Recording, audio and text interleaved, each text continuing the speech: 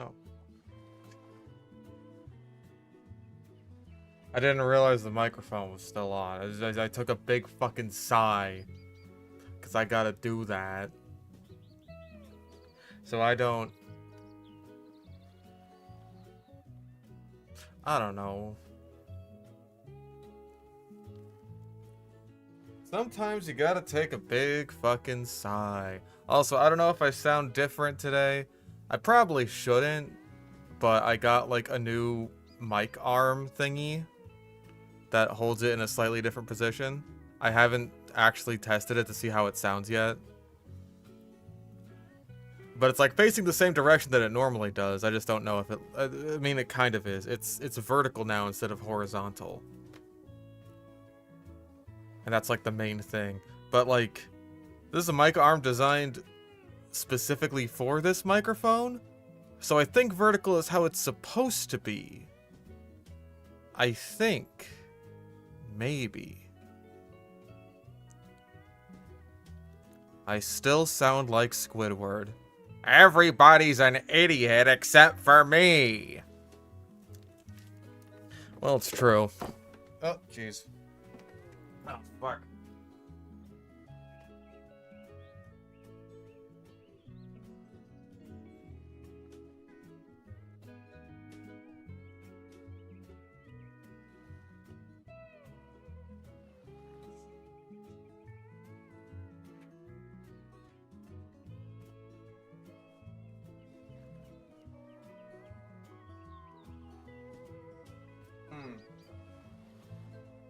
Papa needs the caffeine, unless I've got the ADHD thing that means caffeine just makes me more tired. Which, maybe I do. Still working the cash register, eh, Squiddy? There's a distinction between the Squilliam and the Squidward.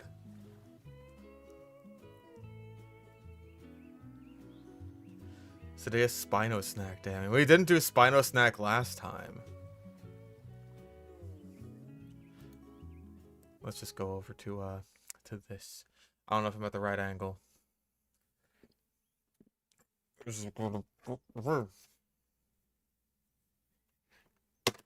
little bit of light.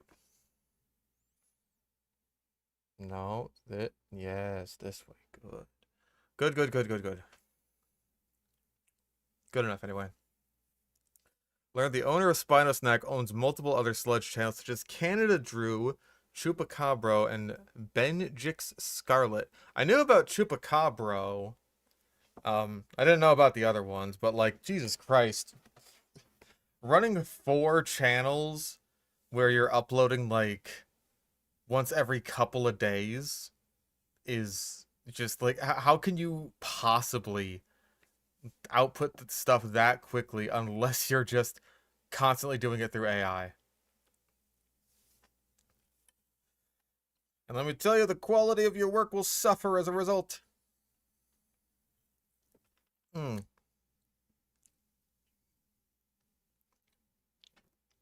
I think we have our first suggestion. We have... Let me just do this. I just want to make sure that the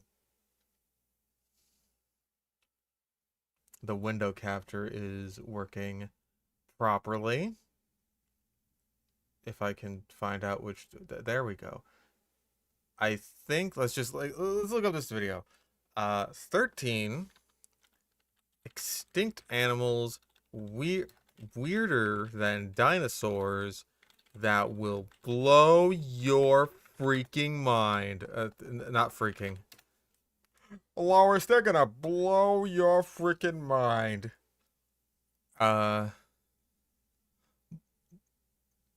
This has 6 views. And one of those is you. How do you find these?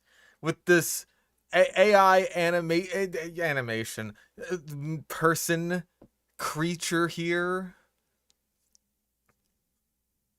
desperately trying to be a Pixar character? Oh my lord. Seriously, how do you find this shit?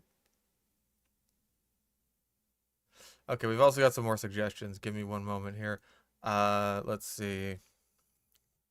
Oh man, another caught on camera one. They are alive. 10 dinosaurs caught on camera. 50M. Yep. And nightmarish animals you should be glad are extinct by Kel11.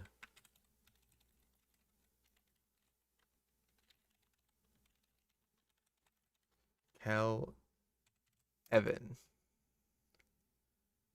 Oh, it's this one. Oh, it's this fucking. I saw this guy earlier in the Discord server today, and it's such a bad video.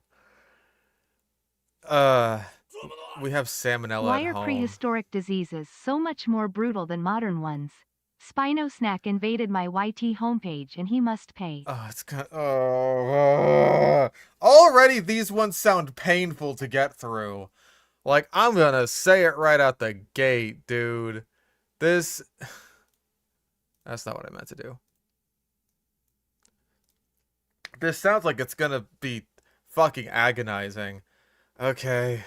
Why are prehistoric disease... A disease?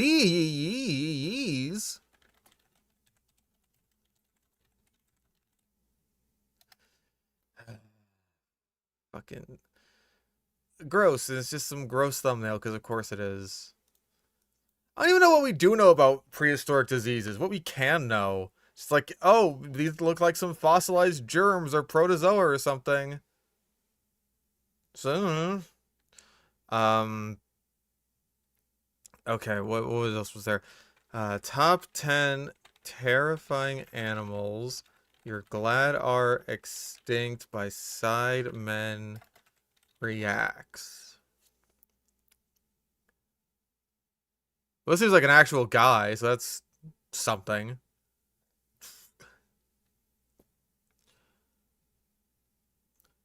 Spinosaurus made a video on creepypastas on a section. Would you ever react to it at some point?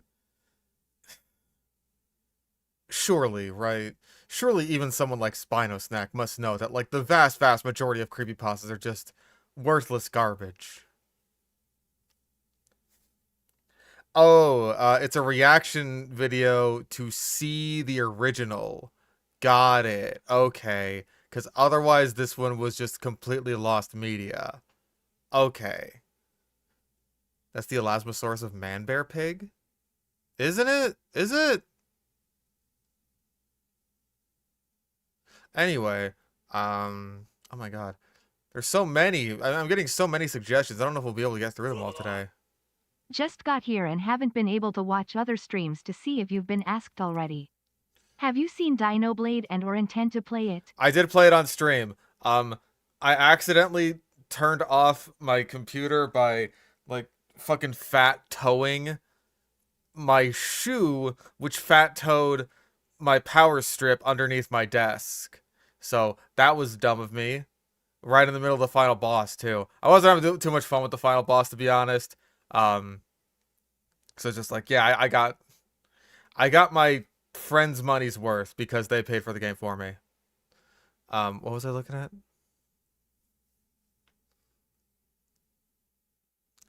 10 incredible dinosaurs you've never seen before.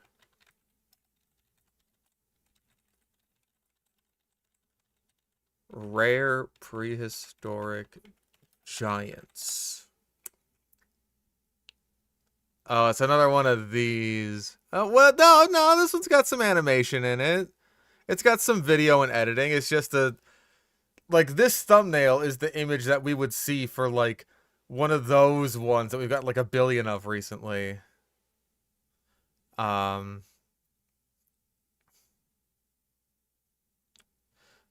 this is the tiger earmuffs guy. Oh, for fuck's sake. All right. I think this should be enough. I think we'll just, like, God, 24 fucking minutes. All right, let's just see which ones we're getting through first. I want to see this one that's only got 6 views. Genuinely, how did you find this? And then there's this one right below it. Like, what is this goober? What is this fucking creature? Goodness gracious. Let's see. I'm genuinely curious to see what the AI video will look like here. Like, will it be a bunch of images back to back, or will it actually be like an attempt at video? Who's to say? Dinosaurs ruled Earth for Of over fucking course. Of course. It's another one of these. And just, what is that narration? If you don't mind? Dinosaurs ruled Earth for over 165 million years. Dinosaurs ruled Earth for 100. You sound like you're a fucking smoker, dude. AI generated. It's all gonna be a bunch of fucking creep.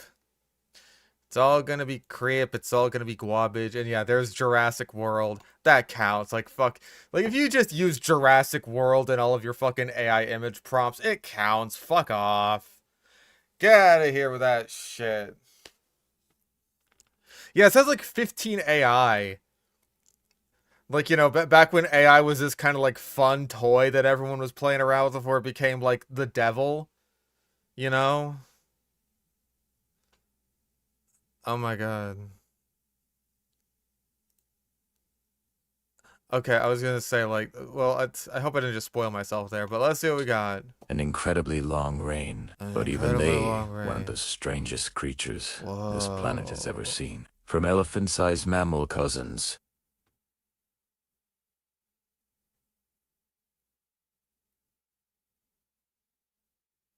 Who the fuck is this guy? Holy free, oh my god. Is this supposed to be like a snippety snap? Like Opabenia, maybe? Because he's got like the little eye stalks and also like the big snippety snap. But yeah, he looks like a fucking creature from the Phantom Menace. He looks kind of like Watto. Except less Jewish.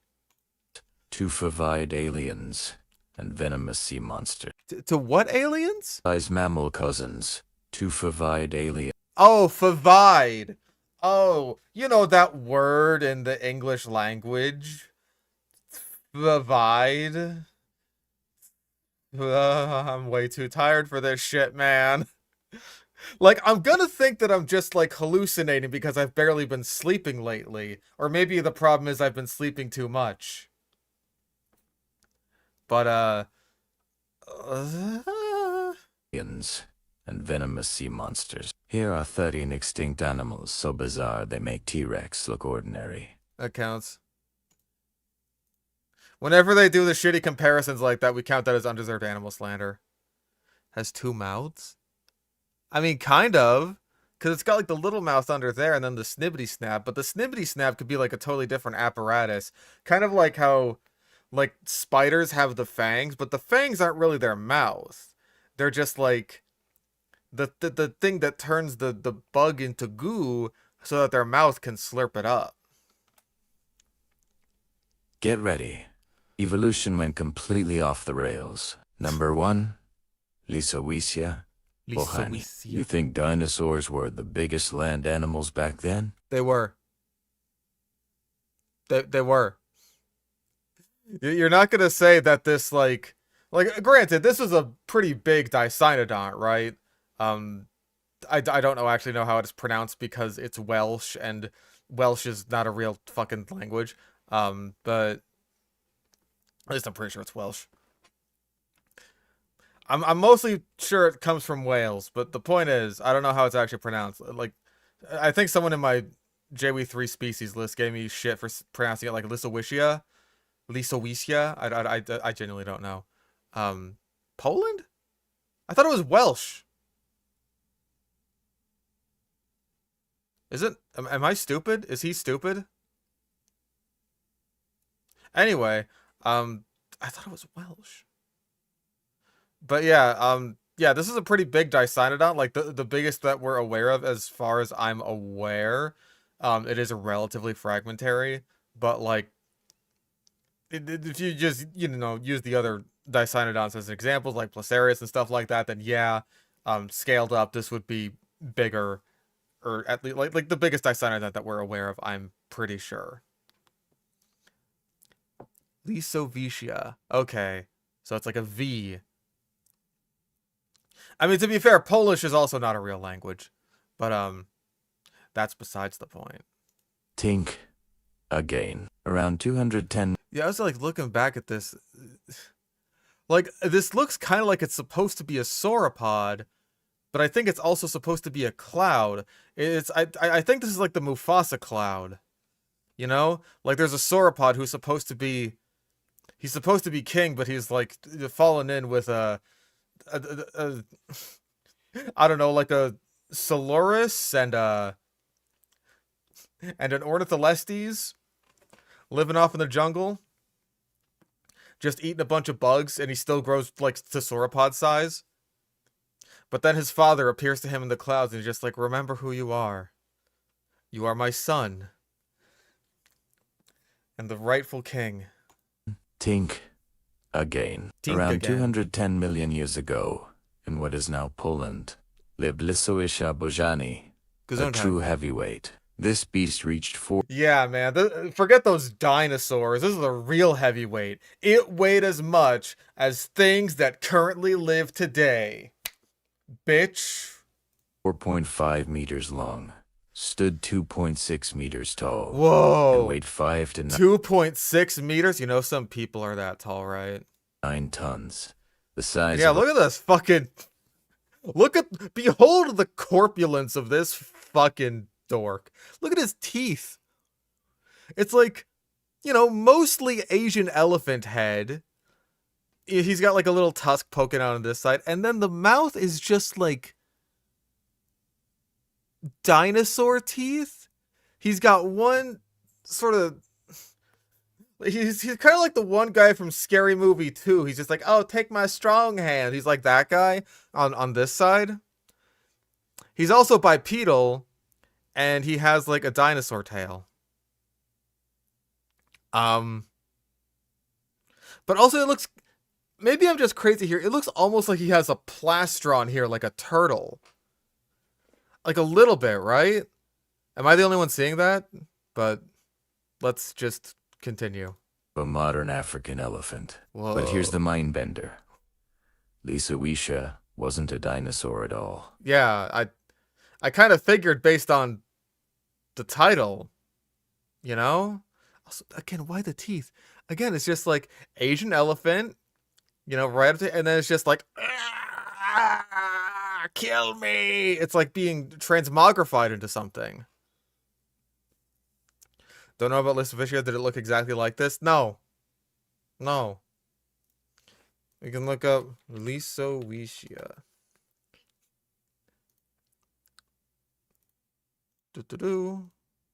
New tab. That's what it looked like. It's like that. Like a big, weird... kind of like a hippo almost, but with a weird, fucked up face. The face isn't really like anything that exists today as far as I'm aware, like with Dicynodons. Like what? Almost a turtle-ish? Kind of. Like a turtle if they had big tusks. Like a little bit, right? Yeah, Dicynodons, like the big-ass Dicynodons are really cool. I hope we get one in Jurassic World Evolution soon. Or Prehistoric Kingdom, whichever comes first. Yeah, like kind of a turtle. Like a little bit, right? Dude, I totally bet this fucker eats rocks. 100%. It was a Dicynodont. A plantain. You are an AI voice, and it sounds like you were pausing there because you're just like you're reading it. It's like, how do I pronounce this? Dicynodont? Huh? You don't have an excuse. You're made up. You're not real. You're not a real person. Also, A modern African elephant. But here's the mind bender. Lysawisha wasn't a dinosaur at all. Right, It but- was a Dicynodont. Yeah, Dicynodont. It's Dicynodont, but whatever. A plant-eating synapsid on the evolutionary branch that eventually led to mammals. Evolution was already testing mammal mode while dinosaurs were just getting started. Already testing mammal mode while dinosaurs were just getting started. I mean, if you want to say like synapsids and shit, or yeah, synapsids, I'm pretty sure. Like, they were doing that before dinosaurs were anything. I mean, I wouldn't call it like testing out mammal mode because that sounds stupid. That sounds stupid and hardly comprehensible. I'm going full mammal mode. Look out. And it's just like I display my memories. Number 2, Arthropleura. Of course. Millions of years Big bug. Big bug. earlier, during the Carboniferous period, Whoa. the air was oxygen-rich, The oxygen. and forests Of were course. steamy jungles. But because we have to talk about the oxygen thing, obviously, everyone has to do that. Mammal mode activated. I can now lactate. Pew! And I shoot my milk rays at the enemies. This allowed insects and arthropods to grow enormous. No, it didn't. Oxygen levels have nothing to do with gigantism. Also, there's a dinosaur there. How did he get here? Who's to say? The real giant, Arthropleura. Whoa! Whoa! Fancy! With the fancy little... Can we hear that again? Arthropleura. Enormous, but the real giant, Arthropleura. Arthropleura. Oh my goodness. Oh mamma mia. That's a spicy. The largest land arthropod ever. That's biggest ever. This millipede-like creature stretched up to 2.6 meters long. Well, okay, 2.6 meters is apparently like the biggest anything that this guy can imagine. Because, like, whoa, Lysawisha is like 2.6 meters tall. Arthropleura is like 2.6 meters long. Dude, you're on the list, man. You're all right. Everyone who's 2.6 meters comes in. Everyone who's 2.6 meters gets in the club. Hold it. Guy who's 2.7 meters. Nearly half a meter wide. Imagine a segmented, Literally the same image twice in a row. What? armored living freight train crawling across the forest floor on dozens of legs. Arthropleura was a gentle giant, A gentle giant. A gentle giant. likely munching on leaf litter, ferns, and plant debris in humid woodlands. Plant debris. Now, let's dive deep into the ultimate weirdness laboratory. The world of Avatar? James Cameron's Avatar? What, is that what we're looking at here? Is this Avatar 2? Is this the Way of Water? Because if it looks like this, I'm definitely not seeing it. What the fuck is this? The Cambrian explosion over Cambrian 500 million years ago.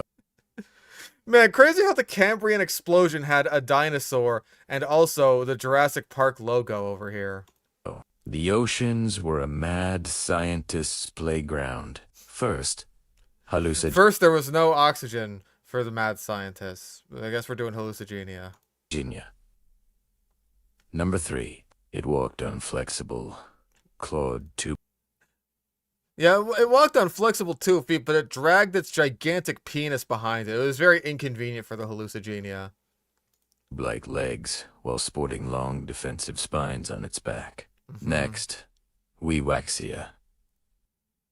Weewaxia? Well, first of all, that looks like... Why does it have fuzzy feet? Why does it got fuzzy feet? Is he wearing, like, slippers?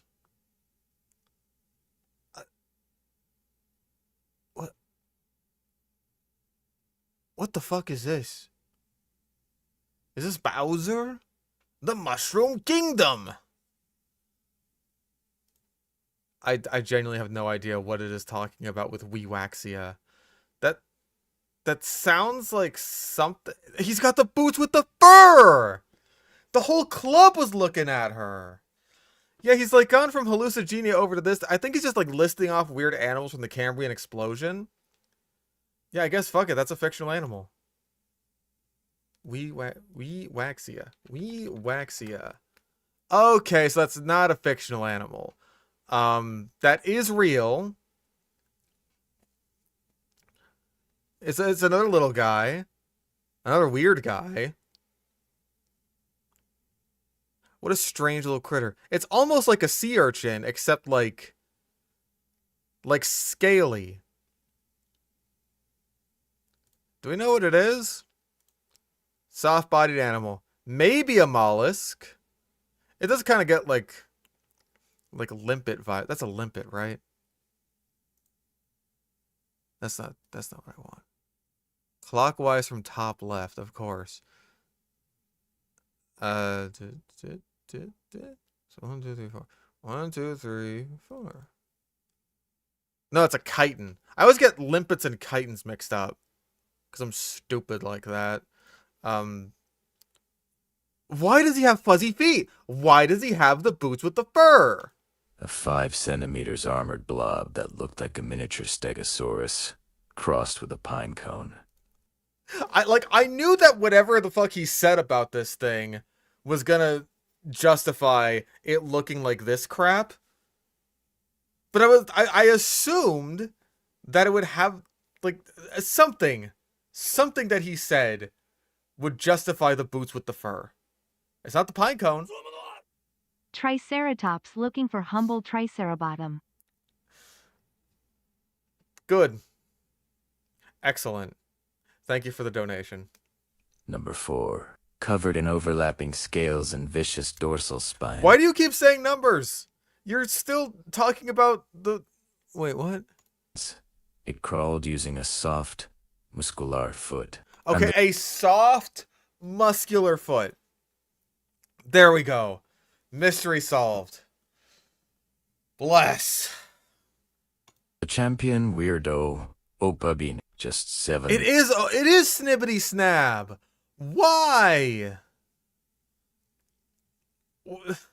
Why does he look like Watto? Centimeters long, but packed with alien features. Also, why does it have arms Number and legs? 5 stalked eyes on its head. A long, flexible proboscis, ending in a pincer-like claw, and a mouth facing backwards. It used that trunk like a vacuum hose or grabby elephant snout to snap.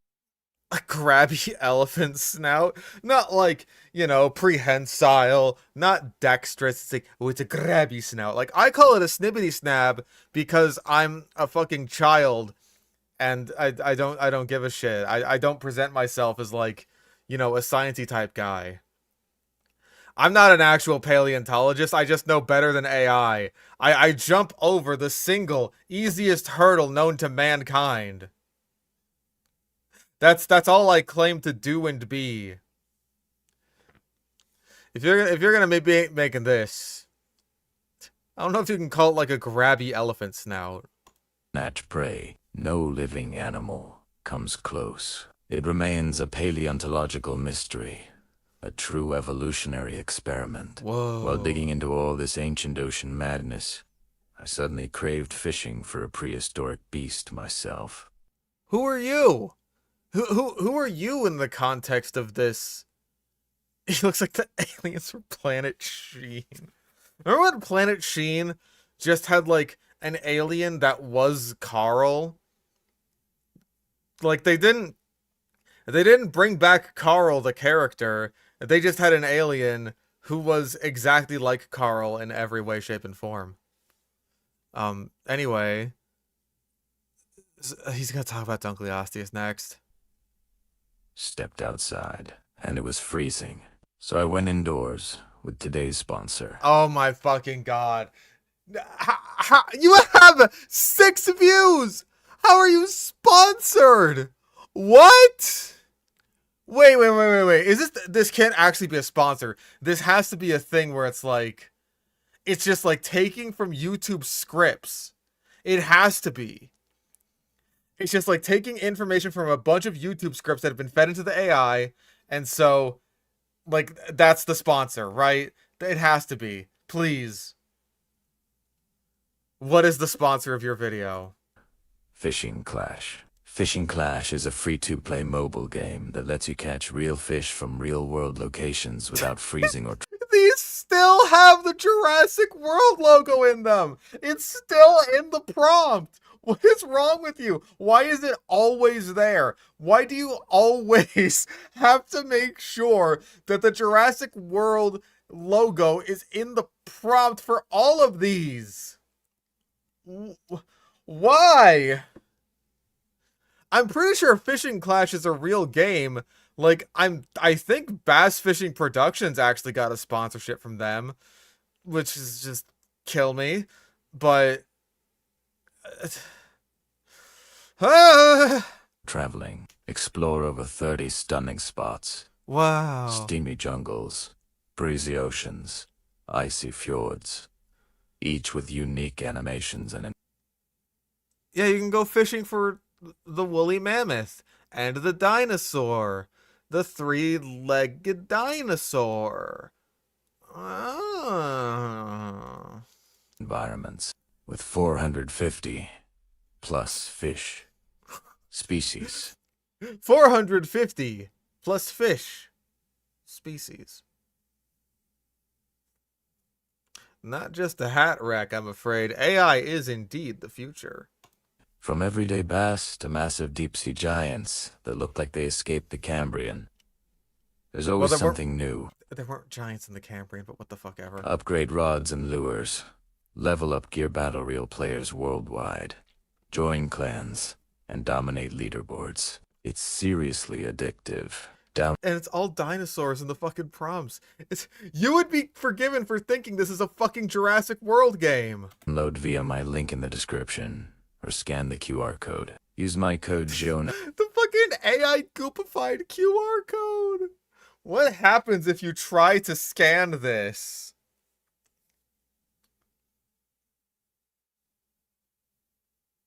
Nothing. Nothing happens.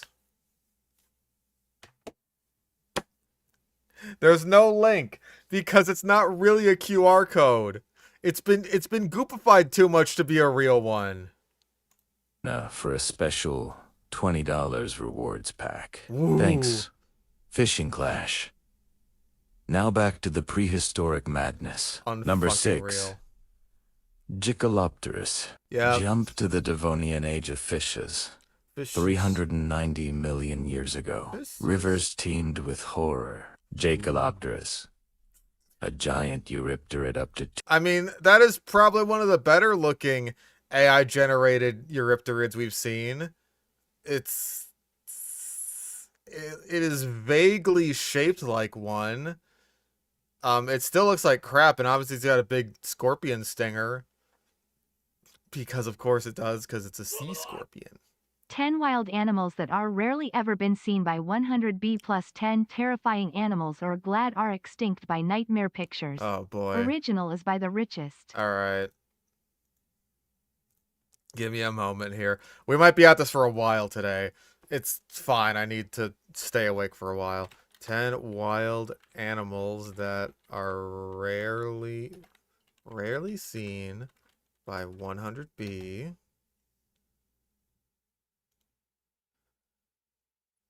Shoebill stork, apparently. I've seen one. I don't know why that happened. Oh, because move to new window. I just want to like make a new tab or duplicate. Yeah, duplicate tab. That's what I want to do. And 10 terrifying animals you're glad are extinct. Fuck.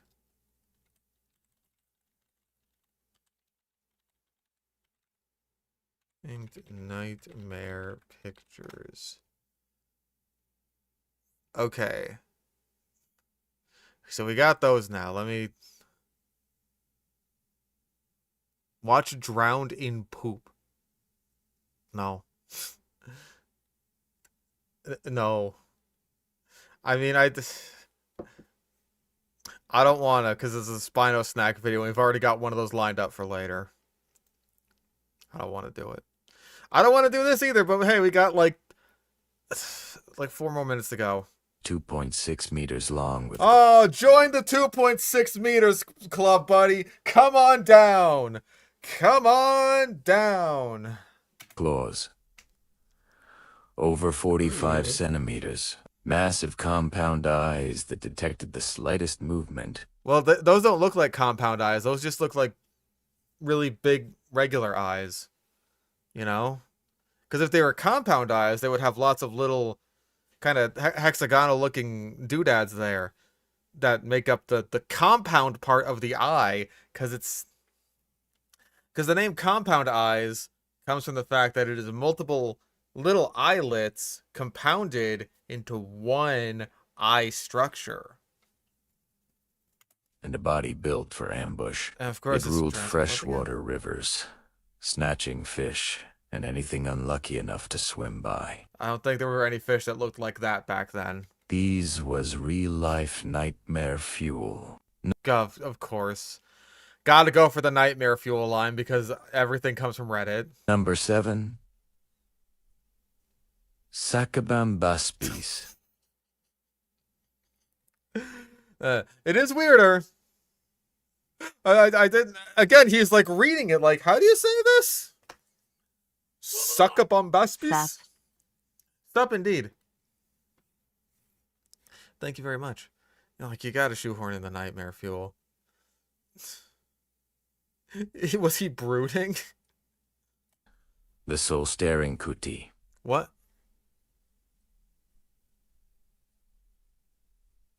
Sakabambaspis was Are you good? Every deadly shark that's killed humans. By Wildest Creatures YT and What Would Dying by Prehistoric Animals Be Like? By What IF. Oh, not what if again. Thank you for the $5. I appreciate it. Yeah, staring cutie maybe? Oh, and I gotta get these in now.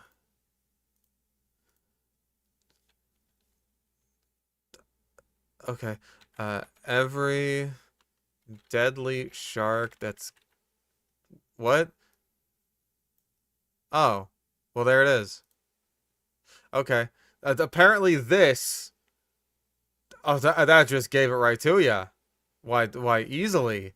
Okay. And... What would... Dying by prehistoric animals be like?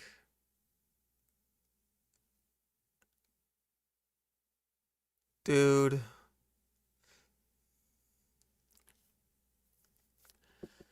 Okay. I genuinely do not think that we could do any more videos. Like, we can... I will try my best to get through these. This is a lot. This is like 1, 2, 3, 4, 5, 6, 7, 8, 9, 10 videos to get through. We're done. We're good. I will not be accepting any more requests today. That's more than enough. One of them is a Spino Snack video. We'll be on that for 2 hours like we are with every other fucking Spino Snack video. We're good. Thank you. I appreciate it. If I get any more requests, I will save them for next time. a small Jolus armored fish, about 25 to 30 centimeters. It did not have a Joe. Unlike Peter Griffin's friend group, completely Joeless. Long with a tadpole-shaped body. Its big forward-facing eyes and tiny slit mouth give it an almost smiling, blank expression. One of the earliest vertebrates. There's not that many fish that are especially expressive. Like, pretty much all of my fish, they don't really... I would describe them as having blank expressions. They're just kind of like... do-do-do-do-do. And then they see me feed them their little brine shrimp or bloodworms. They're just like, ooh, don't mind if I do. That's when they wiggle their fingers that they have. It swam in shallow ordovician seas, a pioneering backbone in Earth's history. Whoa. Fast forward to the Triassic. Number 8. Postasuchus looked like a theropod dinosaur. A theater pod? It looked like a theater kid dinosaur. It's just like, hey guys, I'm a dinosaur, but I'm doing something different. Fucking sea ravioli looking dinosaur. The pasta soup. The pasta soup. To 6 meters long. Powerful build. Bone-crushing jaws. But it was a Rawasukian. Just the way he was describing it like that, like, not even, oh, it had a powerful build, and bone-crushing jaws, just like, powerful build, bone-crushing jaws, big old black eyes, kind of like a doll's eyes, all cold and lifeless. More closely related to crocodiles. It could sprint on 2 legs when hungry. Its armored victim, Desmatosuchu. Number 9. An etosaur herbivore up to 4.5 meters. Jesus Christ. Covered in heavy bony plating and sporting long shoulder spikes. That armor was its only defense against Pastasuchus and other predators. Triassic survival was brutal. Number 10. Megalania Australia's Ice Age dragon. A giant monitor lizard over 5 meters long and up to 5 meters? Well, first of all, that's way bigger than 2.6 meters, so I don't know how the hell this guy got in. Look how big it is compared to these two. Are these just, like, really small dudes? Is this like a Gulliver situation here? Goodness gracious. to a ton. Related to Komodo dragons. What's but in the same vastly genus as them? bigger. Its bite delivered venomous saliva that caused prey to slowly bleed out and weaken. Well, I mean, I imagine Human. that the serrations on their teeth also probably helped a lot with, you know, the whole bleeding thing. Like, yeah, monitor lizard blood, or not blood, venom does act as an anticoagulant as far as we're aware. So it probably would cause additional bleeding. But, like, if you got bitten by a megalania, that's like the least of your fucking problems. It's like, oh no, I've been envenomated. It's like, yeah, and you also have a giant fucking gash on your wherever the fuck you got bitten by. I wonder if this is the last time we'll be talking about this today. Sharing the continent likely had terrifying encounters with this apex predator. Okay, I don't know how white these guys are, unlike the Forrest Galante video, because, like, we're at sunset here. They could be brown-ish. They certainly don't look like aboriginals. Number 11. Chalicotherium. Okay, Calicotherium. Nature's hybrid mistake. Chalicotherium looked like evolution mashed a horse, gorilla, and giant ground sloth together. Knuckle walked on long clawed front arms. With I mean, it's trying. Calicotheres are fucking weird. They are very strange animals. So it's like the AI goopification is trying here. Where's Bingo? We got it here. Like, fairness where it's due, it is going for, like, pretty weird animals. Like, none of them have been dinosaurs yet. Dr. Ben donated $1. As a bit of a break from Sludge, I've been replaying the modern Doom trilogy and I'm enjoying myself. 2016 was fucked up, and I rediscovered my love for Eternal. Fuck 2016's platforming, though. It's not fun, especially on Ultra Nightmare. God, fucking Argent Tower when you don't even have the air control rune yet is such shit. Anyway, I think we can say Lift Order doesn't matter at least. Was he ever really hyping anything up? There's no sound effects at all here. He hasn't talked about anything going, oh, well, hold on. Did he talk about that with Megalania? Because you mentioned, like, the overlapping with humans, right? that caused prey to slowly bleed out and weaken. Early humans sharing the continent likely had terrifying encounters with this apex predator. Number 11. Nope. He did not mention that the early humans were probably the reason that Megalania went extinct. Yeah, okay, the sponsor could be thumbnail bait. Yeah, I could live with that. I think he's been pretty reasonable with the size and speed, or, like, certainly the size. He hasn't really mentioned speed yet. I guess we could just take that. Oh wait, there was a T-Rex comparison right at the beginning. I almost forgot about that. Wasn't there, like, a little subscribe notification at the start too? Am I crazy?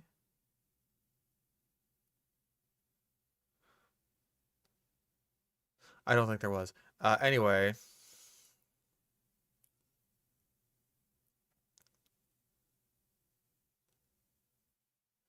Haven't had a whole clade yet, I don't think. Probably be at the end. Probably, yeah.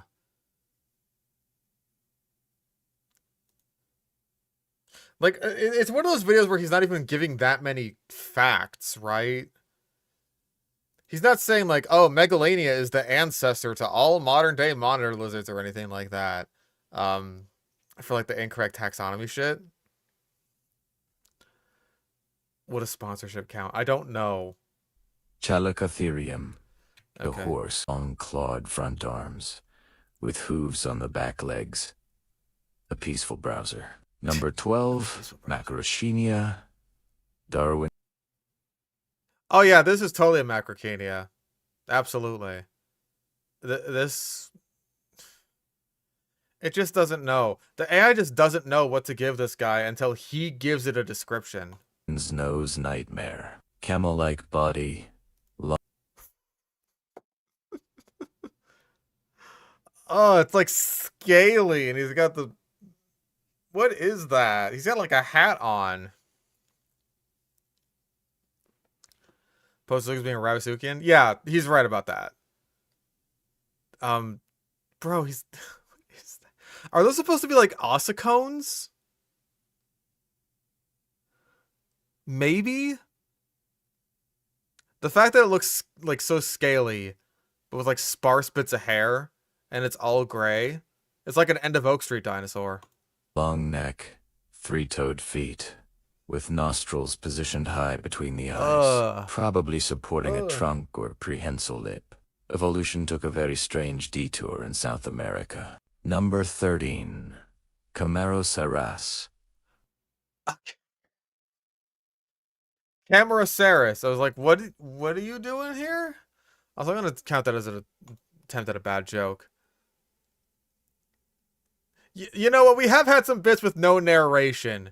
There weren't any sound effects, but there were definitely no narration when he was, like, giving us suspense for Sakabombaspis. So that's a bingo. We'll count that. Let's continue. The boatman. The rocket squid of the order. Okay, I like rocket squid better than boatman. Genuinely don't even know what the fuck this is trying to be. Like, obviously it's trying to be a whale, but it's got like caudal fins here, and like lots of little tiny teeth. I have no idea. Division. Finally, back to the ancient seas. Camarosaurus. That is indeed a rocket squid. Look, it's got exhaust ports and everything. A giant orthocone cephalopod. Its straight chambered shell reached over 6 meters long. See, it's straight chambered shell, and it's like, oh, straight, you mean spiral shaped? Oh, I got you, dude. Imagine a massive squid in a rocket shell, lurking in Ordovician depths and grabbing prey with long tentacles. It looks like the prey is grabbing him. It's like us when we were transported back to the Ordovician Sea, and we made the choice to take a bite out of Camarasaurus. That fish made the same. That is us. That was us. This guy's about to make like an oxygen tank out of the spare parts he has laying around. We just had the POV shot of it before. It was one of the largest creatures of its time. Today, its distant relative, the elegant Nautilus, is the last shelled cephalopod, a living echo. Wait, no, it's not. Because there's like... Oh, God, what are they called? Argonauts. I think those... Yeah, there we go. These have shells, don't they? Like a little bit. Oh, it's not a true cephalopod shell, but an evolutionary innovation unique to the genus. Yeah, these things are weird. They're weird little guys. Look, she's got eggs. Little eggs. Like, yeah, certain cephalopods like cuttlefish and squids and stuff have internal shells, but like I was under the impression that Argonauts had like some kind of a shell, but I guess it's an evolutionary innovation. Then what is it? What is it made of? The egg case? Is that what it's for? Oh, that's weird.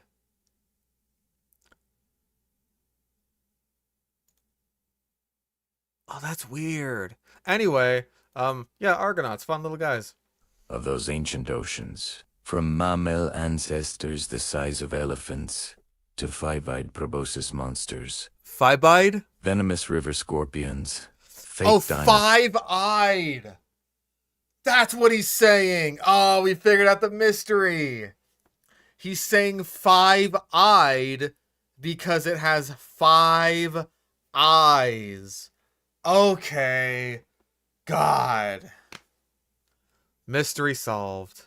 dinosaurs, and hybrid ice age oddballs. Earth's history is far weirder Oh, than we get ever all imagined. philosophical on Dinosaurs are us. iconic, but these forgotten legends prove evolution has zero chill and endless creativity. There are millions more bizarre, extinct animals out there. Drop your favorites in the comments. Want a full dinosaurs only That counts. That's like and subscribe. That's another bingo! episode? Tell me which ones to cover. Thanks for watching. If your mind is blown, smash that like button. Good. Subscribe for more deep time adventures, and download Fishing Clash with code Jonah. Download Fishing Clash, not Jurassic World Adventure, whatever the fuck that is. I'm Jonah. Stay You curious. are? Keep exploring the past. If you survive the buzzsaw. If you survive the buzzsaw, we transport you forward. Good gravy. What else do you have? There are way more dinosaurs than you think. We've only found 1%. 6 extinct giants our ancestors ate and what they tasted like. And then there's this crap that we just watched. We were the 7th view. That was us. That was us, baby. Dear God, that was awful. Yeah, only if your mind is blown. Hello, Danny. Welcome to the stream. This was terrible. What an awful, awful video. But we had fun with it, and that's what matters. Okay, Christ, this. I don't want to get into that yet.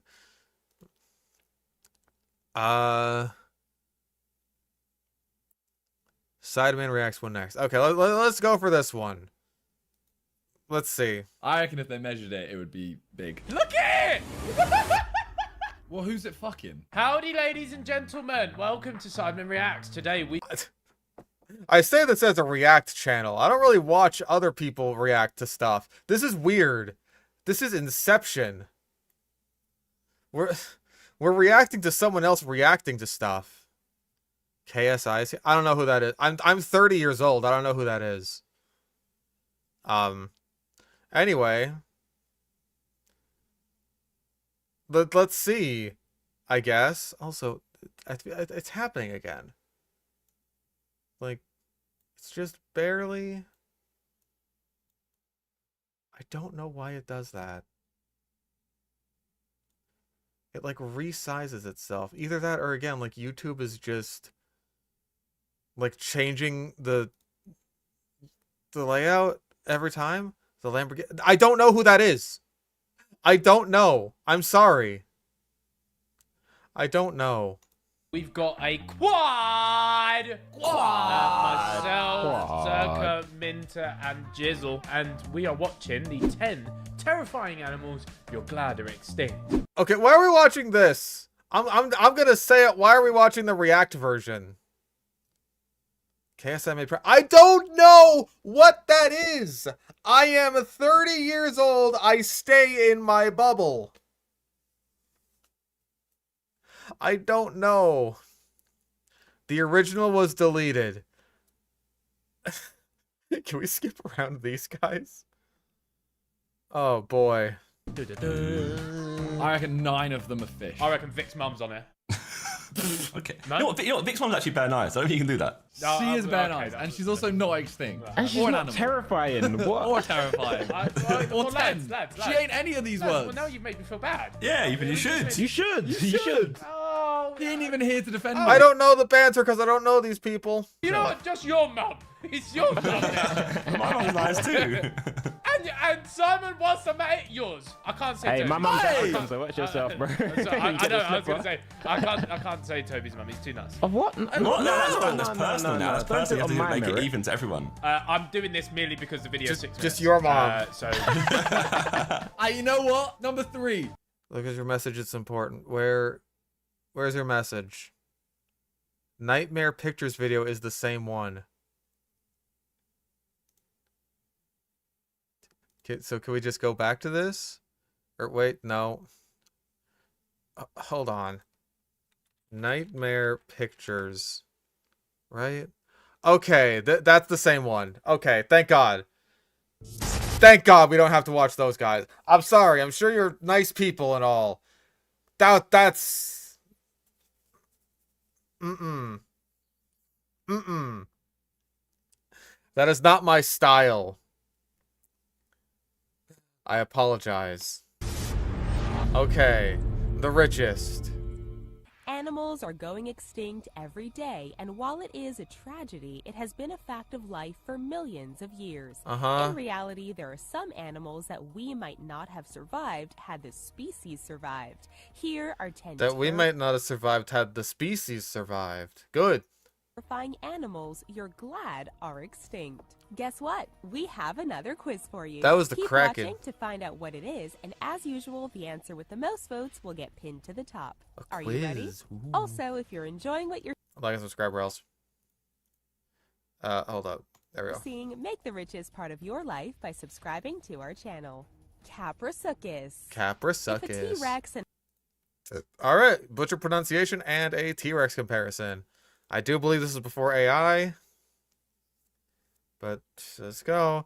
Oh my god, is this man bear pig? Oh my the god. crocodile had a baby, that is what the Caprasuchus looks like. Succus. It looks like a crocodile, but it has long legs and it can run. There's a guarantee that you wouldn't be able to outrun this guy. Well, it's not a guarantee because we've never found its legs. Its name means boar croc, and it has been nicknamed as such, not to be confused with man-bear-pig. Oh my fucking god, it's the Elasmosaurus! It's just a shitty joke! That's all it was! The original one was just a shitty fucking joke! It's like, oh, boar croc, more like man, bear, pig. Lots of animals are named after other animals. It's a normal thing. You know that the fucking giraffe genus name is like Camelopardus, right? Because it looks like a camel with leopard spots. Or is that the species epithet? It's the genus for... I think the genus is Giraffa. And the species epithet is Camelopardus. Giraffe. It is Giraffa. Okay, so the species epithet is Camelopardus.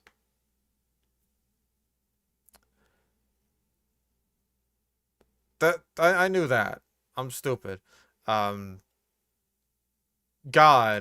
This animal lived during the late Cretaceous, so it went extinct when the mass extinction happened about 66 million years ago. No, it didn't, because it went extinct way earlier than that. Megalodon. Megalodon. She's gonna say it's the biggest shark ever. Man, bear, pig is thumbnail bait. If you think the massive sharks in the Sharknado franchise are ridiculous, then wait until you meet them. Remember when the guy kept saying folks or person? It's adapting when this script said guy. It all makes so much sense now, doesn't it? Megalodon. This massive animal grew to about 50 feet long, and one tooth was the size of a human. This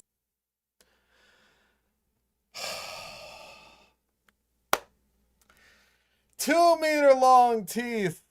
I've missed you. I've missed you. One tooth is the size of an entire human. That's it. A whole human. That's how big it is. Oh, gravy.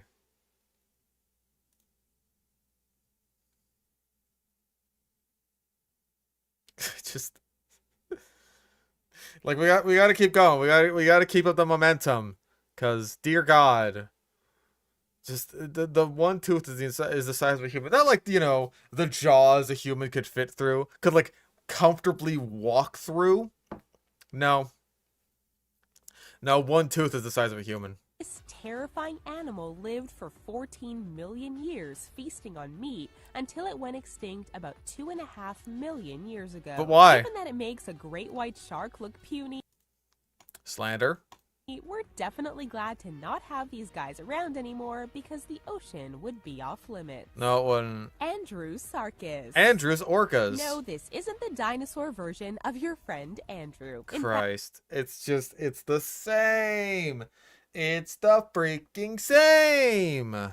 fact, it isn't a dinosaur or reptile at all. It's a mammal. What? It lived during the Middle Eocene epoch and lived in an area that we now consider to be Inner Mongolia, China. According to researchers, the Andrewsarchus is the mammalian equivalent of a velociraptor, meaning that What? Huh? How is it equivalent to a velociraptor, except for the fact that, well, they were both named by Henry Fairfield Osborn, and they were both from Mongolia. Also, yeah, that's a scientist at that moment. Noted. Who has said that? Who has said that? Like, yeah, they were both named after fucking Henry Fairfield Osborn, and they were both found in Mongolia. That is literally all they have in common. And I guess they ate meat. that it ate pretty much everything, especially meat. They are terrifying looking and would eat you in a heartbeat. Ironically, it is believed that their descendants are goats and sheep, Nope. which we eat and harvest. Home Ironically, though this creature ate meat, it too was made of meat, which we eat. Ironic, is it not? I know, that's the irony. That is why we must use the Iroquois irony melting dance, and we'll be golden. and a Scorpius. If you don't It is goats. I was right. I genuinely don't even remember what I said last time, because, like, I want these videos to fall out of my head as soon as I'm done with them. It was goats for apparitions. Oh my fuck. It wasn't ghosts. It was goats. It thought goats was ghosts and then said apparitions. Oh my god. like scorpions, then you'll be really glad that these guys are extinct. The Pulmonoscorpius looked like your typical scorpion with claws in the front and a massive stinger on its tail. Stinger. But for this creature, it was over 70 centimeters long. Big. It lived during the Visayan epoch of the Carboniferous, and its fossils were found in Scotland, of all places. Why have all... Does Scotland not have scorpions today? I know that the Irish don't have snakes anymore because of St. Patrick, but, I mean, I guess they might not have scorpions. Mega piranha. Oh, boy. Regular piranhas cause a bit of trouble, and you definitely don't want to be... Oh, would you mind telling me what bits of trouble that regular piranhas cause? Would you mind telling me how many people get killed by piranhas every single year? Or get, like, bitten in general when they're not, you know, fishing for them? Is it none? Is it no one? in the water with them. But what if Raise we the told touch you of that there ruckus. existed something much worse? Enter Mega Piranha. These guys were anywhere between 71 to 128 centimeters long Yeah, so definitely big enough to eat a battleship. and lived during the late Miocene period in Argentina. Thanks to fossils, scientists were able to figure out the Thanks to the one fossil. tooth patterns of this fish, but the rest of the body is unknown at this time. The one fossil of the jaw. Quiz time! If you could choose any one of these animals to replace your car, which one would you choose and why? That's not a quiz. That's not a quiz at all. What?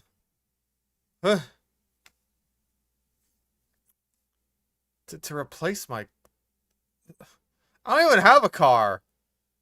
Can I skip the quiz? Teacher, can I skip the quiz? I don't have a car. Yeah, that's just stupid. Camarasaurus.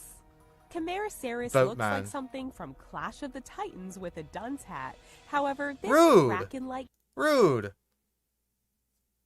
I say. Also, yeah, I'm pretty sure the last one did say something about like the dolt cap. Yeah, it's got the dunce hat on. I was right about that. creature was about 9 to 12 meters long, and it lived during the 9 to 12 meters. I think that's about right. Yeah. Ordovician period. So it existed about 470 million years ago. With something that large, it's a guarantee that the creature's tentacles were nothing to mess around with. Helicoprion. Dude, this Andrewsarchus kicks ass and I can watch Madagascar while I'm driving. Dude, this Andrewsarchus is so fucking funny. It makes you want to merge without looking. What's scarier than a shark? Oh, just a shark with a circular saw in its lower jaw.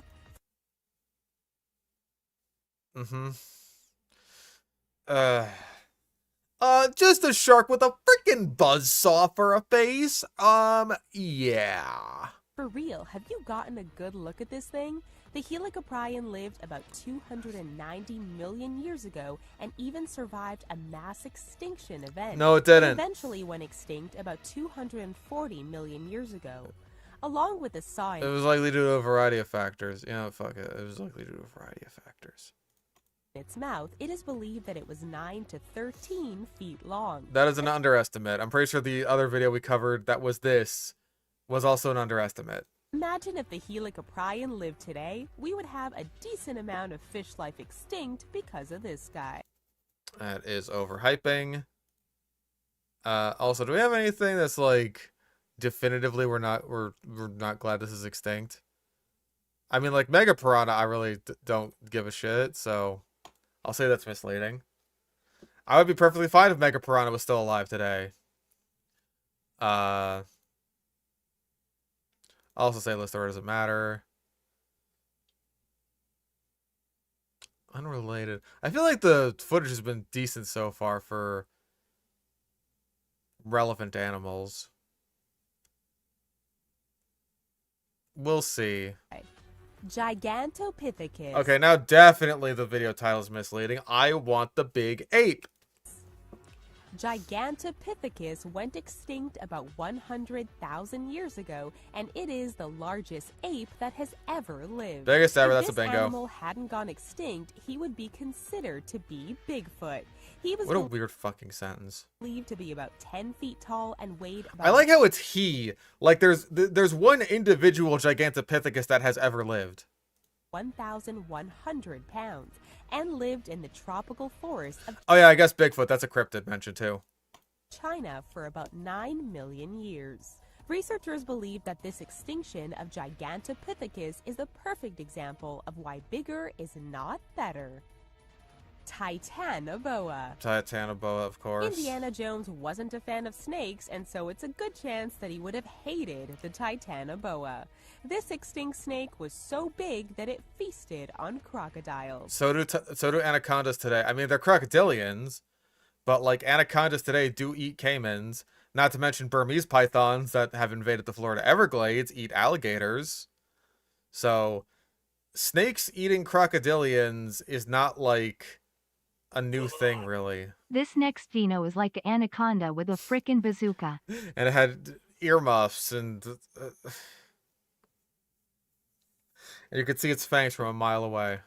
It was about 40 feet long, and it lived about 60 million years ago in the warm water of the tropics. Did we mention that they weighed about 2,500 pounds and they killed their prey with constriction? No way. All snakes today kill their prey with venom, so I've never heard of constriction before. Yeah, we're glad they're extinct. Oh, did we not mark bad jokes yet? Gee, I'm sorry. I thought that was like a given. Terror birds. Entire clade. Noted. Terror birds were just that, terrifying. Terror birds were just that. Birds. Back in the prehistoric days, Okay, this one's unrelated because that's a Gastornis and not like an actual forest rocket. everything was bigger. They preyed on animals that were smaller than them, like horses.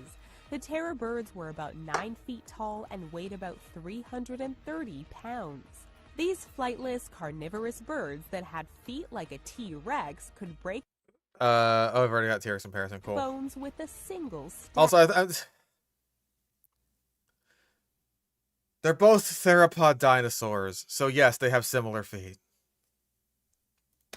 They lived in South America for about 60 million years before going extinct about 2.5 million years ago. As long as we Around do the a variety time effect. man came into the picture. That counts. That definitely counts as it was likely due to a variety of factors. So, which terrifying animal did you pick to help you out on your morning commute? If any of these animals Is that Ronald Reagan on a raptor? had to Whatever. come back, which one would you pick and why? Remember to upvote your favorite comment and we'll pin the winner. Okay, that's really fucking cool. I would choose the Caprisuchus to replace my car because it's fast. Came here from the meme. Which meme? Was it me? Am I the meme? Good gravy. That was fucking rough. That was real bad. That was real bad. Even the original was bad. Got like 2 bingos off that biznatch. You don't gotta Ngoopify shitty top 10 lists. You just don't. You could... Oh my god. This is a 22-minute long video? Good gravy. Oh god, we got long ones ahead of us. Are there, like, some short ones that we could do? Okay, so... Oh, okay, so that's the same one we just watched. That's fine.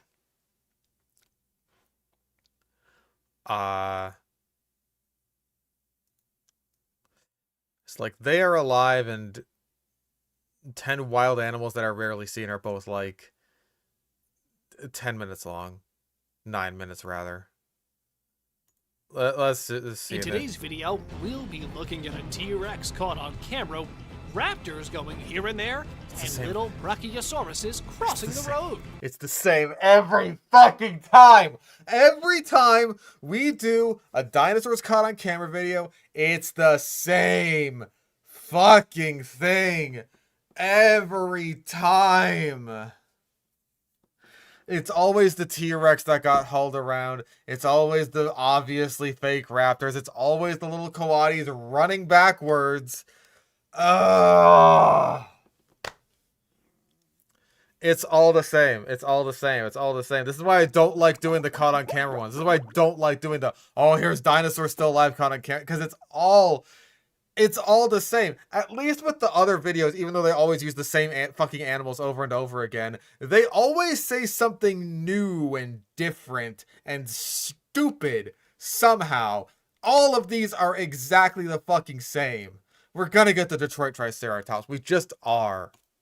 But let's start our video with this very Jurassic real World and footage. Of course, using like the 2 ugliest designs in the entire Jurassic World franchise. Both of the Jurassic World pterosaurs. very smart pterosaur caught on camera. Of course, this one, the Ohio Pteranodon. Even though an amateur video, and with the source Also, misleading video title because that's not a dinosaur. That's a pterosaur. That also counts as incorrect taxonomy. unknown, this one seems to be the perfect one to include in our list. And on the very top of it, we know pterosaurs No, This is the bottom of the list. This is number 10. Number 10. 10. That's the bottom of the list. This is a very unfortunate freeze frame of Chris Pratt here. From the movies and fossils. And if you ask me, these were the coolest things to ever fly on Earth. Too bad we don't get to see them nowadays. I mean, mostly. But these guys did, and fortunately recorded them for us too. I'm really glad, you know? Uh-huh. The next one that I have for you was caught on a CCTV You've seen this one before. camera in Florida. What do you think? What came to my mind after watching it for the first time was a raptor. I was like, oh. A freaking raptor! I thought this was like a raptor from Jurassic Park. Can you believe seeing such a thing? Why, I could never imagine seeing a raptor in my own backyard. God, is this even real? Well, it looks quite real to me, and you decide for yourself. This like 360p video looks pretty real to me, so why don't you decide? Be calling it a baby dinosaur, but we know that Why would it be a baby? Maybe it's just a small one. our raptors are usually this size, right?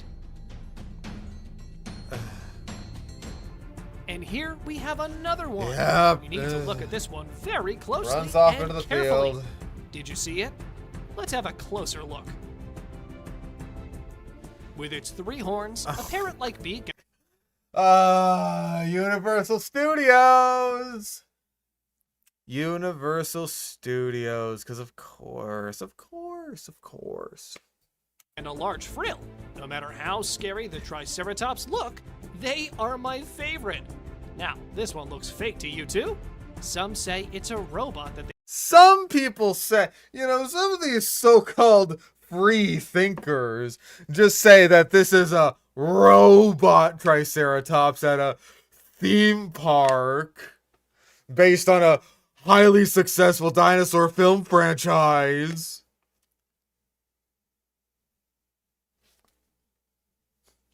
have, while some say it's a real one just being controlled by humans. If you Controlled ask by me, humans. I'm just loving the way he's walking. If it was real, he would have been doing the same, I guess. Can't be sure. Yeah. I guess if he was real, then he would also be walking. Also, another ugly Jurassic World design. Their Triceratops looks bad. You know, as long as the scientists say otherwise. Scientists say. That counts. Champ, spotted in Lake Champlain. Okay, that's new. I'll take something new. I'm starved for just anything here. Is a lake monster thought to be a dinosaur that avoided extinction. There have been over That looks like shit. That looks like fucking garbage. 300 reports of an unknown We finally got something new and it's garbage. beast roaming the area. When some people were out fishing in the lake in 2005, they recorded this footage. Wow, The video begins that does not look at all like really bad cheap CGI. with long snake-like creatures swimming near the water's surface, and subsequently shows the monster's tail through the end of the video. Yeah, I've already had incorrect taxonomy because the first video was a pterosaur. Like, obviously, if the Lake Champlain monster was real, it would not be a dinosaur. Unless it's just a really long bird. Former FBI image analysts examined the tape and agreed that it was legitimate and not modified in any manner. The FBI's fucking stupid. These guys killed Martin Luther King? Really? They think this is real and they managed to nab Dr. King? If you fucking say so, man. Apparently, FBI's been on the downturn since J. Edgar Hoover died. You never know. This may be a dinosaur. Maybe a titanoboa. I mean, it can be, right? Did you just say the Titanoboa is a dinosaur? Are you stupid? Do you have rocks in your fucking brain? Our next clip went viral on the internet 2 years back when a man caught a brachiosaurus on camera. Are we being for real right now?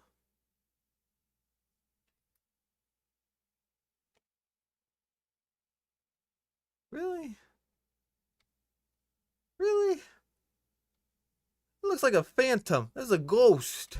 The guy was with his family just enjoying the evening when he spotted something unusual around him. Wow. He took his camera out and started recording. And that is when he saw a huge Brachiosaurus having a walk. It was quite far, so the footage is not that clear. But, well... I think Brachiosaurus is blurry. It's not the photographer's fault. Brachiosaurus is blurry. And that's extra scary to me. Because there's a large, out-of-focus dinosaur roaming around the countryside. Everybody run, he's all fuzzy. It's a dinosaur. We all know the fact that dinosaurs were a diverse group of reptiles. First, take a look at this one. That's a fucking alligator. That is an alligator. Not no, dinosaur? No, alligator.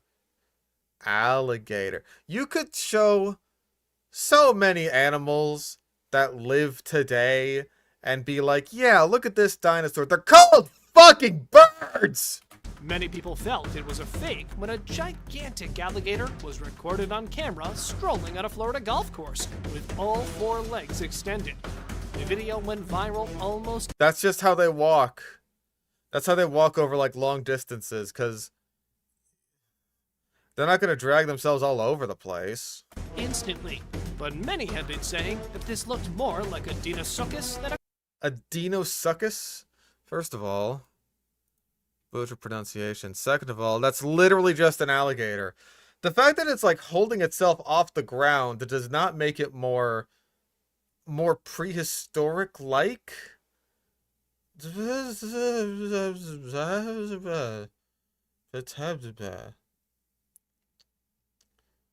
It's just an alligator.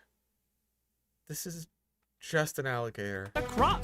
The creature's so-called high walk, which was recorded on video, was one of the main reasons for its terrifying appearance. When gators are on the move, they are often considerably closer to the ground. The Deinosuchus Do you have another video of an alligator just holding itself off the ground? What is the matter with you? walked like this one did. So, what do you say? Also, why is the that music a so loud? Deinosuchus or a croc? It was spotted It's an alligator. Look, by other people too at different times. look, there is another alligator just doing the exact same thing. The way it walks is irrelevant. The reason this alligator blew the fuck up is that it's just really, really big. That's it. Have a look. This one is the most real footage you will ever come across when searching about the chances of dinosaurs being real still. When going somewhere on a highway, the man spotted some weird creatures crossing the road. He was shocked to see what these animals were. We can see 2 cars, one with the man recording it all, and the other one opposite to it. Both of them have stopped to let the little dinosaurs pass Kawadi. by, and must be just as surprised as you and I are when witnessing this whole scene. Kawadi. Just passing by a place on a very normal day, these 3 people accidentally recorded something no one was supposed to see. They don't even care. There's a fucking big ass T-Rex right next to them, and their reaction is just like la la la la la la la la. You know, like not even like, oh wow, that's really neat. Look at that T-Rex over there. They're just like, I don't fucking care. Whatever. A huge T-Rex can be seen in the background. Look. But the way they reacted to it, and the guy recording it all, did not even take time to look at what was happening, make it all seem fake to me. Also the fact that it looks ridiculously fake. He should have at least looked that way or reacted to it, but he didn't. It appeared like it was a normal routine for them to have a Tyrannosaurus eat grass in their backyard. Grass. See, this is the audience that Jurassic World is catering towards, right? The people who are bored of dinosaurs. Now, if that was an Indominus Rex over there, then these people would have just been like, ooh, don't mind if I do look at that. But because of the T-Rex, it's just like, well, that's just boring. Like, fucking been there, done that at the one theme park in the world that actually has dinosaurs in it. Besides birds. Moving back to raptors, they usually prefer to Those were Gallimimus, which are ornithomimosaurs, and that is an oviraptor, which is an oviraptorosaur. dwell in caves, as we know already, and this clip might be an indication to them still being alive. Also, what did you say?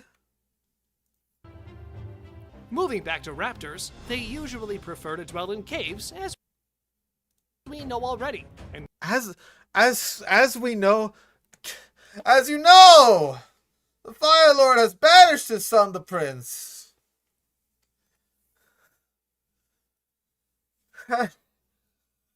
Raptors live in caves. News to me. But apparently this is just common knowledge that we all know. Obviously. None of those were in caves. What are you talking about? It's like you had 3 chances to show relevant footage of a raptor in a cave, and... Oh, that's 3 strikes, I'm afraid. And this is not bowling, so those are bad strikes. That means you're out. Stupid. this clip might be an indication to them still being alive.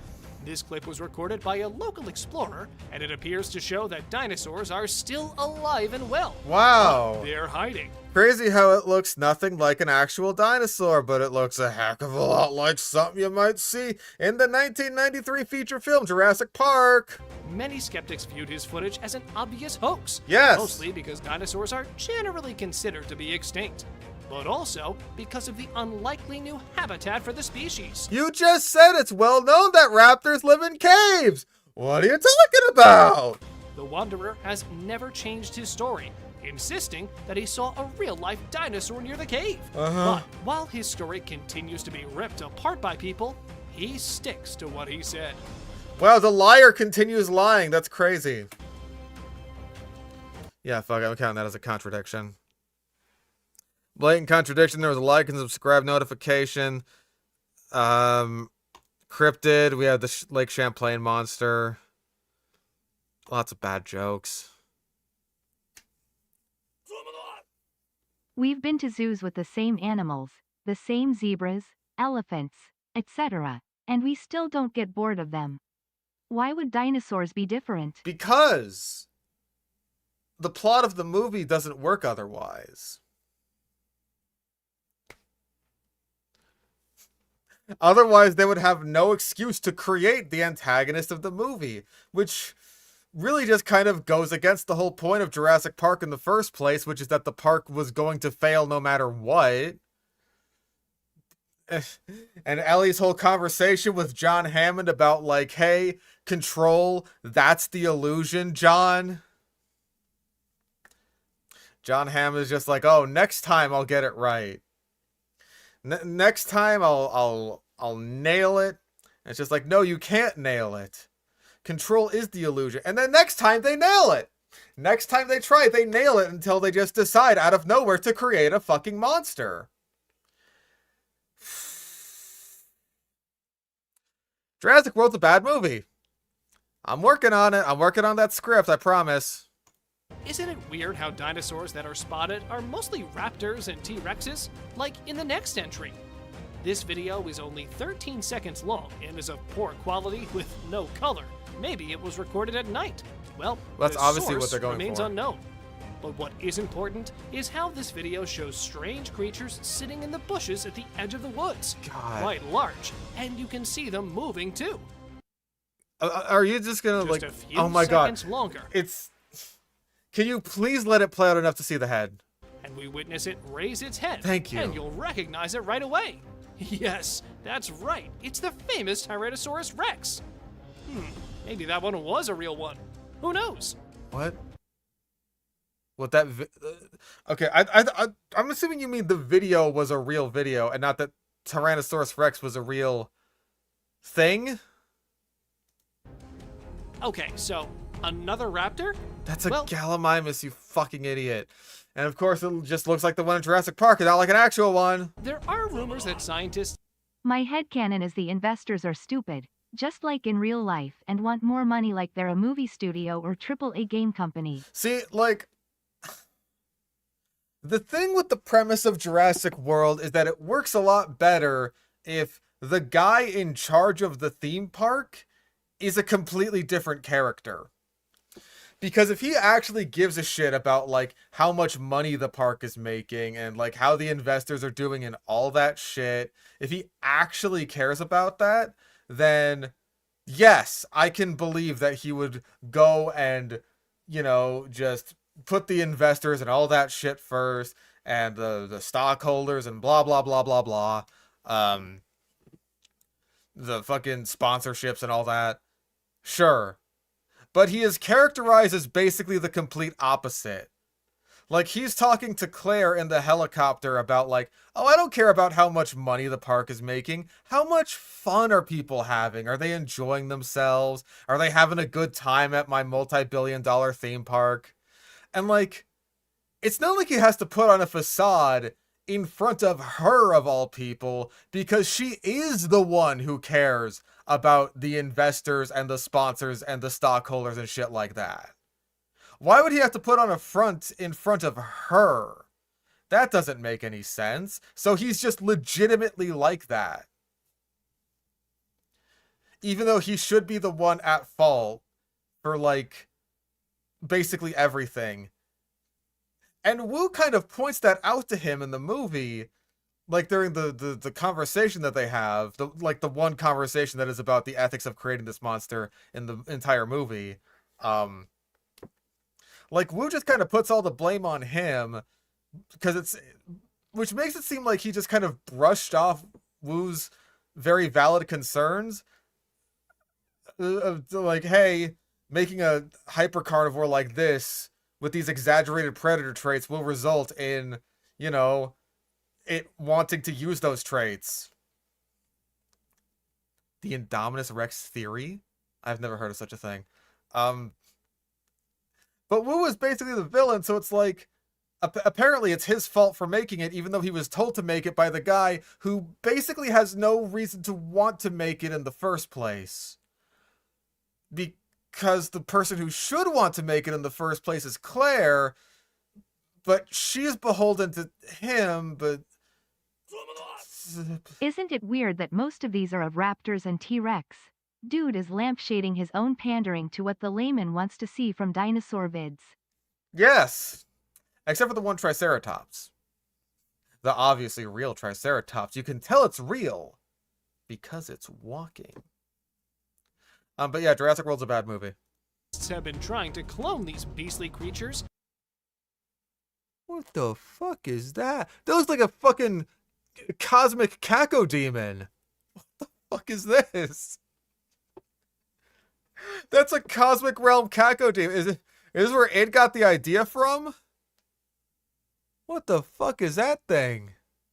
I don't think this is AI. Wait, it might be. This is from 4 years ago.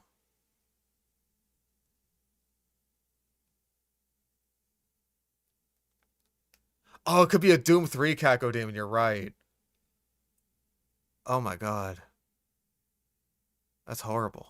And now, after watching so many videos, I've started to think that maybe they've succeeded. To some extent, I guess.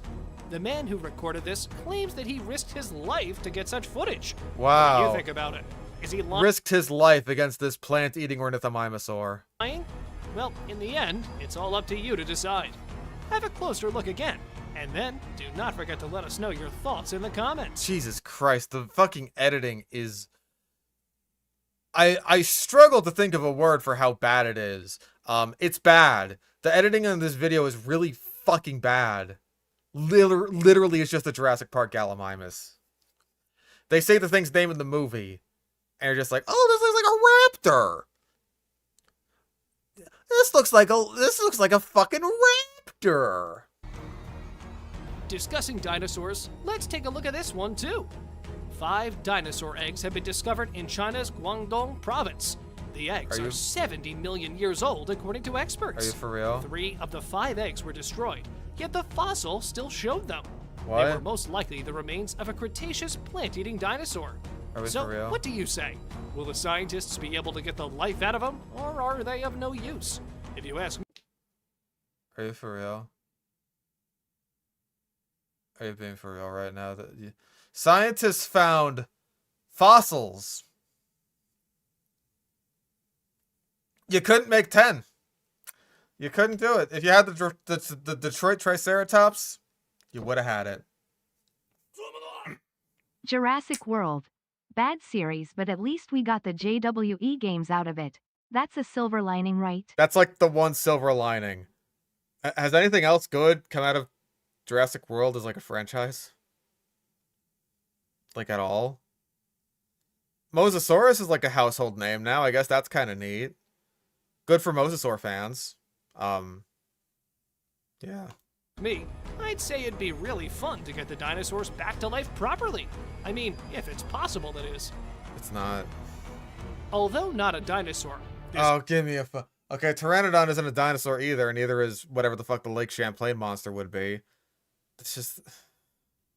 one entry Oh. demands to be in the video.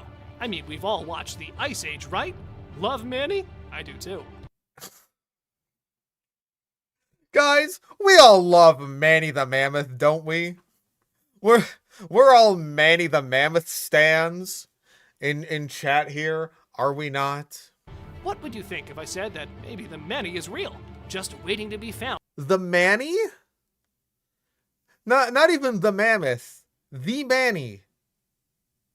out by humans? Surprised? Said to be extinct for 4,000 years, there is no chance of them still being alive, apart from this one clip. Yeah. This clip was initially released in 2012, One video. That's your evidence. and it says that the gigantic woolly mammoth still roams the freezing wastelands of Siberia. That almost looks more like a mastodon with the shape of the back. Like mammoths have a bit more of like a hump in the back, if I'm not mistaken. The enormous creature, which has the appearance of a hairy elephant, is seen traversing a frozen river. I think the mastodon is blurry. And Oh, now, is it let today's us move top on pick? to our subscriber pick of the day. This image was sent to us by one of our subscribers. Similarly, if Whoa! That's a fucking T-Rex being hauled on a truck! I never seen that before! you ever wish to know more about an image you come across, just send That's it it. on over to us. Who knows? We might even feature it in one of our videos. Today's subscriber pick is taken from a clip where a T-Rex was spotted on a truck. He was tied to it so he couldn't move around or go do something dangerous. Just as we know these T-Rexes are, right? I know the first thought of yours after watching this one would be, it's a fake. Am I not right? But, well, I thought so too. Thought it was just for some promotional purpose like the autopsy one was. Let me show you. But let me assure you, these two aren't the Rawr. same. And the truck one seems more real to me. Rawr. Tell me what you think about it in the comments below. Rawr. This is it for today, guys. Thank you God. very much for watching. Thank fucking God. Thank fucking God. I don't know what this ghoul creature is over here. This is horrifying. Horrible black eyes and like claw limbs. Is this the end of Elon Musk? I don't fucking care. 2.7 thousand dislikes is not nearly enough, dude. This was so bad. So bad. I tried my best to make it entertaining. I tried my absolute best, but oh, that was rough. That was really, really rough.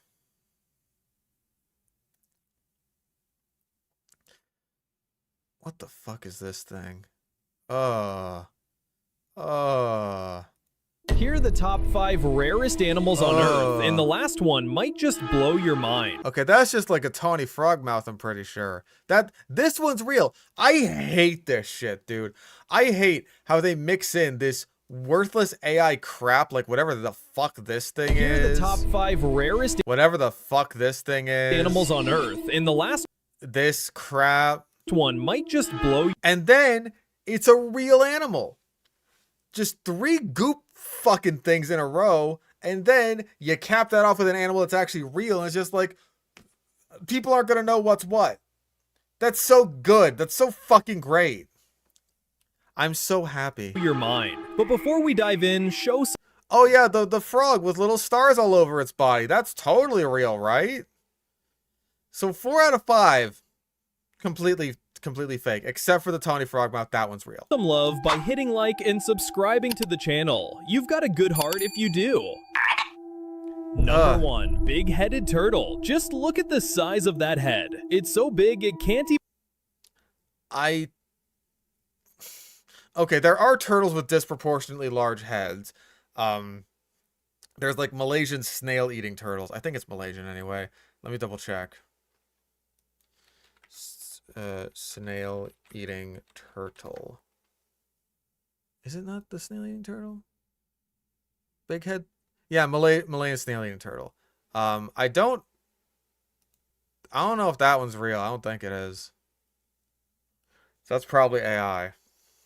even pull it back into its shell. This rare reptile is found in parts of Asia and is sadly endangered due to habitat loss and illegal trade. Yeah, Number 2, Dumbo octopus. That's real. Big-headed turtle is an actual species. Let's look up big-headed turtle.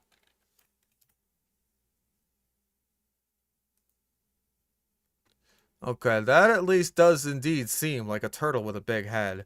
I don't know if it's the same as like the one this guy was holding. Just like the way it is, the way this video is, makes me think no. Like,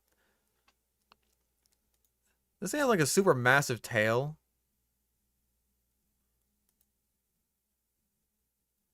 It doesn't seem right. Yeah, I think it's like taking the real big-headed turtle animal and just goopifying the shit out of it, which would not surprise me. Then again, Google image search is also pretty fucking useless. I think it's been goopified a little bit. What else we got? This deep-sea creature looks straight out of a cartoon, with its ear-like fins that It looks straight out of Hololive English myth. flap just like Dumbo the elephant. It lives thousands of feet below the ocean And again, this is all real footage. Good. There should be. surface, and is one of the rarest octopus species ever discovered. Okay, there's a whole genus of octopus. It's not even a whole genus. It's a whole, like... It's like one of the two big branches of octopi. There's like the... fuck, what is it called? Damn it. I know that there's like two branches of octopi, maybe three with the Argonauts, but like there's the... I think it's the Serena and the Inserena. I'm pretty sure. And like the Inserena are like the normal ones that you normally think of. Was it Serrata and Inserata? Yummy sludge. Oh, it is Serena. Here I have was right. mummies and a good day. Yeah, let's look up the wiki article for big-headed turtle. Thank you for the 20 Australian dollar, dude. It's great, greatly appreciated. Yeah, I should have come here first. Okay, so they do have long tails. I still think that video was like goopified. I don't know. They have big heads and they have long tails. That much is true. That video just didn't look right. Something about it.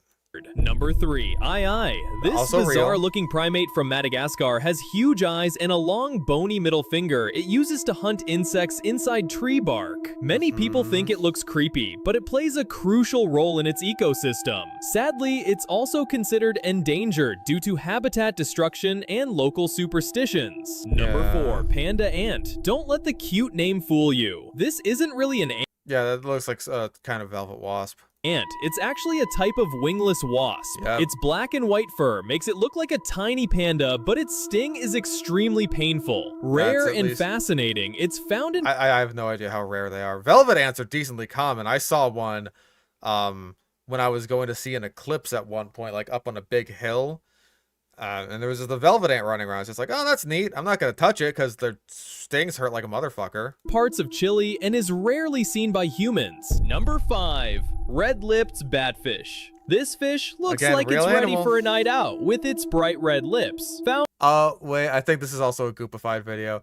Again, like the red lip batfish is a real animal, but they Near just the goopified the Galapagos video. Islands, Yeah. it doesn't swim well. Instead, it walks on the ocean floor using its fins.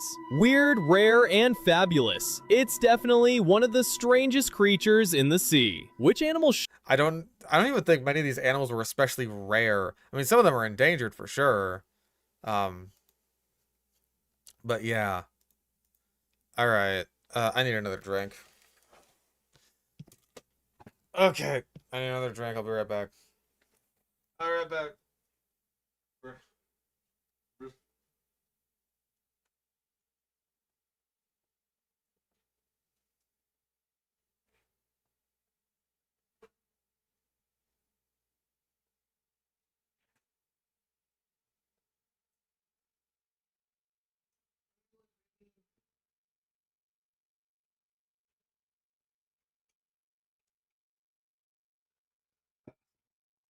I'm feeding my Pac-Man frog like half a nightcrawler every couple of days because like he's still a little guy. And unfortunately, there's only one way to get half a nightcrawler, and I don't like doing it. But like, even though he can't eat a full nightcrawler in one sitting, I also don't like doing that because I don't want him to like eat too much and get impacted. No, Spino Snack we save for last. Because, we just know. Yeah, you gotta chop them. I really don't like doing it. Like, I can tell that it hurts the nightcrawler, but I know that being eaten is also not a great experience, so it's like, kind of just gotta live with it. The other half of the nightcrawler goes to my Sicilian. Thank God I have multiple animals that eat nightcrawlers. Rip them, don't dirty up a knife. I'm not ripping a nightcrawler, dude. That's worse. That's so much worse. At least with the knife, I could be precise. Make sure I'm getting like a good half there. Going back to Bass Fishing Productions. I don't know if he's uploaded anything recently. I hope he hasn't. What the fuck? I'm not looking at that, man. He's got some... Nah, it's... He hasn't uploaded in a few months. This is just like some highlights channel that he has. It's just like, oh man, the deadliest pets. It's just like a hour-and-a-half-minute long fucking highlight reel of all of the garbage he's done. There's just so much. There's just so much of this. He even AI and goopifies his own face in these thumbnails.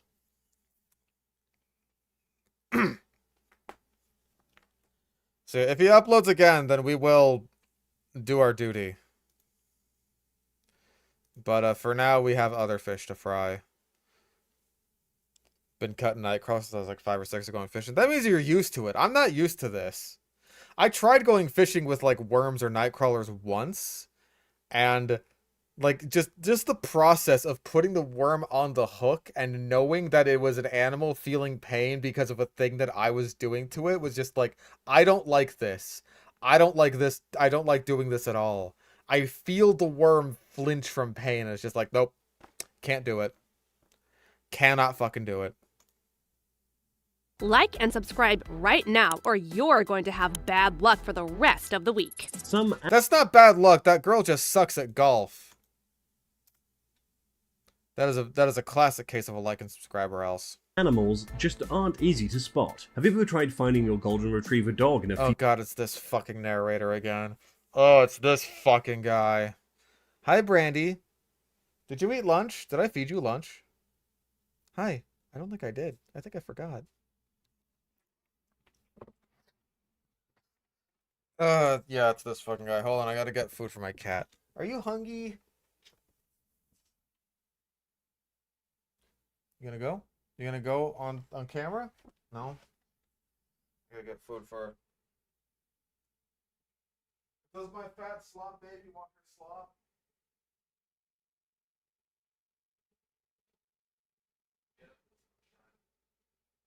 Oh, I'm sorry. What are you doing over there? I'm sorry, I didn't mean to trip over you. You're just a big fat obstacle. There. Have your slop, my child. Fuck.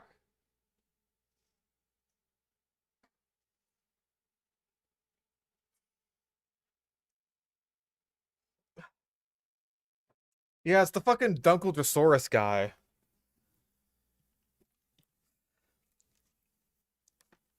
The Dunkeldrosaurus. Field of grain. If you have, you know the difficulty of finding an animal that fits perfectly in with its surroundings. Today we are talking about exactly those animals and the ones that are on the brink of extinction, which are sadly also getting harder to find. Let's take a look at them. Number 10. The shoebill stork. Yeah, I don't even think these guys are especially rare, so I'm gonna call that misleading. Go to a zoo. They'll have them. When I went to Dallas, they had them. Just the... Like right at the entrance of the Dallas World Aquarium, I want to say. So yeah, they're not especially rare. Many people that see a picture of this bird find they look quite terrifying and not very terrifying. This is a consistent thing for you. You can't pronounce anything unless that's a joke. Like, oh, it's terrifying, but it's flying because it's a freaking bird. friendly at all. One of the most fascinating things about the shoe-billed stork is the way it moves, so get ready for some scary facts. This bird is also able to stand perfectly still for hours on end, while winning a staring contest against anybody that would be foolish enough to try. Thankfully for us, the bird eats mainly fish, frogs, water snakes, and the occasional turtle or rodent. If they're would it be able to kill us if it wanted to? I don't think so. Preferred kind of fish was unlucky enough to swim past them, they would snap forward and catch it with ease, and you wouldn't like to mess with something that can react as fast as the shoe-bill stork. This species is considered vulnerable on the conservation status scale, and isn't a species you see very often. If you'd like to go bird watching for this specific one, you'd need to travel to Eastern Africa, and especially the wetlands near the Nile. However, I wouldn't advise against this, as you would also find snakes, crocodiles, and— You wouldn't advise against this. Okay, good to know. Good to know. That's something I should be doing now. Thank you. aggressive hippos. Number 9. The pangolin. The reason the pangolin isn't often seen has multiple reasons. For there was like one frame of a fucking National Geographic article there. So I got assaulted. I am going to assault your mind with subliminal messages. 1. The pangolin is overall an endangered species, and some of them are counted as critically endangered, making them hard to spot in the wild Thanks, China. naturally, as there aren't many of them left. The reason they're endangered can be accounted to deforestation and overhunting. Pangolins are hunted for their meat, which is often used in traditional medicines and fashion accessories. Thanks, China. Particularly in China and Vietnam. There is a constantly large trading market going on for Asian pangolins, which is illegal but doesn't stop humans from killing and selling them for the thousands of pangolins every year. The other reason is they aren't often spotted in the wild, as they are rather shy animals, and would more than likely hide when seeing a human in the distance. And after all their information, they have a good reason to do so, don't you think? Number 8. The Sakaya white deer. This deer is explicitly native to the Sakurian Army Depot in the Sakaya country, where they live in the fenced-off area. Can you say anything?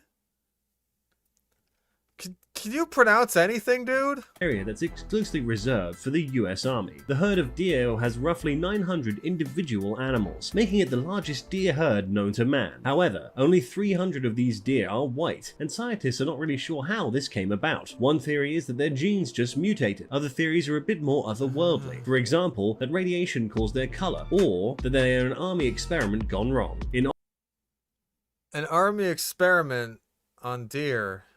Austria, white stags are mythical beings that are considered to be holy. In folklore, they are immortal and often wear something like a halo between their antlers. Any person who's lucky enough to come across such a being is blessed with life without sadness, but they usually show themselves to be only humans with flaws. That's why hunters in that area often have paintings of such beings in their cabin. It's What are we doing here? Just going into the folklore? As what are we doing here? They're white deer. They're deer who are white. Serves as a reminder that hunting should never be about killing for sport or personal amusement. Number 7. The elephant shrew. This little animal is just one big— Take a closer look at that snout. Contradiction. The elephant shrew is not actually calcified into the shrew family. Calcified? Calcified? Go. Scientists have found that this species is more closely related to elephants than they are actual shrews. It would be Elephants than they're shrews.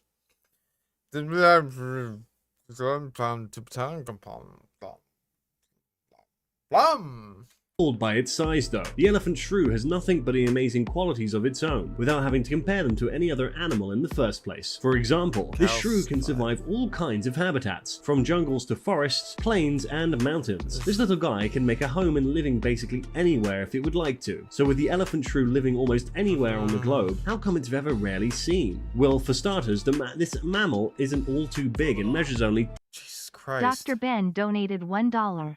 I'm now going to fill your mind with subliminal messages. China sucks. China sucks. China sucks. The Kanai was a mistake. Well, I already knew all those things. Yeah, it's just like the mammal.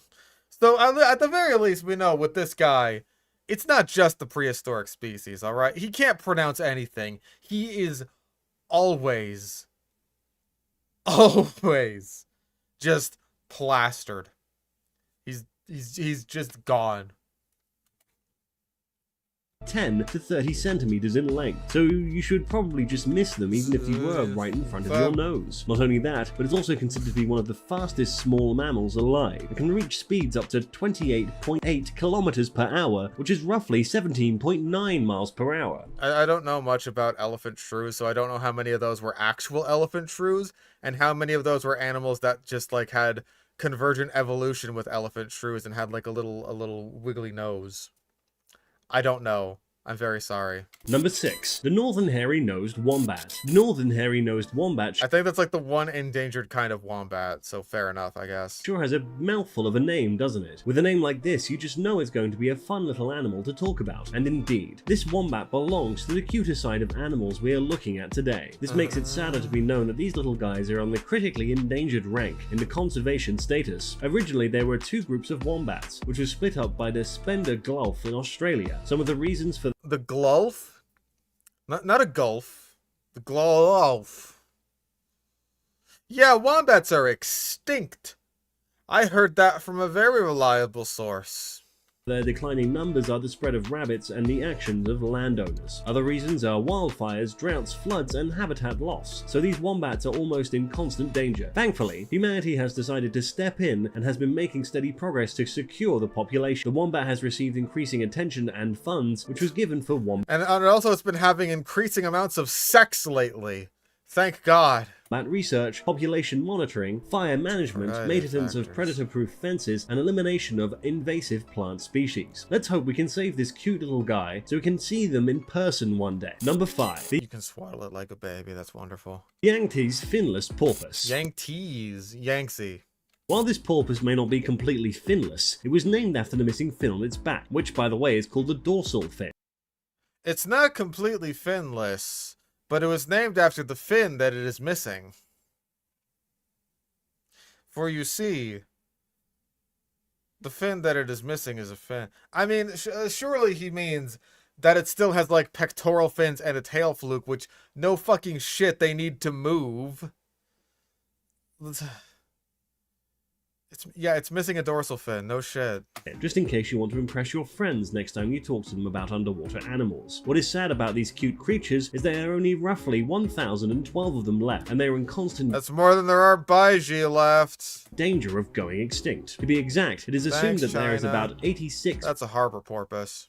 0.06 chance that it will go extinct within the next 100 years. The reason for their population decline is the lack of food, pollution, and ship movements on the Yangtze River. As a result, few people are able to find this creature in their natural habitat. Thankfully, there are some individuals left in zoos around the world, and attempts are being made to secure the population of the finless porpoise. We still have pictures and videos of these elegant creatures to look at, which will come in handy because it's nearly impossible to find them out in the wild. Number 4. The pygmy three-toed sloth. I'm not sure what it is about sloths, but they always look so lovable and endearing. Am I right? Maybe. It's just the slow and lazy way it lives, which many people can relate to. Or maybe it's simply the reason they always seem... This video makes me want to go to sleep like a sloth and sleep for several days and come down from my tree only to poop.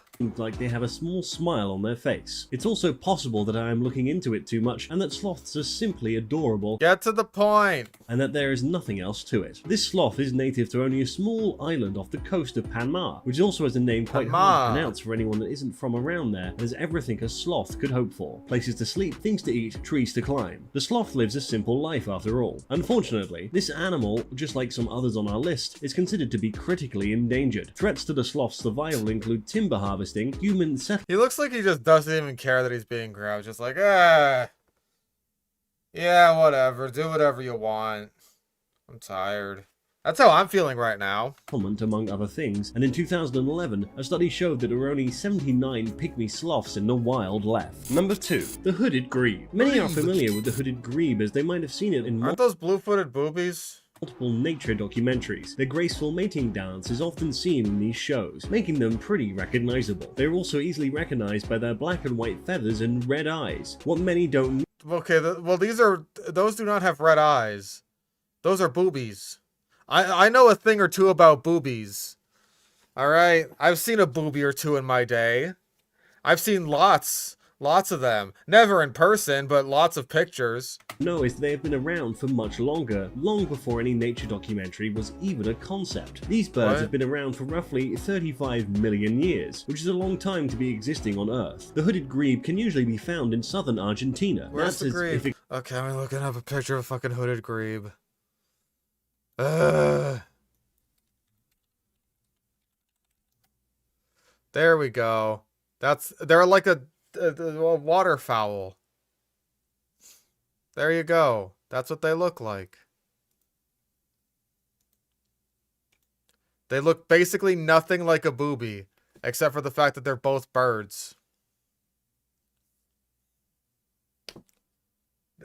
Completely unrelated. They're just both birds. So what the fuck, man? It can be found at all. There are only an estimated 800 to 1,000 birds left in the world, well, which thank ranks goodness them there's as so many critically boobies left, endangered on because the that's what you're using conservation footage status for. Scale. The reason for their dramatic decline in numbers is not just a single one. When the first American it's likely due to a variety of introduced factors to the Buenos Aires plateau, they killed more than half of the adult grebes in one colony. Other reasons are climate change and excessive grazing by sheep, which limits the growth of vegetation. Number 2. Pineapple eagle. There's a small... Are you fucking the Philippine eagle? The Philippine eagle. I've had multiple Filipino friends, alright? And you could call them all sorts of things.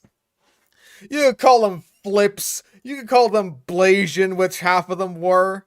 If you called them pineapples, I think that they'd punch you in the fucking face. What is wrong with you? What the fuck is wrong with you? The pineapple eagle. Contradiction that we would have to address here. The eagle may be on the list of wild animals, but they're rarely ever seen. But this bird is actually the biggest bird on Earth regarding its length and wingspan. So what? Is the Philippine eagle even the biggest? I thought that was the albatross. The wandering albatross. Maybe it's the biggest. Fuck. I never know how to spell Philippine. I hate when fucking Google does that, dude. I hate when they're listening to me. The largest of the extant eagles in the world. With only the Stellar Sea Eagle and Harpy Eagle being larger in terms of weight and bulk. Okay, so just in terms of wingspan, the Philippine eagle is the largest of the eagles. And I don't just mean like the Hotel California eagles. Good to how could the biggest bird on Earth ever stay out of sight if he is the biggest of his species? Well, the reason is that this bird is on the list has nothing to do. He is the biggest of his species. You're talking about like it's one individual eagle. With its size, but rather deforestation. Humans have cleared so much of an area in which this bird has lived in that it leads to a sharp decline in numbers. That's so terrible for the Pineapple Islands. That's just awful. That's just terrible. I can't believe that the Pineapplese would do this. It's almost impossible nowadays to spot this bird in the wild. Originally, the bird was called the monkey-eating eagle, as it was believed that this species exclusively fed on monkeys. After a while, it was proven that this wasn't really the case. From small bats to medium-sized European deer, anything can be prey for this mega bird. For context, the eagle usually weighs anywhere between 4 to 8 kilograms, and the deer may weigh 14 kilograms. Now that is a pretty scary thought. Number 1. The Southern Darwin's frog. You can take a guess at who was the first person to discover the Darwin's frog. Any guesses? Of course, it was named after the famous Charles Darwin, which he found— Wow, that's crazy. Darwin's frogs are neat. This is an animal that I actually know a little bit about. Darwin's frogs are very strange little frogs. They're very similar in their reproductive cycle to the now extinct gastric brooding frog of Australia. Except I believe that these guys are a South American species. So they evolved this trait totally independently of the gastric brooding frog. Where the males will, like, basically swallow the eggs and then vomit up the little babies. So it's really, like they'll keep the babies safe inside of their stomach and then just puke them up. It's neat. Gastric brooding frogs are extinct. They've been extinct. Where you been? Yeah, the fucking pineapple eagle. Jesus Christ. Yeah, I read about these guys in a book when I was a kid once. I was just like, that's really neat. But, like, I barely ever even see footage of Darwin's frogs, let alone them, like, actually engaging in this behavior. So I think this one's about to do it. on his famous world voyage on the HMS well, Beagle. they cut it before that happened. It looked like he was about to do it. That's what it looks like when a frog is about to vomit, as much as they can vomit anyway. When it was first described in 1841 by a man named André Marie Constant de I also just like their very pointy little noses. Miral and his assistant Gabriel Bribon, they gave it the name Darwin's frog. Now make no mistake, Dremel was not known— I don't give a shit what this guy's talking about, right? Because he's talking absolute nonsense. But I do love Darwin's frogs. They're very cute. No mistake, Dremel was not the one who found it and decided to name it after Darwin as an honor. Darwin had found this animal originally and had not much further description of the animal. The reason this animal is so different from other frogs is that its unique camouflage system to deal with predators. This frog has a nose that resembles a leaf and its colors that fit its description too. When it's brown and green body, the Darwin's frog can fit perfectly into natural habitats. When threatened, it will lay on the ground and look like a dead leaf, which is incredibly effective against predators. Though combined with its rather small numbers of this particular species, the playing dead as a leaf makes them hard to ever see in person, as you would just mistake them for some foliage. That's all for today. Thank God that's all for today. Jesus fucking Christ. No, Fish is not gonna love this. That sucked. Pineapple Eagle was like the only funny part. Oh my lord. Yeah, the Pineapple Eagle.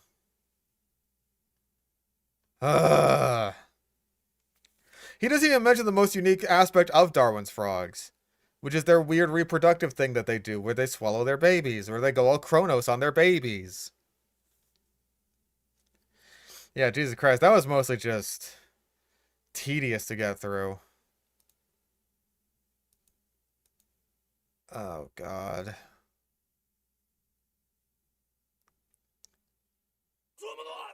Thoughts on surviving Earth? I saw, like, the first episode. Was it the first episode or was it the first 2 episodes? I think it was the first episode. I didn't like the narration. Not just the narration, but also the writing of just the writing. That kind of bugged me. Especially like the alpha Gorgonopsid. It's just like, man, first of all, can someone just say the word Inos transevia, please? Please. We know that's what we're talking about. They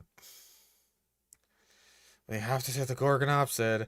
And we're still using like alpha terminology. Like, dude, come the fuck on. It's 2026. Can we move on from that? Yeah, I just found it kind of whatever. The CGI was fine. I kind of expect that from a prehistory documentary these days. Like, I'm not expecting everything to be on the level of, you know, Prehistoric Planet, because that's just on a whole other level. But it's like, you know, I expect it to at least look competent.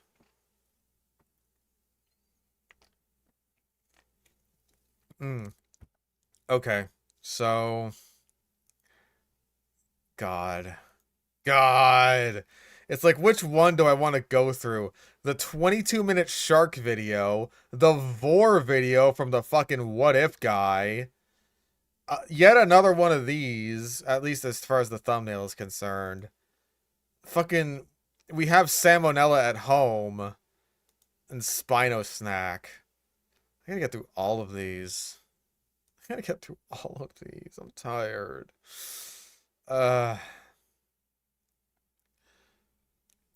Let's just try one of these fucking things. First of all, a cookie cutter shark's never killed a human. So I don't know what that's doing on the thumbnail. Like, at all. A nurse shark has also never killed a human. Or a blacktip shark, as far as I'm... Like, a cookie cutter shark, as far as I'm aware, has bitten a person once. Blacktips can sometimes bite people. Nurse sharks will sometimes give a chomp to people who are, like, annoying the shit out of them. Bull sharks, great whites, tiger sharks, those have killed people. I don't know about literally anything else on this thumbnail. Maybe a bronze whale? Are those big enough to kill someone? I don't know, man. No, I completely mistyped all of this, but, like, somehow it still knew exactly what I was talking about. Let's just do this. There are over 500 species of shark. Most of them have never harmed a human and never will. These are the ones that have and... Oh, look, that's a nurse shark. That's the thing you put on the thumbnail.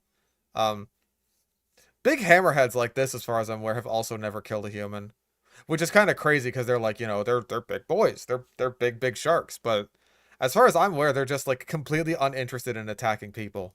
The ones that could, ranked by documented lethality, attack frequency, and the specific biological reason each one is dangerous. Oh yeah, oceanic whitetips. Those fuckers are dangerous. The nurse sharks that that guy was cuddling, not so much. Number 12 is surprising. Number 1 is not what most people expect. It's the bull shark. Number 1 is the bull shark. I already know this. I watched Shark Week back when it was good and wasn't, like, having AI slop in its fucking... Oh, God. I have to, like, actually see that at one point. I have to, like, check my pirate sites because I'm not paying money for, like, HBO Max so I can see whatever AI goop that Discovery Channel has churned out in their desperate attempt to make Shark Week relevant again. But it's the bull shark. The bull shark is the number 1 most dangerous shark because it can go into fresh water. That's it. That's the big contributing factor. The short fin mako. The short fin mako is the fastest. You pronounced it 2 ways, one after the other, dude. Like, I always hear it as mako. Mako I usually hear as, like, a name, like a person's name. Like Uncle Iroh's voice actor. For the shark, I usually hear Mako. Fastest shark in the ocean, documented at bursts up to 45 miles per hour.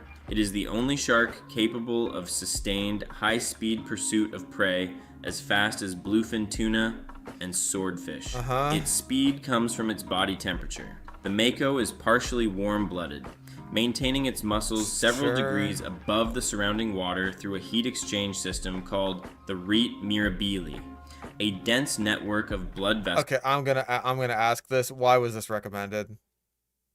I'm just gonna ask. Like, the thumbnail looks like garbage, but there are so many kinds of thumbnails like this.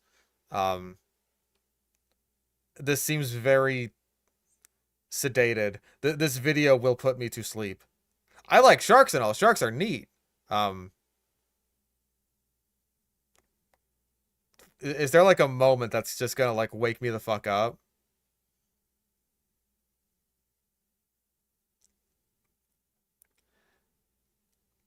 Yeah, is this really worth 20 minutes? I don't know, man.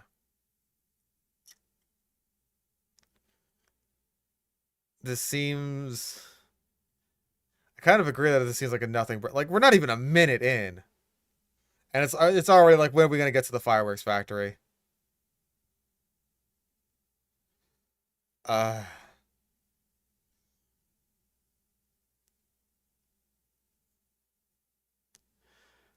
Let's go for like another minute, and if it's not, if this is not it, then we'll skip.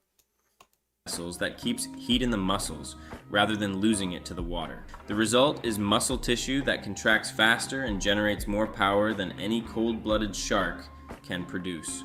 Mako attacks on humans are relatively rare. Oh, you just saw the thumbnail? But, like, you gotta fucking check the sludge before you recommend it to me. You can't just go purely off the thumbnail. Like, again, there's so many of these. Like I have to show you. Just over here on the side. There's so many of these. With the exact same thumbnail. They're all the same. They're all the fucking same. And it's just like, you know there's going to be more. You know, yeah, there's another one. There's another one. God, there's so much fucking garbage. There's another one. Oh, goody. Tier Zoo's mammal tier list. Yeah, no, like, I was under the impression that, like, you knew something was coming.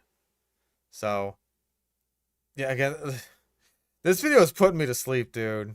I apologize, but this one ain't it. This one ain't it. Okay, I'm trying this one. Hello, it's me. From Hi. fearsome carnivores to gentle giants and I'm even awake. dinosaurs that looked like... There's Borrego Springs. That is one of the metal statues in Borrego Springs. I've been there before. Miniature T-Rexes. These are 10 of the most That's a T-Rex comparison. All right, we're getting back into it. All right.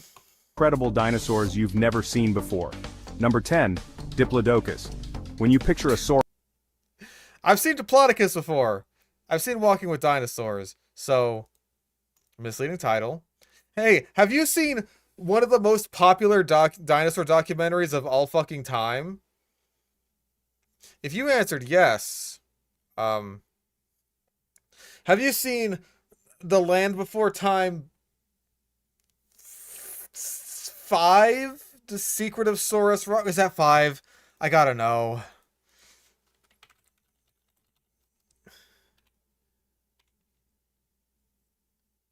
Fucking 6. Fucking 6. I was so close to saying 6. I was so close to saying 6. Ugh. One of these days I'll have all the Land Before Times committed to memory. Sauropod, the most iconic type of long-necked dinosaur. You probably have something like Argentinosaurus or Brachiosaurus in mind. Okay, I was gonna say Brachio. Like, I would think that someone who's like first thought of a sauropod is Argentinosaurus would 100% have heard of Diplodocus before, right? Like, come on, man. But these iconic dinosaurs were only discovered in the 20th century. In reality, sauropods were around... What? Wait, what? What? They were only discovered in the 20th century, but sauropods were around for 100 million. I don't think those are two relevant statements. What? For over 100 million years. And during that time, there were all kinds of weird and wonderful species, including Diplodocus. This dinosaur was discovered in 1878 by paleontologist Samuel St. John, who found several of its... This is fucking Persona music in the background or something. It's just like, it's kind of bumping. Vertebrae while exploring the Double Springs Formation in Colorado. At first, he assumed they belonged to Apatosaurus, but he soon realized that this new dinosaur had a much longer tail, smaller body, and thinner neck than other sauropods. It was also much lighter than other sauropods, weighing only between 5 and 10 tons. You already said it was smaller. Okay, so that is a... We've had a meaningless statement. You're repeating yourself. What else? What else? Well, AI generate a thumbnail, obviously. We've had plenty of unrelated animals use as B-roll. Plenty of times. Fuck it. You've pronounced Diplodocus and Diplodocus. Diplodocus, what are you doing, man? Genuinely, what are you doing? 5 to 10 tons? Is that right? Diplodocus.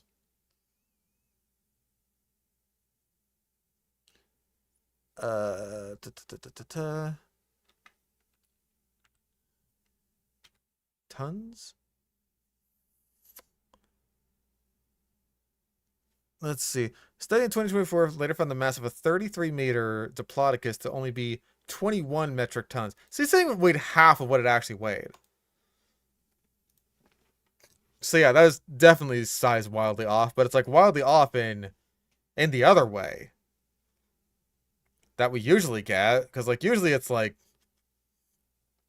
way higher than it normally is. It's rare that we get underestimates.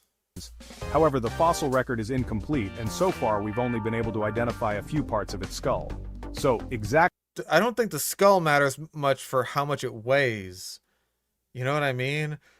Like, sauropods generally tend to have very small skulls relative to their body size, so I don't think that would matter too much. Exactly what this dinosaur looked like is unknown. All we know is that it had an extremely... Also, Diplodocus is very well known as far as I'm aware. It's just that, like, yeah, sauropod skulls tend not to fossilize very well, but even then, I'm pretty sure we have one. Do we not?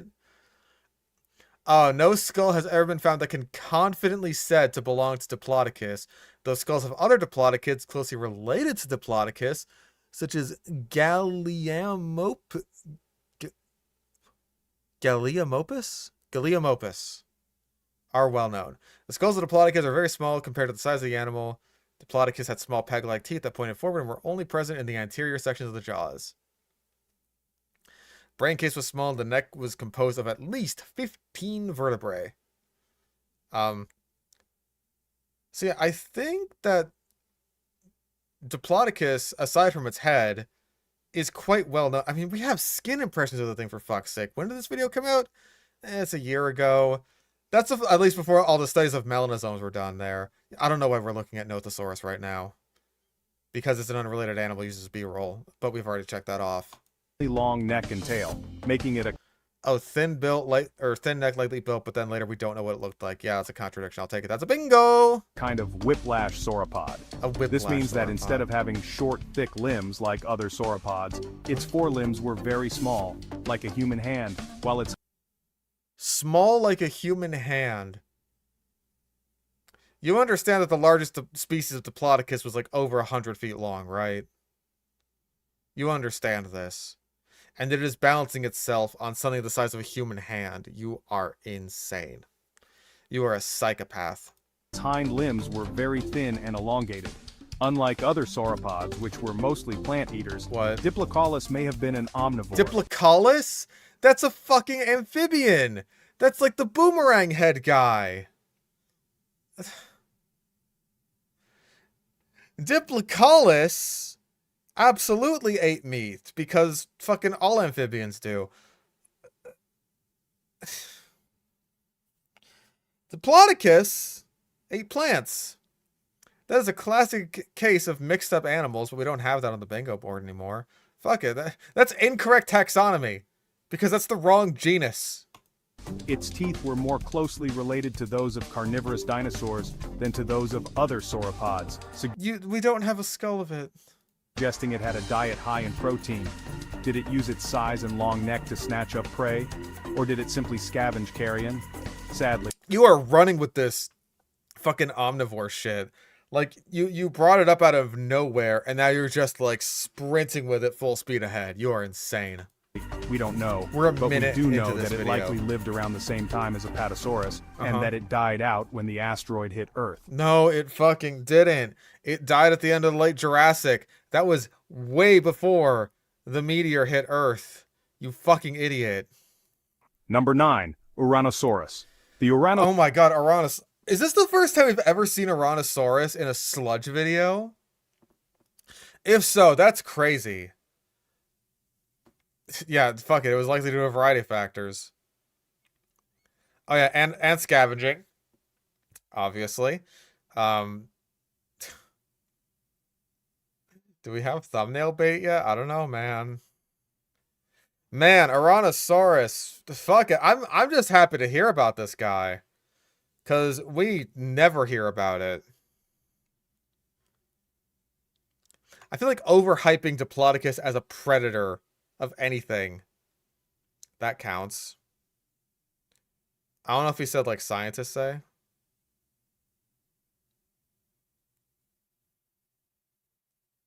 I don't think so. Wait, no, we did. Because he was just like, oh, they discovered that this... You know what? Yeah, fuck it. Predatory Diplodocus is at least thumbnail bait. That's a bingo. Ugh. Okay. We're good. There. Saurus was one of the last ornithischians to ever live. No, it wasn't. Not even like a little bit. What are you talking about?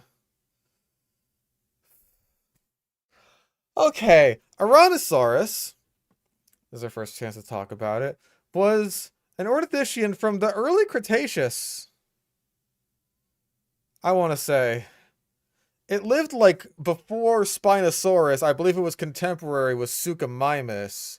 Although a lot of people will depict Spinosaurus and Tyrannosaurus living together because they both are from early Cretaceous North Africa and have sails. So it's like they fit together perfectly. Even though they weren't actually contemporary with one another. Well, maybe they have sails. Some people stick with the hump hypothesis for Tyrannosaurus, but I like the sail better because it looks neat. Yeah, there were so many ornithischians after Tyrannosaurus. You're just wrong. You're so wrong. Like, keep in mind, ornithischians are the clade of dinosaurs that consist of everything that is not a theropod or a sauropod. So, Triceratops, Ankylosaurus, Edmontosaurus, Dascalosaurus, Zalmoxes. I could keep going.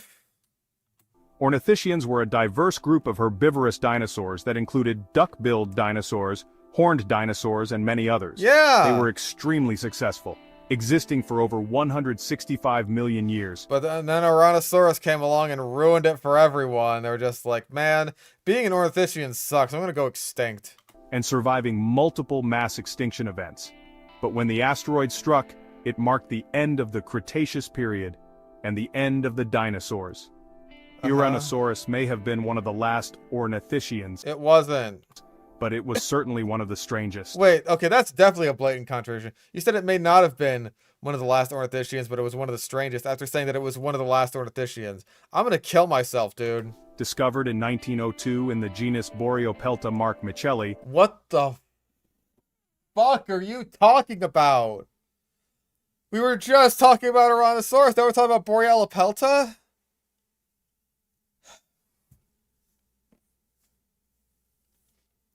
There was no transition, there was no nothing. Where are we? Who am I? Am I real? I think so.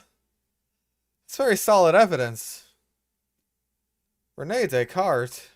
It was an ornithopod with a large sail on its back. Okay, so we're still talking about Tyrannosaurus. He just brought up Boreopelta for no reason. The sail was made up of elongated ribs. No, it wasn't. The sail was made up of elongated neurospines. Not ribs. Vertebrae. Spines. Fuck!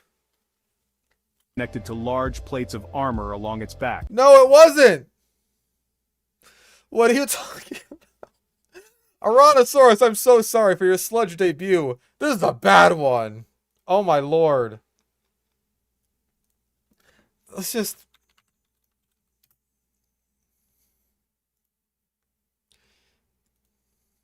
That's what it looks like.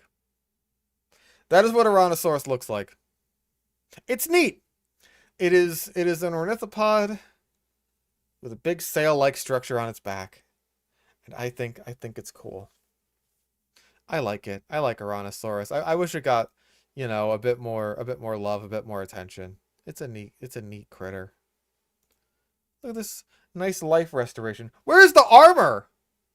This thing can't be cool unless it has armor.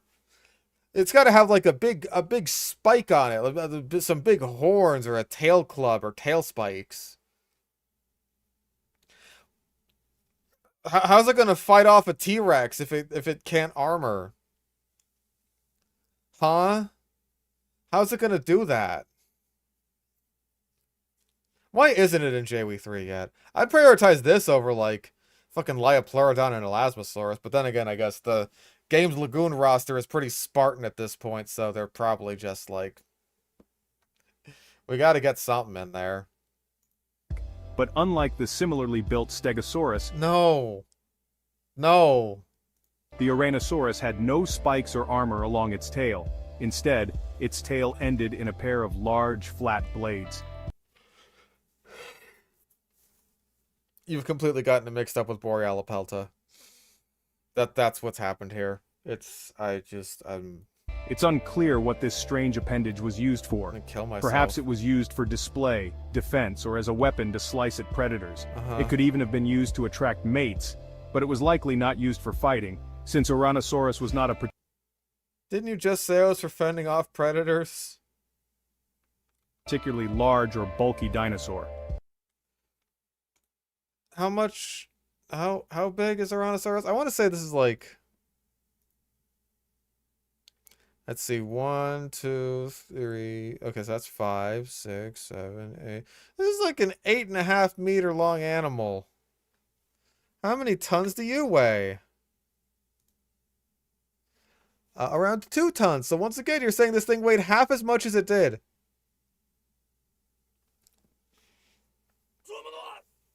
At one point earlier, the subtitles read, Uranitosaurus. Is that synonymous, or did the AI stroke out more? It's a stroke. Oh my god, I'm sorry. I'm sorry for the yawn. I'm exhausted, and this is exhausting me even more. Weighing no more than 1 ton, it was about the size of a cow. Dude. Ouranosaurus was a big animal, man.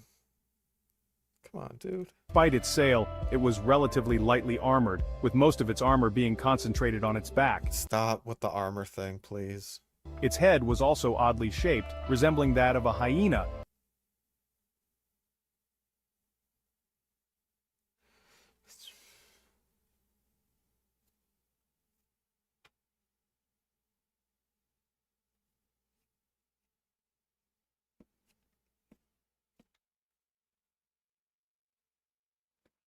I was trying to curse it there. I was trying to place a hex upon it. That didn't work though. What the fuck are you talking about? In what universe? That looks more like a giraffe skull, if you ask me. Like, kind of, right? Do you guys see it? I see it. It looks like a giraffe. Maybe a bit hoarse. A hyena? A hyena? Yeah, kinda, right? You guys see it? More than a typical herbivore. To date, only 3 fossils have been found. 2 of them were found in the genus formation in Canada. The genus. No. Ouranosaurus is from Niger. It's, oh fuck, what formation is it from? Is it from like the Chenini formation? The Elraz formation. And then another one from the Kaum formation. Chenini is like, that's Carcharodontosaurus, right?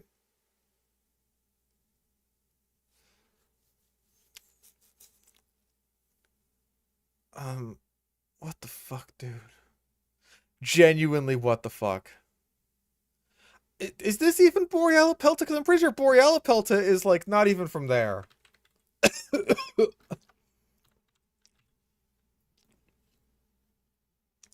Alberta, Canada. No, this is early Cretaceous. This is not from the Hell Creek Formation. It's just not. So neither of these work for what he's talking about.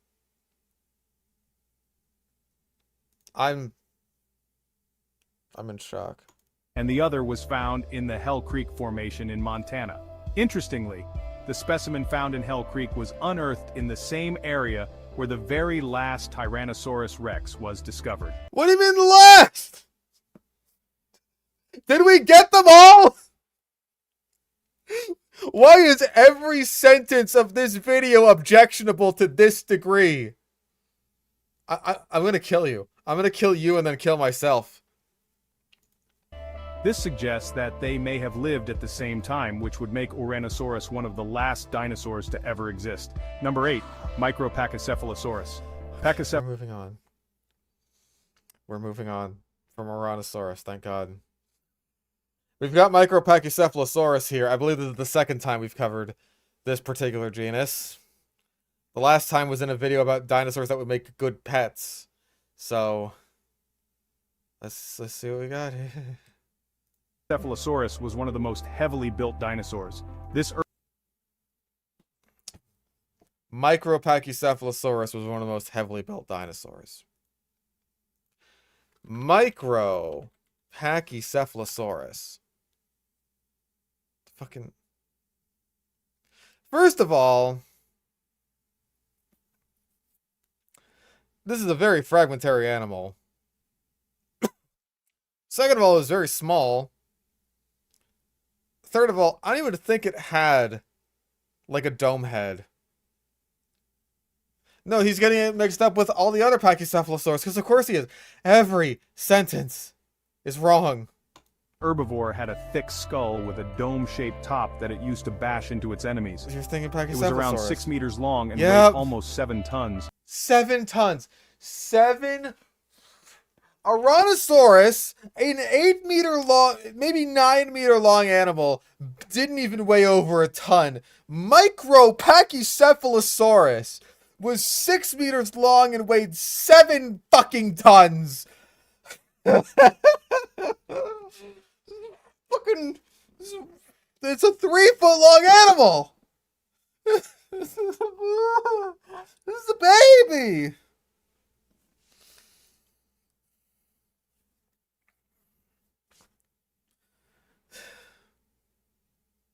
That's thumbnail bait. If only, are there images of Micropachycephalosaurus that I could even use for the thumbnail? What are we doing here?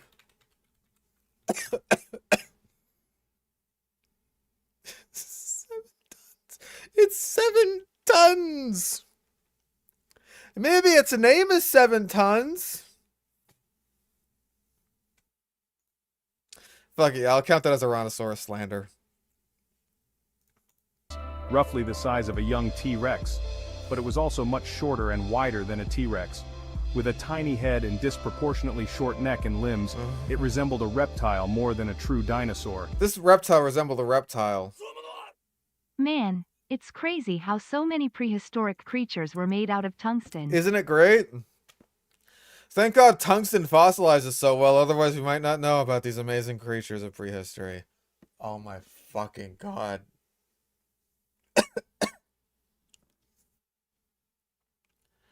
I am losing it. This video, I'm in shock at just how bad this is. Every sentence is wrong. It's all wrong.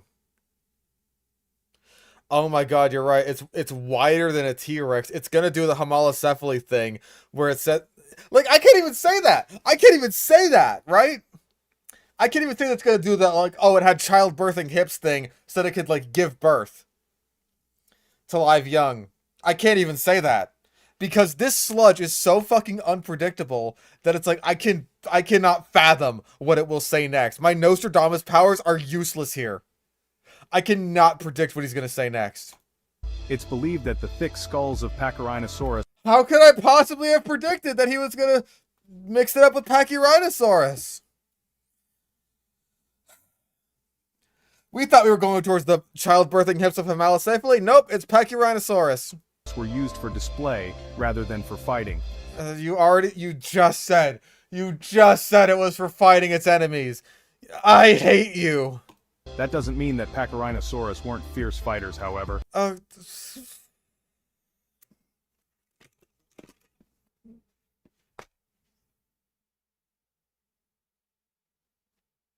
Go on! Go on! Contradict yourself more! Please! I beg of you. I fucking beg of you to contradict yourself more, you motherfucker. You piece of fucking garbage. You.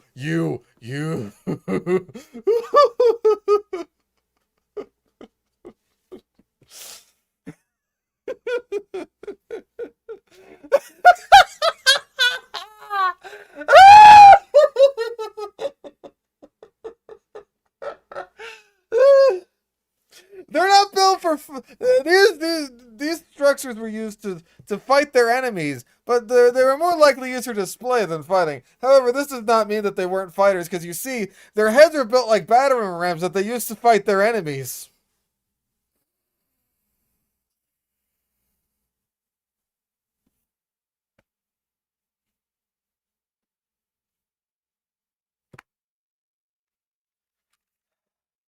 And this is micro Pachycephalosaurus, not even the regular one. We can't move past that. This is micro Pachycephalosaurus, not regular Pachycephalosaurus, not Pachyrhinosaurus like it now thinks it is. The 3-foot-long little goober, the little guy. Brandy, I'm sorry, am I disturbing you? Are you unable to sleep? I've disturbed my cat. There she goes. Off she goes. Their heads were built like battering rams, and they could easily gore an enemy to death. Gore an enemy to death with a blunt? Continue. Some believe that male Pachyrhinosaurus used their heads to smash each other's skulls. And I thought Spino Snack was going to be the breaking point. There's more after this. There's more. Yay! Yippee! We have to do Spino Snack! Yay! I'm so happy! I'm so happy! During mating season to establish dominance. Others think they used their heads to clear away foliage in order to... You have given so many options for what these heads were doing, and like 3 of them have been fighting each other. To get at the tastiest plants. Whatever the reason, it's clear that Pachycephalosaurs were fearless fighters.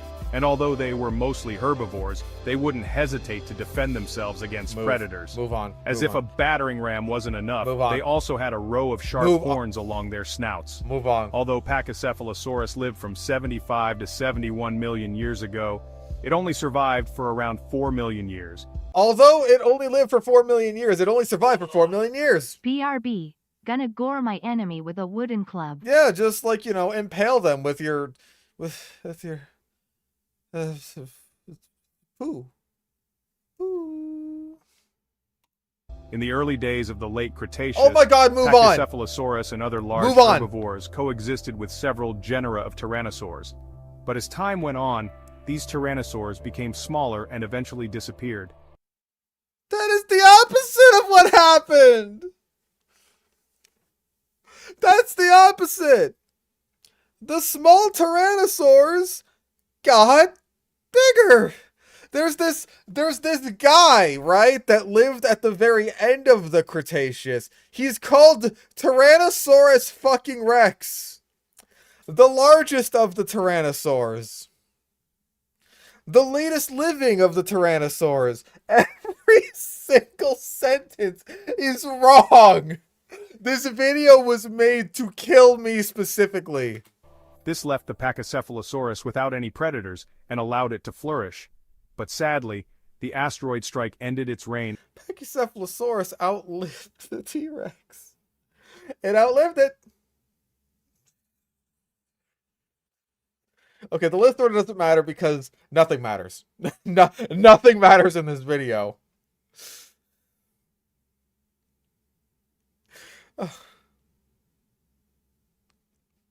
Continue. In less than 4 million years later. Number 7, Gigantophus garstini. Gigantopithecus, of course it is. Not a dinosaur. Big monkey. This dinosaur was one of the largest land predators in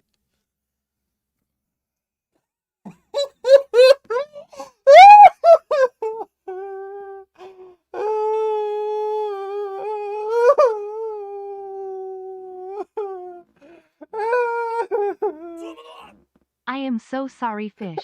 Every sentence you have to understand. It's every sentence. Is it supposed to be Giganotosaurus? Who knows? He's gonna switch its name 2 more times. It's biggest ever, though. in the world. It lived from 100.5 to 97 million years ago in North Africa, and it grew to be almost... See, 'cause now it's in North Africa. Could be Gigantopithecus, which is over living in China. It could be Giganotosaurus, which is living, you know, around this time period in Argentina. Or it could be something completely different living in North Africa.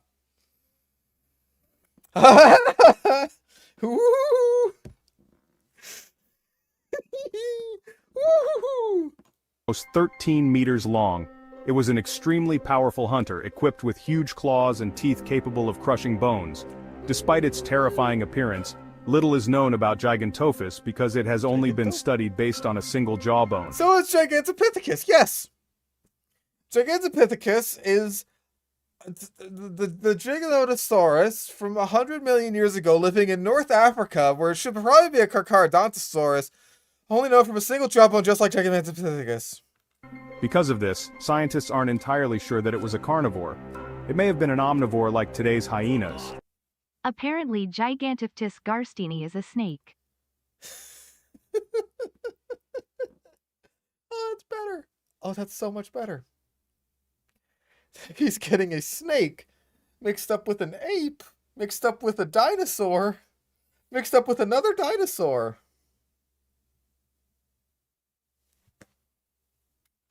Either way, it was definitely an apat, or African predator at the top.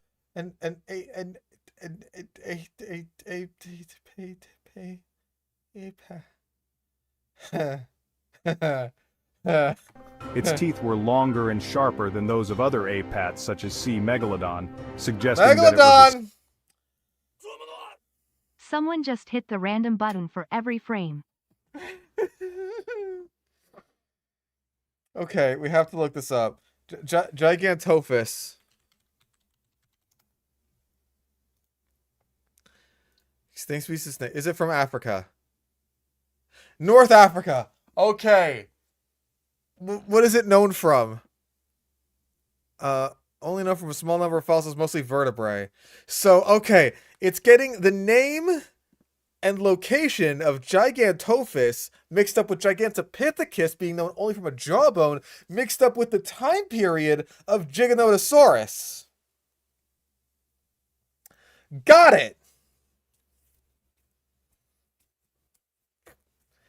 Loud and clear! skilled hunter. Like other apats, it was about What is an apat? Size of a lion. So despite its size, it was relatively light, weighing between 450 and 650 kilograms. No .6, Scutosaurus. No .6, comma.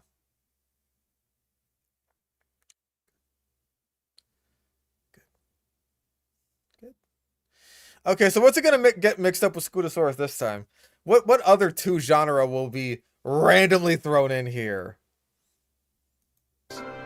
Scutosaurus was a type of dinocephaly that lived during the Permian period.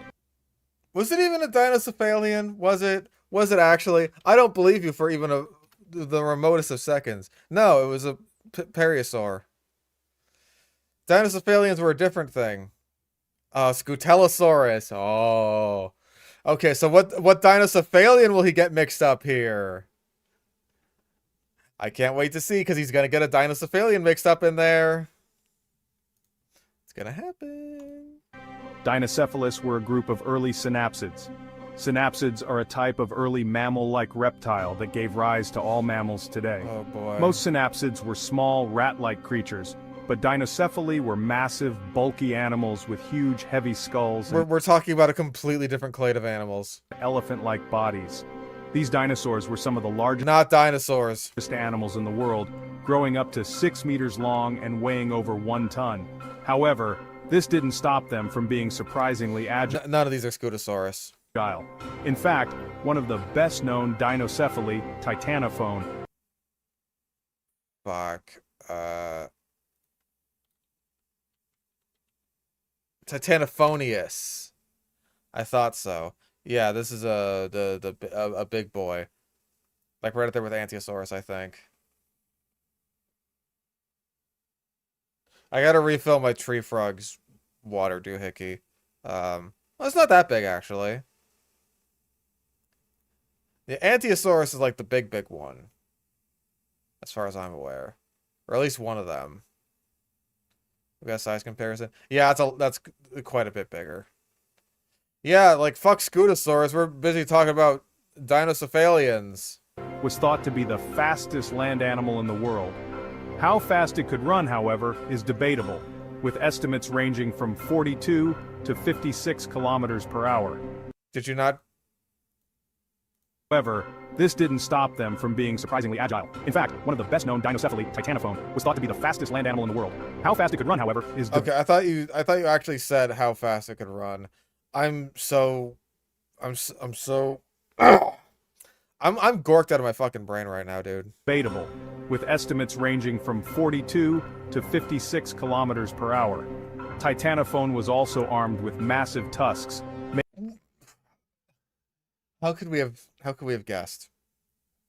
How could we have guessed that the Scutosaurus section was just going to go into Titanophonius?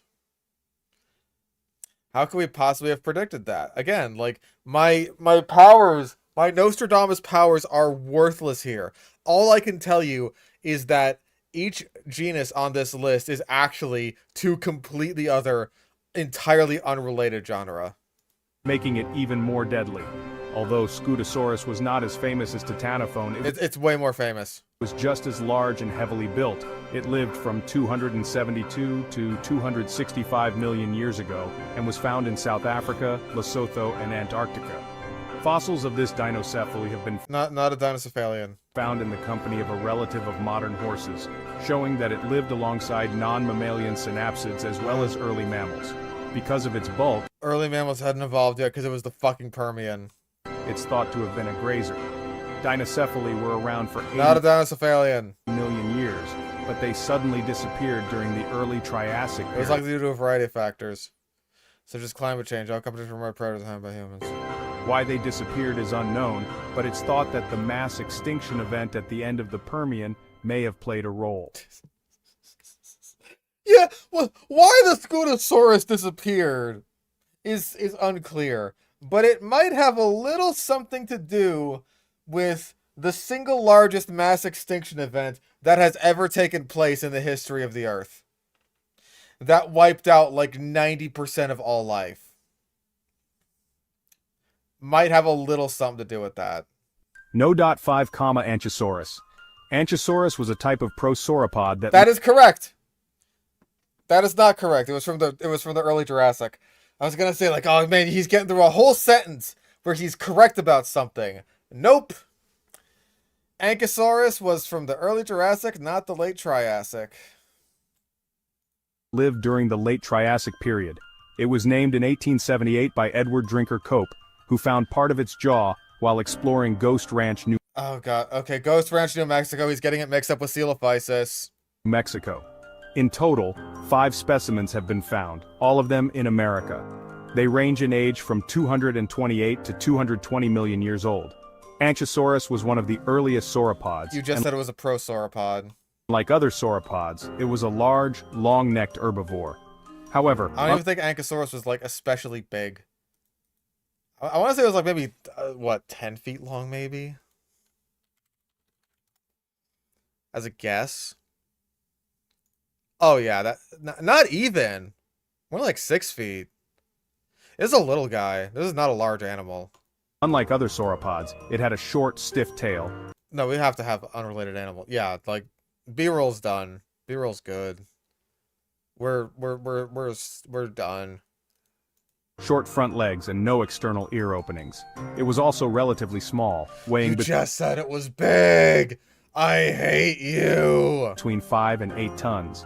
It was about the same length as a diplodocus.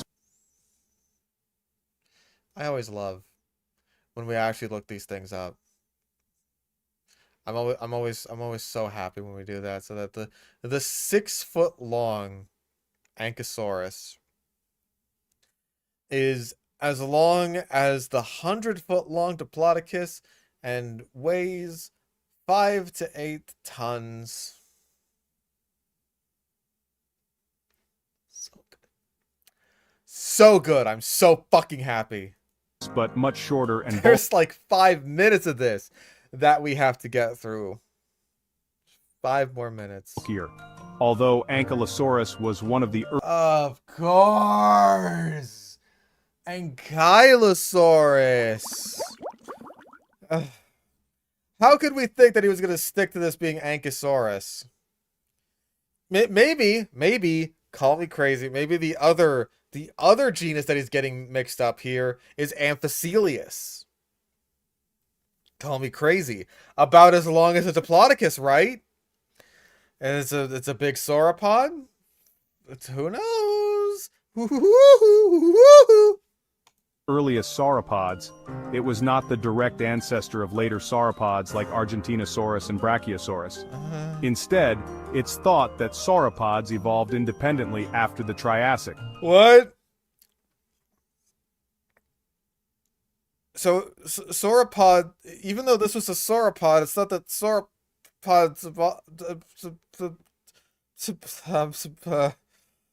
I guess I'm you. Unfortunately, Ankylosaurus died out along with all other non-avian dinosaurs at the end of the Triassic.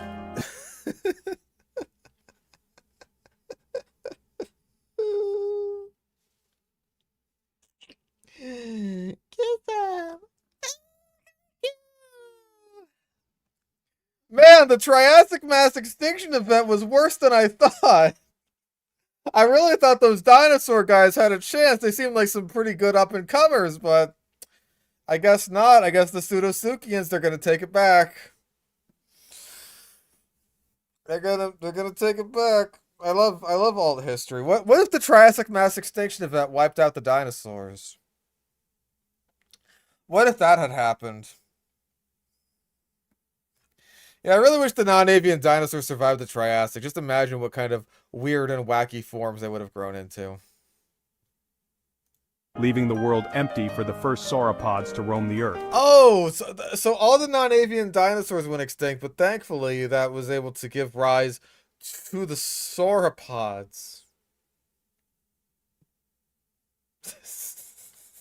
Number 4, Monozillus.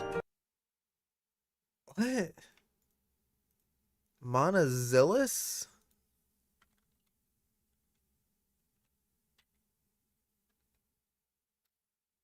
What? Who? Who? Who? It's not real. It's fake. It's a fictional animal. What is he talking about? I don't know. When you think of ankylosaurs, you probably imagine a dinosaur like Boreapelta markmicheli. This is the second time that Boreapelta has been brought up.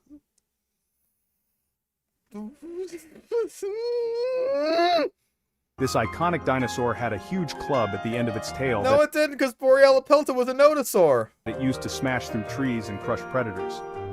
But the truth is that ankylosaurs came in all shapes and sizes. One of the smallest and most bizarre ankylosaurs was Monocilus.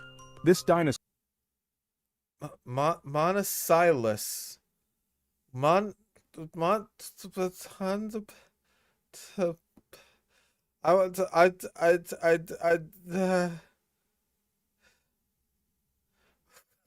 is this? Who are you? Who are you, Monocilus? Who are you? Is it Mononicus? Is it? I don't know. Massospondylus? Maybe? I don't know. dinosaur was discovered in 2005 by Canadian paleontologist Wendy Sloboda in the genus formation in Canada. Wendy Sloboda, are you a real person? Are you? What, Wendy Sloboda, Canadian hunter and paleontologist. You're a real person. What have you discovered? Apparently with Wendy Ceratops. I didn't know you could do that. Oh, she's commemorated in name. Okay, so she discovered it, and then they named it after her. Once they described it.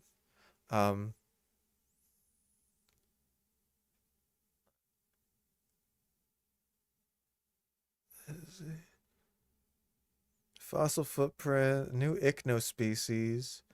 That's 2000. Oh wait. The ooh genus Reticulolithia. Reticulolithus. No, she discovered an ooh genus. That's basically just an egg. What have you just? Barosaurus. The fossil footprint. Barosaurus. Barosaurus.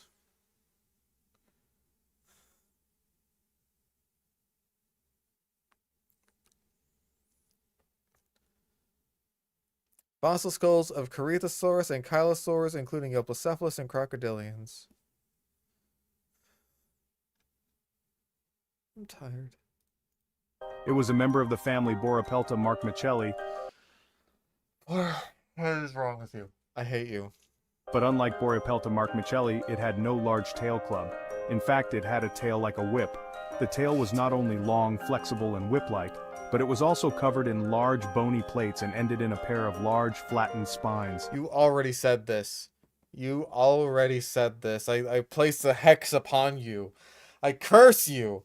I curse you. Do I need an animal sacrifice? Is that the only thing preventing me from putting a curse on you? Must I appease the gods with an animal sacrifice?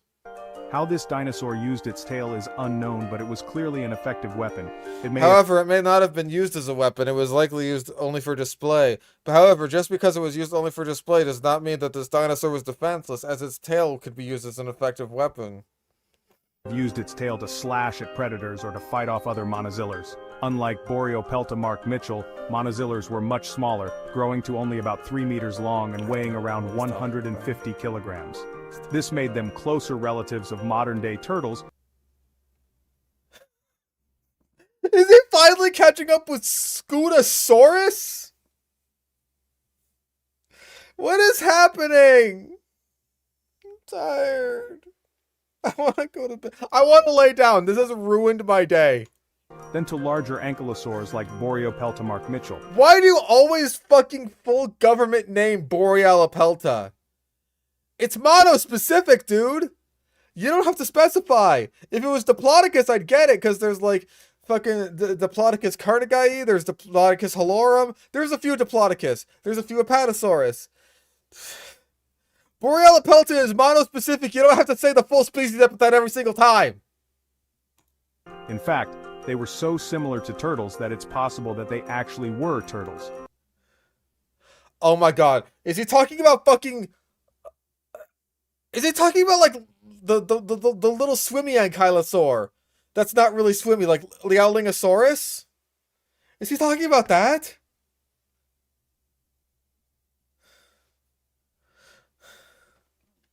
What is he talking about? There's 3 minutes left. Let's just go. Scientists are still trying to figure this out. For now, monozillers remain a mysterious group of bizarre whip-tailed dinosaurs. Number 3, Ambulocetus. the church organs.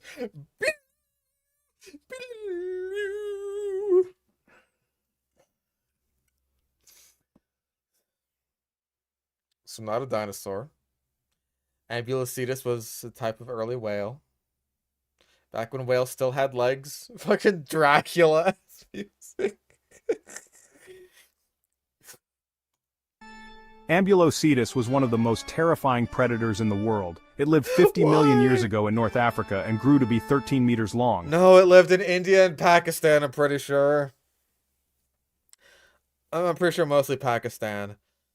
See, this is like about accurate for a skull, I think. I'm pretty sure this is actually an Ambulocetus skeleton. It does look like it has, at least it's some kind of whale. This is some kind of early whale. It was nicknamed the walking whale because it had a narrow body, long neck, and long tail like a whale. No, it's called the walking whale because it is a direct ancestor of whales back when whales still had legs. But it also had the jaws and teeth of a hyena, which Why the fucking hyenas? This is like the third time bringing them up in this video. it used to tear apart its prey.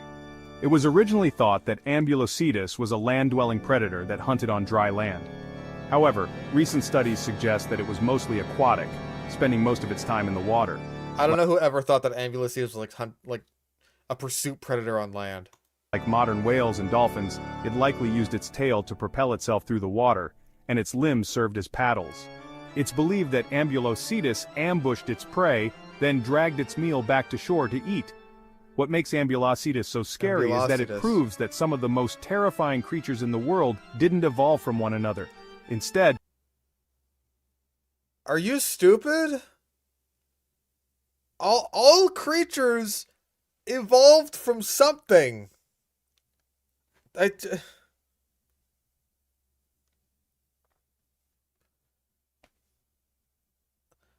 What? What do you mean? What do you mean? Tell me. Tell me. There's like a blood vessel that's gonna burst from my fucking skull right now, dude. they arose from completely different ancestors. Ambulocetus, for example, was not related to dinosaurs at all. Was it on the list? It was a type of Masonachid. No, it wasn't. You're mixing it up with fucking Andrewsarchus, because of course you are, because you think that Andrewsarchus was a Mesonachid. And Masonachids were more closely related to modern whales than to dinosaurs. That's right. Whales and Ambulocetus both evolved from terrestrial mammals, yet they... Yeah, I know. Oh my fucking god. Terrestrial mammals evolved into Ambulocetus, and Ambulocetus evolved into whales. That's how it works. Ended up looking like each other. This is an example of convergent evolution. No, it's an example of evolution! Land-dwelling mammals evolved into Ambulocetus, Ambulocetus evolved into whales. That's a line. All right, that's like it's how it works in Pokemon. You got your Poliwag, you level it up, you got a Poliwhirl, you give it a Water Stone. Now it's Angry Poliwhirl. It's a straight fucking line. Number 2, Ankylosaurus.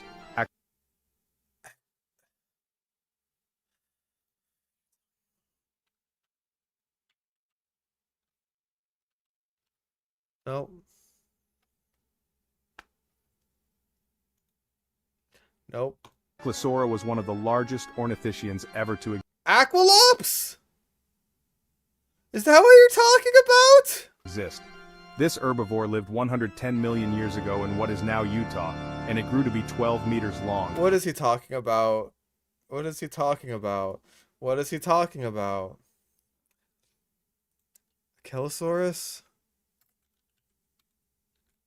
Here we go. Okay. Okay. We got something.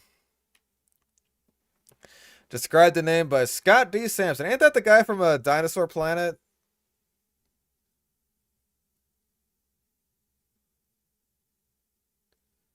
Oh, you would. Okay, so we have something here. It seems like a pretty... I wake up, there's a new Ceratopsian genus kind of guy.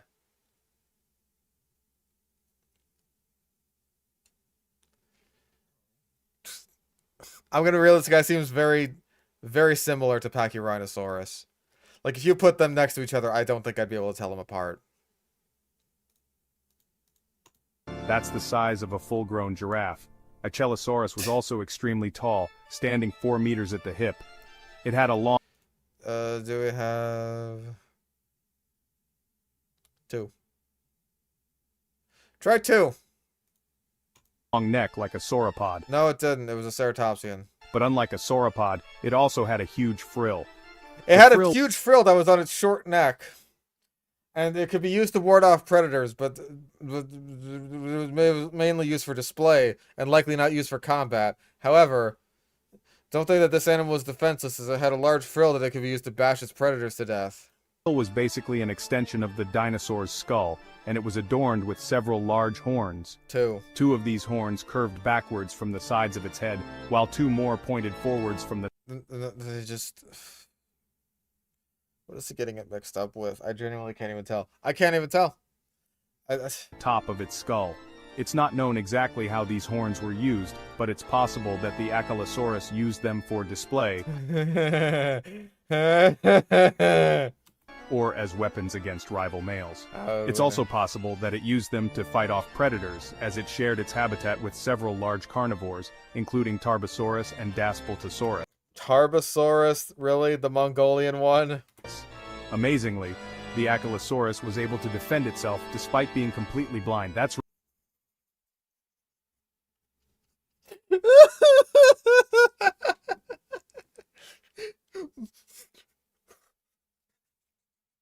There's the Daspletosaurus!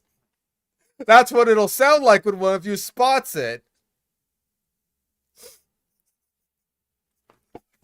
That's right, they're all blind. All blind. So they have a display structure. They evolved a display structure. And they're completely blind.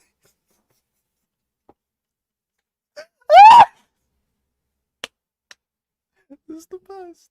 That's right. All members of the Ankylosaurus genus were born with eyes that never developed. Somehow they managed to see, but we're not exactly sure.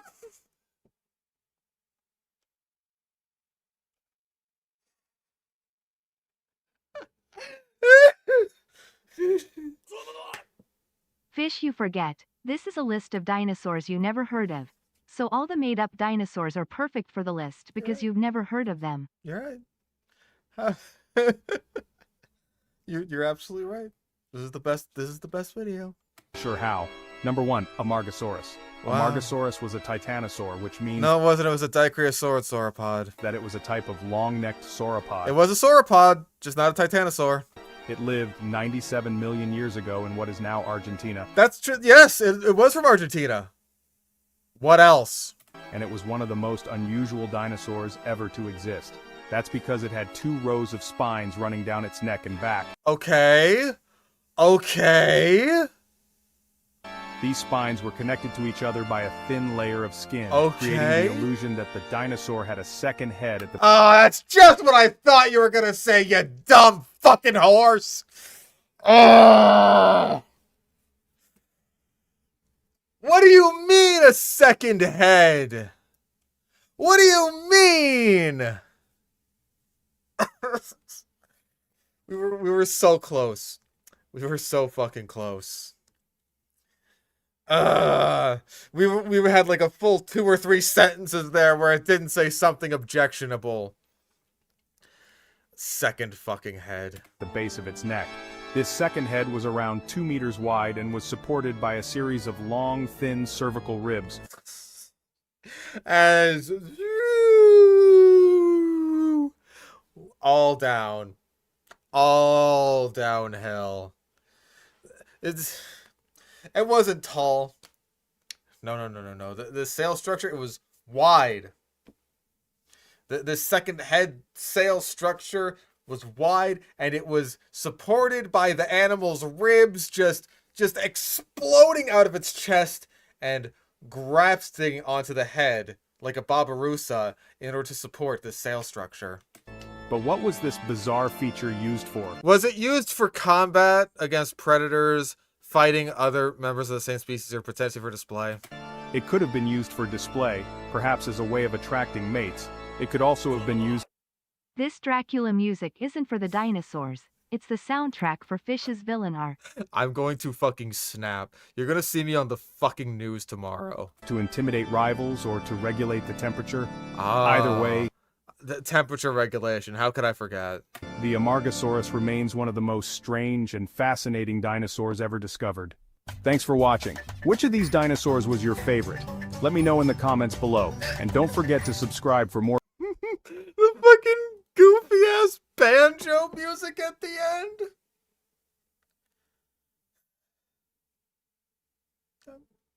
We're done. We're done. We're done. We're done.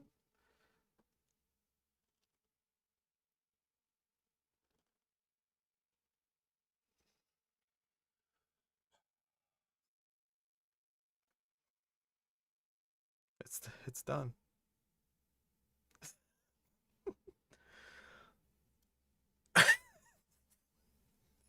We're going to have such a hard time topping this one, dude. I thought this would be like a quick and dirty one to get through. I did not think that that would be quite possibly the worst sludge video we've ever seen. Like leaps and bounds ahead of what we've seen. Every sentence was wrong. Everything was wrong, and it just kept going. And it kept getting worse.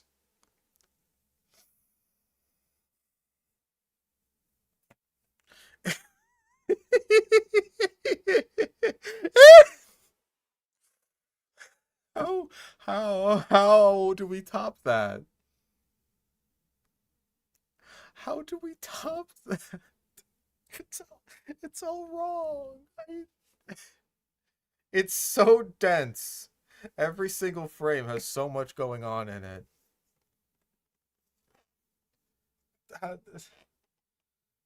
There's no way that Spinosnack's shitty video about prehistoric diseases that we can barely even know about is...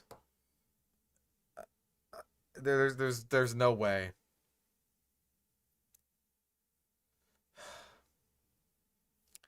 There's no way that tops this.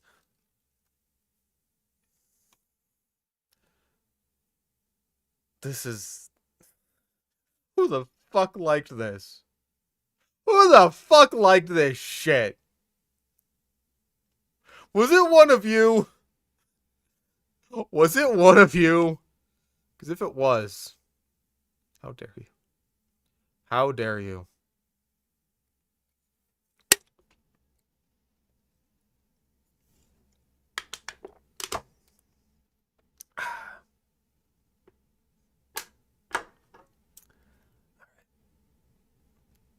The fractured timeline. Yeah, this is from the timeline where, you know, the Triassic mass extinction wiped out the dinosaurs, and Tyrannosaurus survived until the end of the late Cretaceous, and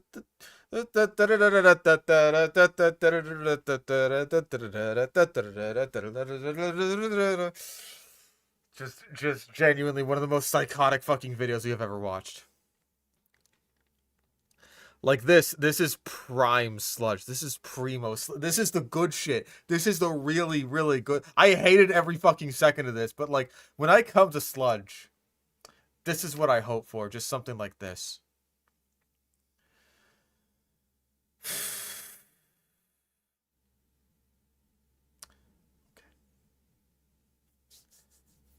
Okay.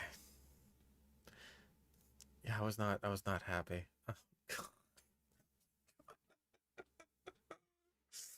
Oh, God.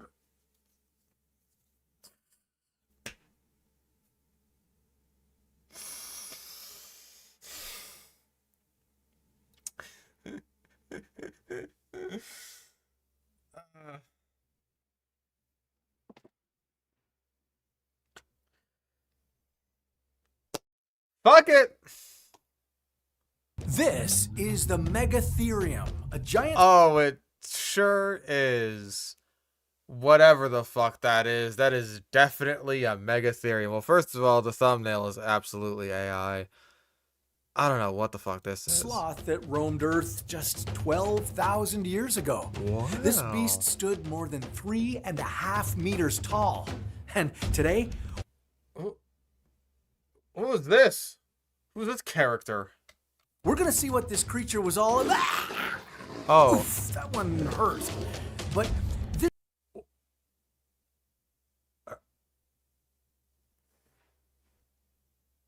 doing here? Is it supposed to look like shit? Like, I am very sorry. But, like, dude, you have 9 million subscribers. This video has almost 1 million views. I think you can afford better CGI. This is just one way you might die from a prehistoric animal. Creatures that live thousands or... Oh, please show me how an arthropleura could kill you. That is also a big bug. Noted. Please show me how this thing could possibly kill you. Millions of years nope. ago? Okay, it cuts away before that part. Just like... I wonder, how would that kill... It's just like, it cuts away. Cuts away, you don't get to see it. At least the raptors are kind of feathered. It looks kind of like crap, but you're trying.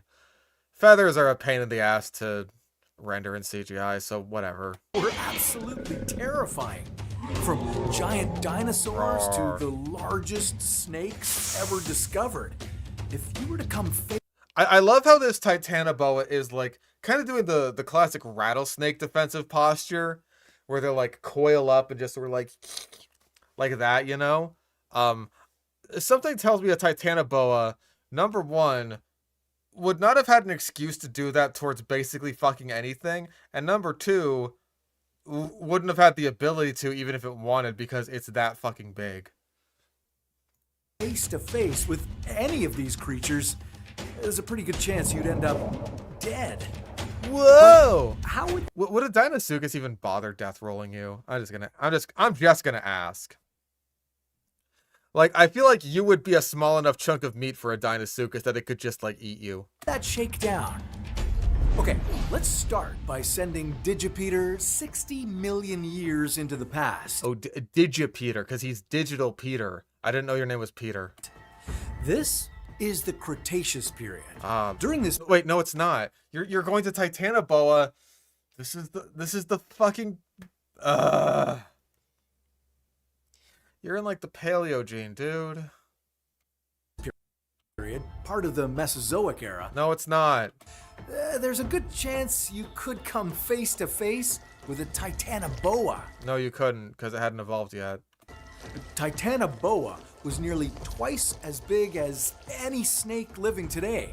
They grew to more than 12.5 meters long and typically weighed over 1,000 kilograms. These giant snakes would lurk in swampy rainforests in what's now known as Colombia. Yeah. Titanoboa is such a big animal, like big animals. Okay, does it count as a scientist say if we actually get scientists to say stuff? I feel like that should count. This scientist is saying things. It probably spent most of its time in the water. It would have been in aquatic environments for a good part of it, simply because it's so big. It's going to be hard to hide. That's Dr. Michael Caldwell, one of the leading paleontologists here in Canada. Our correspondent Rose spoke with him and other prehistoric experts to figure out how I would die from these creatures. Can she make the video instead? She seems like a nice lady. Thanks, Rose. No problem, Peter. And speaking of which, what would happen if the Titanoboa attacked you? Now, a snake this big needs a lot of food.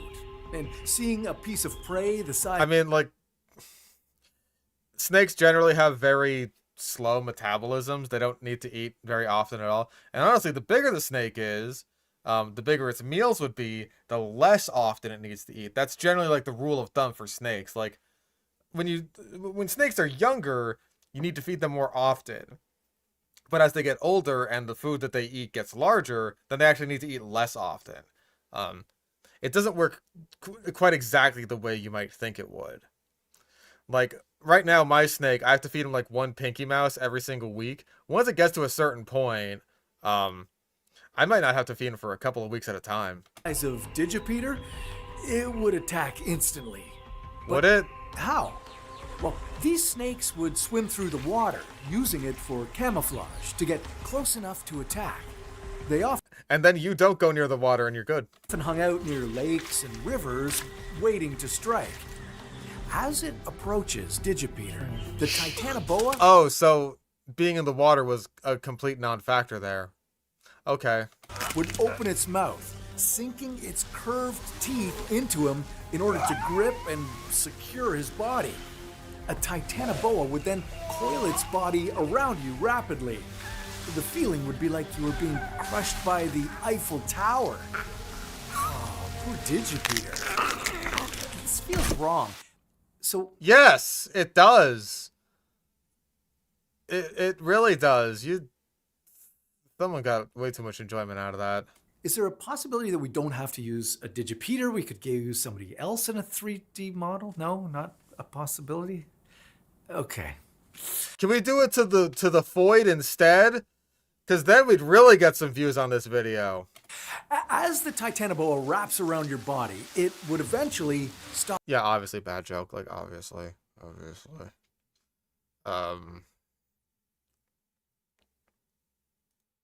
your blood from flowing. And we all know what that leads to. Honestly, if it was coming after you... Why would Titanoboa put a finger on your throat?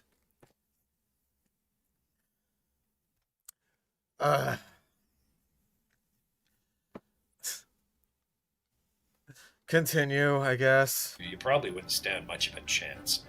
If it's got to be you versus the snake, my vote's going for the snake. Sorry, Peter, this doesn't sound like it'd be very good for you. How is it that the Titanoboa can open its jaws so wide that it could swallow you whole? Well, I mean, if it's a snake that big, then its jaws are already pretty wide to begin with. We've talked about how snakes actually, like, open their jaws so wide they don't unhinge like some people think. It's that, like, their lower jaw is basically, like, it splits in half. Kind of like that. Like, it's... Like, our jaws are fused right here so that they, can't do that in order for us to, like, open our mouths super wide. Snake's jaws are not fused. At least the lower jaw is not fused, like, up at the front here. So that can split in half, and that just lets it go, like, way wider than you would think. Particularly the boa and python kind have really developed extremely elastic muscles and soft tissues in the throat region. Snakes' esophaguses blow up like a balloon and then deflate over time, so we can apply the same logic to the Titanoboa. The body... That doesn't seem to have much to do with the question that was asked in the first place, which is how do the jaws open up so wide?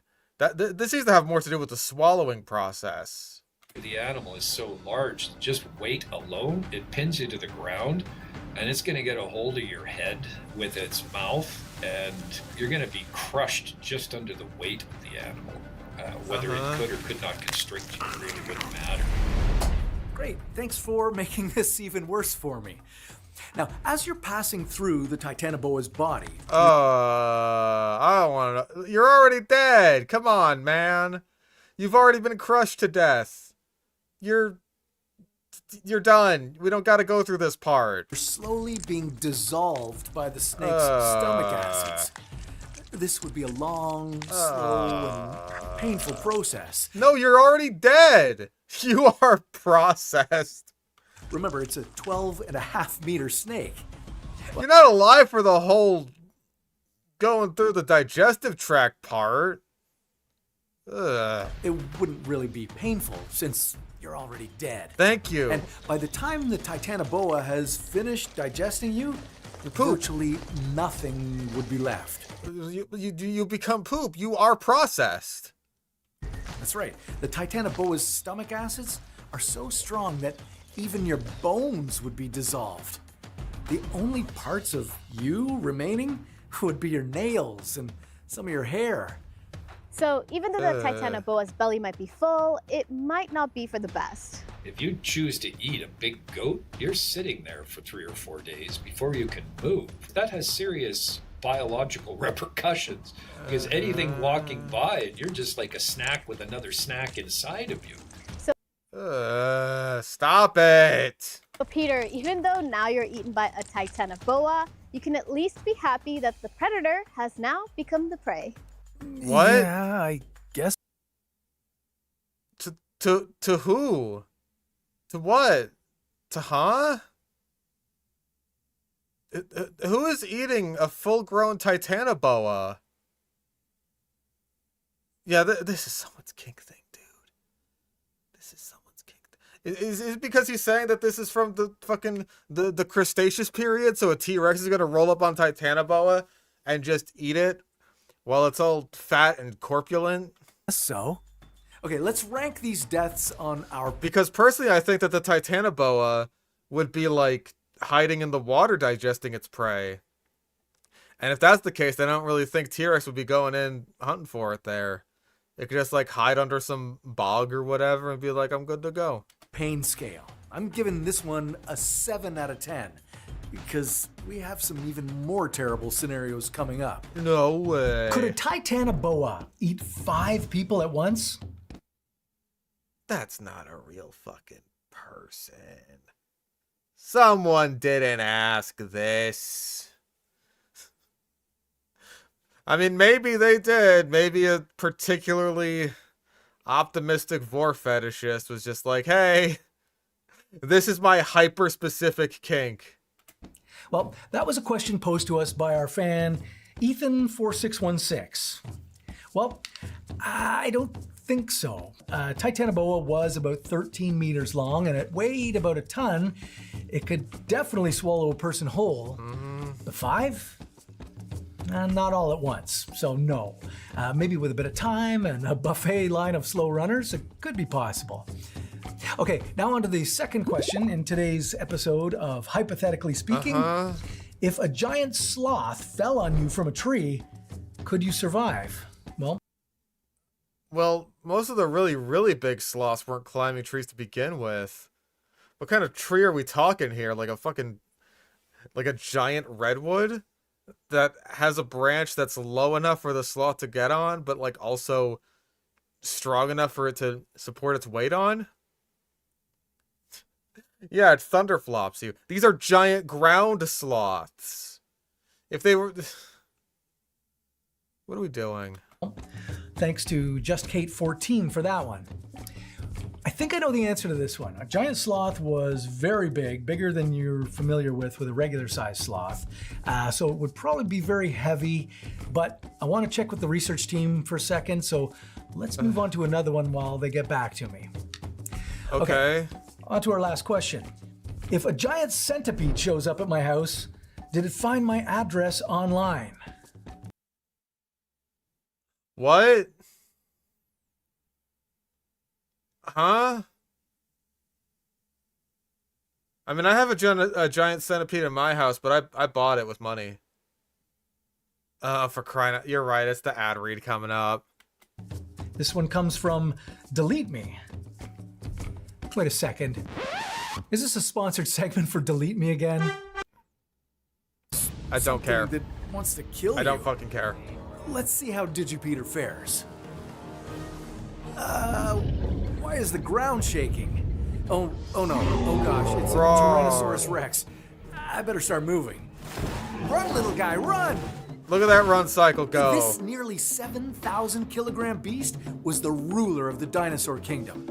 Hunting in complete solitude, it's approaching Digipeter at nearly 60 kilometers per hour. No, it's not. No, it's not. You know why? Because that is a speed overestimate. It wasn't. Like, you gotta understand that the fact that T-Rex could move at maybe like 10, 15 miles an hour, think of how fast that is for us. Like, we can hit those speeds, yeah, but we cannot sustain them for as long as a T-Rex can. Right? Like, maybe some especially athletic people can do that. I know I couldn't. I could not sustain 10 miles an hour for very long. And a T-Rex can sustain that basically as long as it fucking wants to. So, you gotta understand that the fact that it can't move all that fast compared to, like, I don't know, some current modern day pursuit predators that, like, go really fast in short bursts, that doesn't really matter if it can go fast enough for basically as long as it needs to. Yeah, I don't think I stand a chance here. Maybe I can survive by hiding behind a tree or staying very still. After all, the T-Rex... It feels weird that like the premise of this video is what would dying by prehistoric animals be like, when it seems like we're going with this weird sort of like preamble of, can I survive in this situation at all? T-Rex was only good at detecting prey when it's moving. No. It had eyes the size of oranges, which are bigger than any mammal we have living today. There's no chance my digital legs are getting away from this. All of a sudden, the T-Rex bites with its banana-sized teeth. It had a he lost his shoe. That's how you know he's a goner. bite force of nearly 13,000 psi. That would feel like you were being crushed by a building. Then it would tear the flesh off your bones until they were stripped clean. I feel like it would probably just like one bite, crunch, gulp, and then you're done. Like, I don't really know if T-Rex would even bother ripping you apart. I don't know if it would care much too. Like again, this is a big animal. Like, most people could comfortably, I mean, not comfortably, but realistically fit inside the mouth of a T-Rex. It'd be a very uncomfortable process. You'd die. It would kill you. It just bites down, explodes all your bones, and it's just like slurps up the rest. That doesn't look too fun. But what do we really know about the T-Rex? Like when T-Rex bit you, when the bite happened, it's just like 1 second of panic, and then like you just explode. So, like, I don't even think it'd be that painful of a death, honestly. Just like, poof, gone. I mean, other than what we've watched in the movies, what do the experts have to say? I went to the Canadian Museum of Nature to talk with Dr. Jordan Mallon to find out. I saw online that tyrannosaurs are really fast runners. They can run up to 45 kilometers an hour. Is that true? I think the consensus nowadays is T-Rex probably wasn't as fast as you suggested. Thank you, scientist man. Thank you. Thank you for injecting some reason into this malarkey. Probably more like half that. It would have needed more muscle dedicated to its legs than it possibly could have fit on those legs. Because, of course, the bigger you are and the faster you want to move, the more muscle you need. And at some point, the amount of muscle required to move a certain speed is just impossible. Not only that, but if the T-Rex were to move at speeds over 40 kilometers an hour, that would increase its chances of falling over, which, according to Dr. Mallon, if you got an animal moving that fast and it falls at those speeds, forget about it. Like, that's a dead animal. Thank you, scientist man. You have a very nice mustache and a very nice sweater. okay, maybe its speed is over-exaggerated in movies, but you know what isn't? Their size. The T-Rex is ridiculously massive. It wasn't until I got to see a cast of its skull where it really started to click. You know, T-Rex could eat you in one bite effectively. You know, the skull's 4 or 5 feet long. And its teeth were even more terrifying. Hey, I have that exact, is that the exact same one that I have? Is that the exact same one?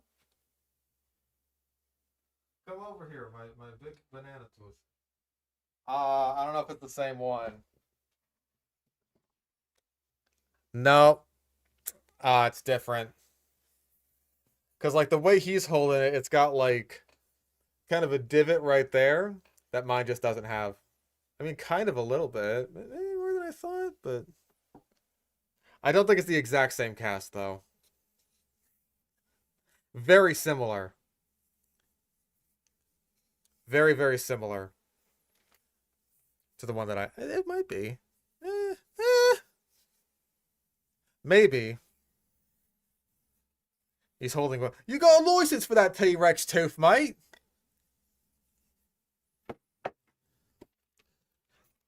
It's very nice that they actually brought on experts to talk about this, even though I wonder if they're going to, like, pull a Jurassic Fight Club and just kind of twist the words of the paleontologists or edit out other... Sorry, my chair. Like, just edit out or edit around some of the things they're saying to make it more exciting for their program. What's really cool about T-Rex is that its teeth are unlike those of many other meat-eating dinosaurs. They're almost like banana-shaped. And this would have allowed T-Rex to not just cut through meat, but crush bone. This kind of feels like a dagger slash really, really heavy knife with tiny serrations on both sides. I feel like this could kill somebody, honestly. It could. It gets even worse. There's some evidence that suggests T-Rexes might have traveled and hunted in packs. So Peter, it looks like there's some good and bad. On one hand, the T-Rex is ridiculously massive, deadly, and you might have to deal with a couple at a time. But on the other, it's not as fast as we thought, so you might have a chance to outrun it. Good luck. Okay, let's try this again. Oh boy. So if you... Yeah, that's pack hunting mentioned too. Which, like, I don't know how much evidence there is for that in T-Rex. There's evidence for it in some other Tyrannosaurs, but T-Rex, not really as far as I'm aware. You were transported 66 million years into the past and a T-Rex was coming for you, it might look something like this. Instead of just one T-Rex, Digipeter is dealing with 3, 4. He can try standing still in hopes that the T-Rexes don't see him, but... That's not gonna work. That doesn't look like it's gonna work. T-Rexes actually had amazing eyesight. Good. They didn't rely on movement to see their prey. They had better eyes than a modern-day hawk, so seeing prey was incredibly easy. One of the really distinctive features about T-Rex in particular is that its eyes face forward like yours and mine. It had binocular vision. It had an overlapping field of view.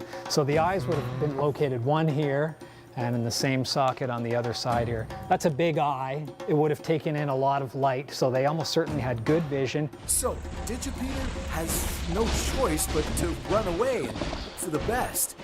And this time, running might be his best option. Oh no, never mind.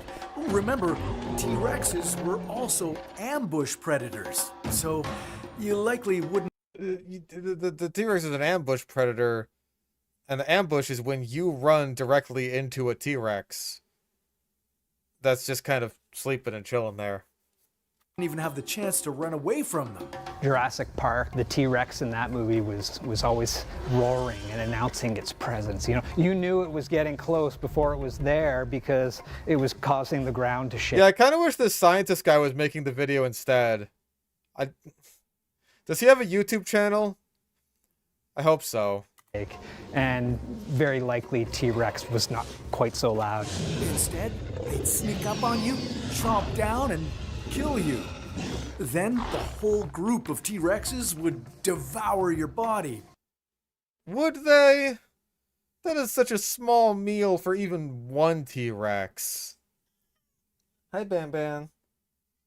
Hello, it's not your dinner time yet.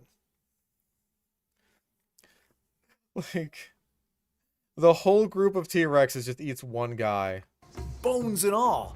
So if the T-Rex ate everything and it was a bone crusher, did it actually eat the bones of the animals that it ate? Yes. And I've got something to show you here. This is actually a T-Rex turd. There was some science done on this. It was put inside of a CT scanner, and it contains many fragments of dinosaur bone. Ooh, this one is nasty. This is an 8 on the pain scale. Oh, let me guess. We're going to get one more that's a 9 and then one more that's a 10, right? Hi, Brandy. Brandy, you are a 10 on the cuteness scale. But the T-Rex wasn't the only deadly creature that would be out to get you. Another deadly dino and Jurassic Park star during this time? The raptor. If they're anything like what we see in the movies, these guys are terrifying and extremely dangerous. Early research... Okay, so we're going to do the thing where it's like we go based on the information in Jurassic Park, and then we talk to Scientist Man, and Scientist Man tells us that no, the raptors are completely different, but it still ends basically the same way with him getting absolutely shit stomped by them. Yeah, which raptor? I think it's the entire clade. Call me crazy. Depicted these creatures standing at about 2 meters tall. That's 6 feet. They would easily use their size and strength to overpower. Come on, they were not that big in the movie. Give me a fucking break. Digipeater. The main thing you'd need to watch out for, their sharp, sickle-shaped claws.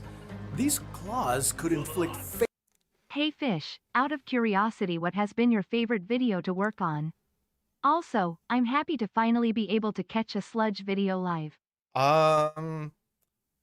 I really did like my most recent Jurassic World Evolution challenge video that I did, just for the sake of mostly the Goons subplot coming to its grand finale. Probably that one. Just for the sake of that. I did really like that one. Hey Brandy, are you being silly? Hi. She's got a little mat near her butt. Like around her hip.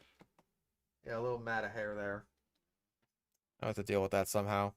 fatal wounds or disembowel you almost instantly. They'd grip onto you. And good luck outrunning them. A raptor could run... Like, I really want to figure out the logistics of how the raptor claw is going to disembowel you as a person. Like, I guess, like, slashing down on you like that would suck, but I always imagine it's kind of like a... Like Dr. Grant in the movie, God rest his soul, Sam Neill, he has, like, across the belly, spilling out your intestines. And the point is, they're alive when they start to eat you. I was kind of wondered, like, how would the raptor get its toe claw to go, like, horizontally across your belly? The raptor itself would almost have to be, like, sideways at that point.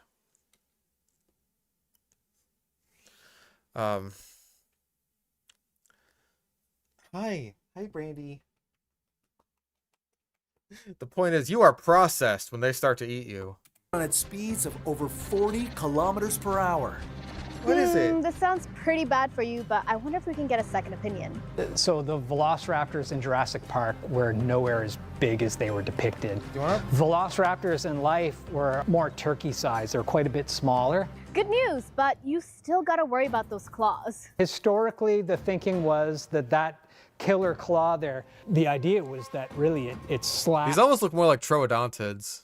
Open the belly of its prey. But current research suggests that these so-called killer claws may have been quite different. The problem is that when you actually look at the cross-section of the claw, it's not especially sharp or pointed. It's quite rounded. And so now the thinking is that maybe that claw was used to, like as a crampon, maybe to climb up on top of its prey. Thank you. I love Scientist Man. Scientist Man is such a highlight of this video. He should really just make the whole fucking thing. Or maybe it was used to hold down the prey while the jaws did the dirty work. In order to get our That would certainly work on smaller prey, as is the case with current-day Seriamas, who are the only animals I'm aware of that, like, still have this killing claw structure. It has evolved multiple times in dinosaurs.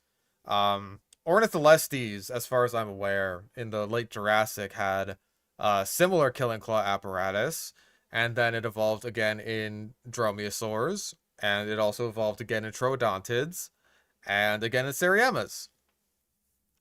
So the sort of raised toe claw has evolved multiple times, and like the fact that it is used on Seriamas to kind of just pin down and dispatch smaller prey with the mouth parts kind of leads me to believe that that would certainly be the case for like troodontids, who I think, as far as I'm aware, have like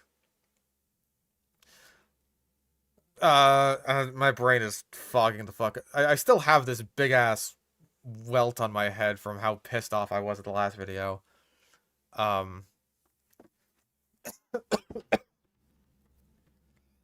Like, proportionally speaking, that's the word I'm looking for, because I'm stupid. Proportionally speaking, like, I want to say the toe claw on troodontids was about like the same size as it is on Seriamas. But yeah. Answer, I wanted to know just one simple thing. If a human was to hunt a raptor, who would win? One-on-one? Yep. I think humans are pretty smart. I'll go advantage human. Okay, but what does that mean for Digipeter? How many could he take on? So I'll give you 5. 5, yeah. How many? 5 I don't know, man. I guess it depends on the person. I could maybe take down one velociraptor. Like an actual velociraptor, right? Like maybe. I would come away from it a lot worse for wear. Hi, Brandy. I think if it even got to 2, I'd be fucked. But like, I'm not an especially athletic person, and not especially big person. And again, like, I'll get another tax write-off here. You'll pardon me.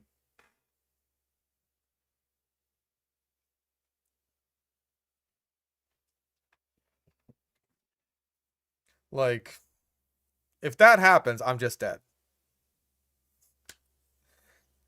Like, these weren't especially massive animals, but it's big enough that these are a pair of jaws that I really just don't want anywhere near anything vital. You know what I'm saying? The peacock outside knows what I'm saying. I'm gonna throw a pack of these guys at you so you'll die anyway. Like, again, like Velociraptors out there taking down Protoceratops. These are animals about the size of sheep. Even if this is, like, you know, in terms of weight, the size of a turkey, that's still, like... He's punching above his weight class, and the fact that he's able to do that is... that is scary to me as above his weight class. Like, I think I could maybe fend off a single Velociraptor. Assuming that at no point during the fight did it... Well, if it did that, then I'd instantly win. But if it bit anywhere that was vital, if it got my neck, if it got, like, maybe an artery in my leg or my arm or something, I'm fucked. I'm just fucked. I may win the fight, but I will lose the war. And that's really what you gotta... That's what you gotta look out for when you're fighting raptors. That's what my pa always told me. How many raptors do you think I could take on? 11. Yeah. You gotta give the nice answer to the lady, obviously. I give her 1. That sounds about right. That sounds about right. All right, I like my odds. So, based off what we now know about raptors, maybe an attack would look more like this. Let's start by making the raptor way smaller and adding some feathers, another thing Dr. Mallon told us. Now, it kind of looks more like a modern-day bird. And just like I mean, not really. It looks like the exact same raptor model, just with some very not great feathers look on it. Not afraid of most birds? You probably don't need to be incredibly scared of raptors. Sure, they might attack and hurt you. Again, they have the claws and the sharp teeth, but in terms of them killing our Digipeter, they don't really stand a chance. The only other thing Digipeter would have to worry about is if these raptors traveled in packs. A lot of people think that raptors moved about in packs, that they were pack hunters. Again, that's thanks to the movies. But we actually don't have great evidence for pack hunting in any of these animals. Well, that's not the case because they're Dinosaur Man, Scientist Man, Deinonychus. I mean, again, maybe he's specifically talking about Velociraptor. They keep throwing around the term raptor. At one point they specifically referred to Velociraptor, but like if you're talking about like in any of these animals, then I assume that includes like all dromaeosaurs, and in that case there is absolutely evidence for it, and that's Deinonychus. Like as far as I'm aware, whether or not like the Deinonychus bone beds that like are around Tenontosaurus skeletons have anything to do with pack hunting has been somewhat disputed by some scientists. I don't know if he's one of the scientists that disputes that and thinks that like no, these were not pack hunt, or maybe he's like, maybe again this is sort of a Jurassic Fight Club situation where Like, he's saying that these weren't necessarily pack hunters, but they would have, like, still mobbed larger animals in a sort of Komodo dragon way, but they just kind of cut that part out or something. I don't know. I don't know, because I wasn't there for the production of this video. But let's just continue, I guess. Okay, then I'm gonna chalk this up as a win for me. Or for Digipeater. It looks like there's a good chance he'd survive an encounter with a raptor. So you gonna show this it? is more like a 5 out of 10 on the pain meter. Okay, let's get back to our giant sloth. Would dying at the slow hands of this creature really be that bad? Well, Dying at it, would dying to a sloth be that bad? I think so, because you're dying.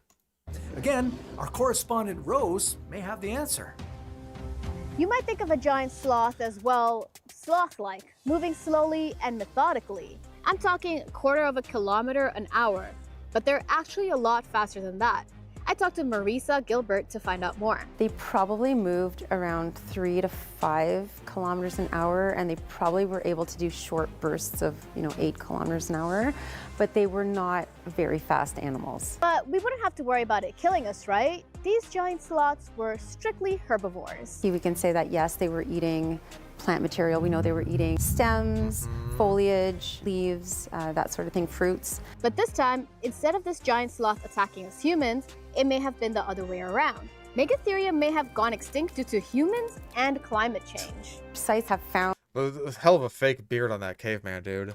tool marks on Megatherium and other ground sloth bones. And so it's safe to say that, yes, it was a great resource for our ancestors. They were hunting and utilizing ground sloths, for sure.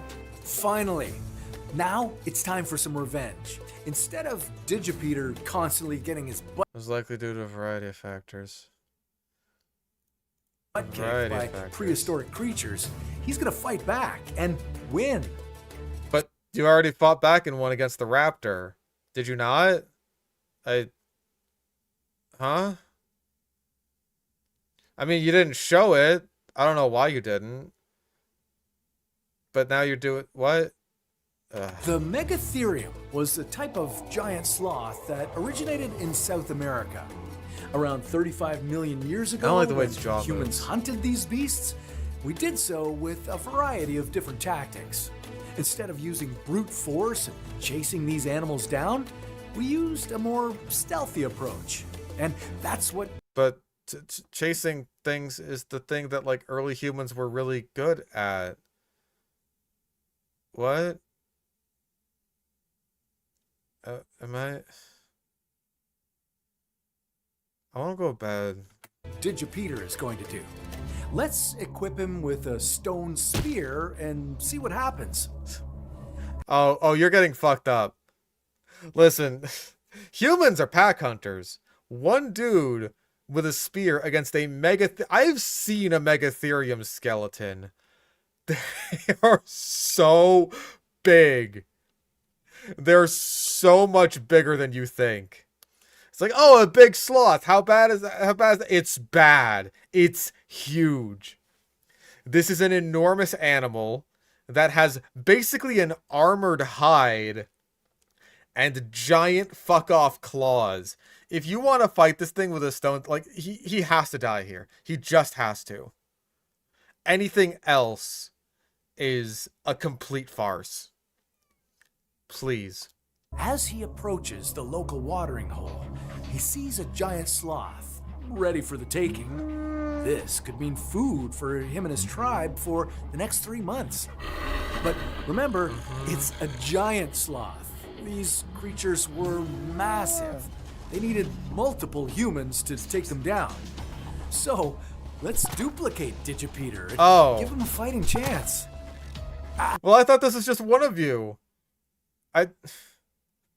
Can we do this now? This is allowed? Alright.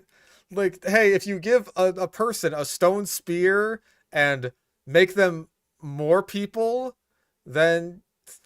Well, fuck, dude. You could have started fighting the Jurassic Park velociraptors. Ah, that's better. Okay, now this should be a walk in the It's park. power scaling. Our digipeers go and ambush the Megatherium, poking and prodding with their spears, but as they continue their fight, it's not looking good. Oh What no! happened here? Well, even though we had all the advantages we could think of, hunting a giant sloth was still no easy task back in the day. Even though they were mainly herbivores, they were pacifists. They'd still fight back when pushed into a corner. Yeah, so do most Claws were herbivores. more than 30 centimeters long. That's 1 foot. They mainly used them for digging roots, but now they're Well, I think they mainly use them for like grabbing branches and being like, you know, like therizinosaurs, because it's a that's an example of convergent evolution. Last video being used for clawing humans. If you got swiped with one of these, you'd be left to bleed out. A slow, painful death. You might be able to recover, but without modern medicine, the chances are pretty slim. This is an 8 out of 10 for me. Okay. Okay, so we've had 2 8 out of 10s. And then the raptor, which was a 5 out of 10. Like, quite frankly, I think that the raptor would be the worst thing to get killed by in this video. Like, I've thought about this. Like, I think most large theropods would kill you very quickly. Like, T-Rex, I think, would kill you so quickly you basically wouldn't even notice that it happened. Raptors would suck if they killed you. It would be like being killed by a black bear, I think. And a black bear, unlike a grizzly bear, takes so fucking long to kill you. It takes ages.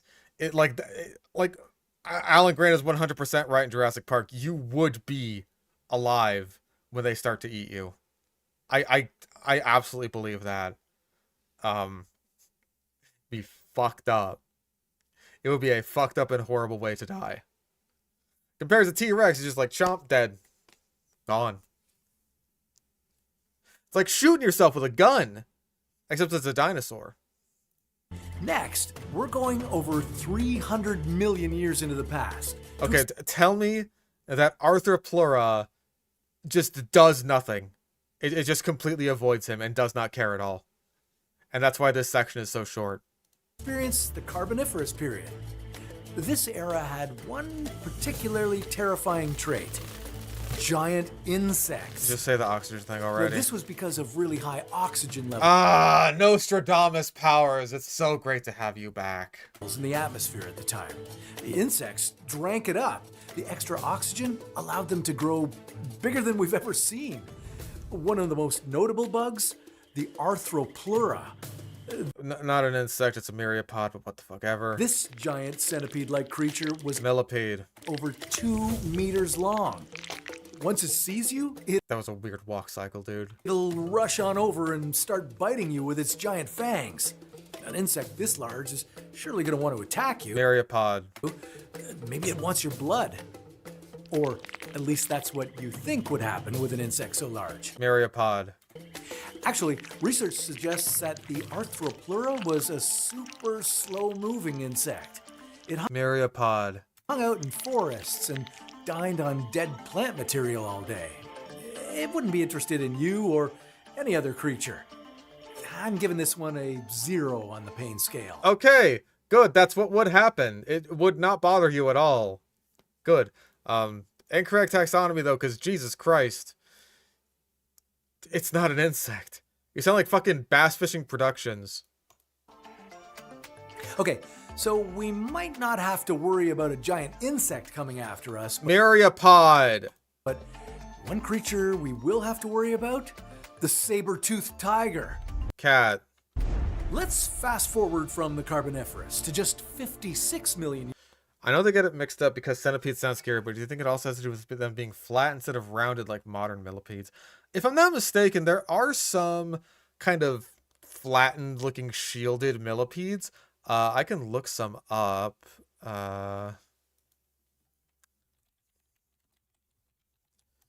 Is that what it's called?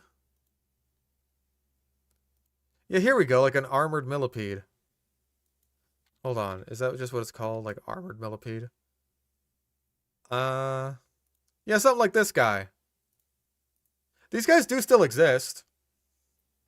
I mean, they're not like Arthropleura, but that looks damn close, right? To what you'd expect an Arthropleura to look like. Is the oxygen thing wrong? I am uneducated. Yes, there was a study that was done recently that basically proves that in terms of not only the giant arthropods of the Carboniferous, but also for the dinosaurs of the Mesozoic, that oxygen contents basically have nothing whatsoever to do with gigantism, which you could probably just infer based on the fact that even in the Permian, by the time that all of the giant Carboniferous forests had gone and oxygen contents had went way down, there were still giant arthropods, but they were restricted to the giant griffin flies. In the Carboniferous, you had Meganeura, and then later on into the Permian, you still had like the roughly equally sized or maybe even bigger Meganeuropsis. The main reason that most of the giant arthropods went extinct at the end of the Carboniferous was primarily just because they got outcompeted by, like, you know, rapidly evolving reptiles and synapses and stuff like that. Like, that's why the griffin flies were still able to stick around, because there was no competition in the air. But then, of course, you get shit like Jurassic World Rebirth that's saying, like, oh, dinosaurs couldn't survive in today's oxygen contents. Yes, they could. They just could. It is like people overblow the oxygen shit so fucking much. It would be the difference between, like, just humans living in different elevations, which is something we already do. Like, there are people that live thousands of feet up in the air, where oxygen contents are way lower, and yet it's not like we instantly die when that happens. The death zone for us is like 10,000 feet in the air. That's when we start to, that's when oxygen starts to be a problem for us. So, dinosaurs would not give a shit. They just wouldn't. Because oxygen contents in the Mesozoic were actually lower than they are today, because, again, it has nothing to do with gigantism at all. It does not matter. Years ago, a time when these beasts were one of the apex predators. These giant cats weighed over 200 kilograms and could run up to 40 kilometers per hour. It's so weird when it's like, I get that he's setting up scientist person. It's probably gonna be the scientist lady. She seems like the mammal expert. It's so weird that, like, he says this stuff definitively when we know it's gonna get corrected later. That's a weird format. I don't really get that. Like, that sort of method of information delivery, because it's like, I'm almost expecting that everything he says is just gonna be bullshit at this point. So it's like, why are you even wasting my time? You know? But only for short bursts. Because, like, again, Smilodon were not especially fast animals. They were more big bruisers. They were known for being very muscular, not super fast. Bursts. And due to this lack of running, saber-toothed tigers were ambush predators. They'd hide in the bushes and the tall grass, waiting to strike. And when they did, they'd pounce on you with their giant claws and teeth. Their canine teeth could be up to 20 centimeters long. But once they got hold of you, there'd be no going back. The saber-tooth would be on top of you, clawing and biting. It would likely go for your neck first to incapacitate you, kill you. Then it would feast on the rest of you. But unlike most predators during these times, this ferocious tiger wouldn't consume everything. It'd feast on... Of course, because gotta do the weak saber teeth thing.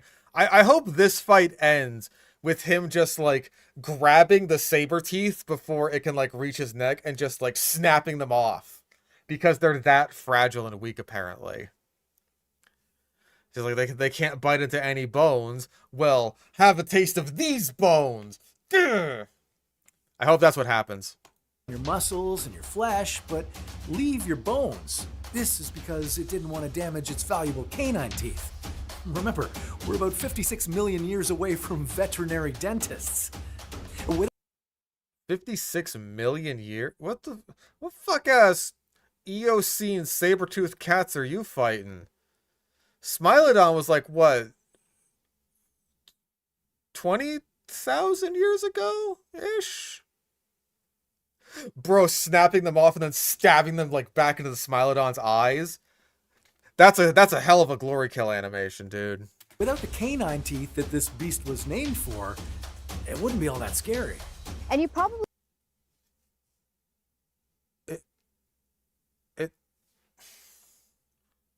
Dude, it's a giant fucking cat.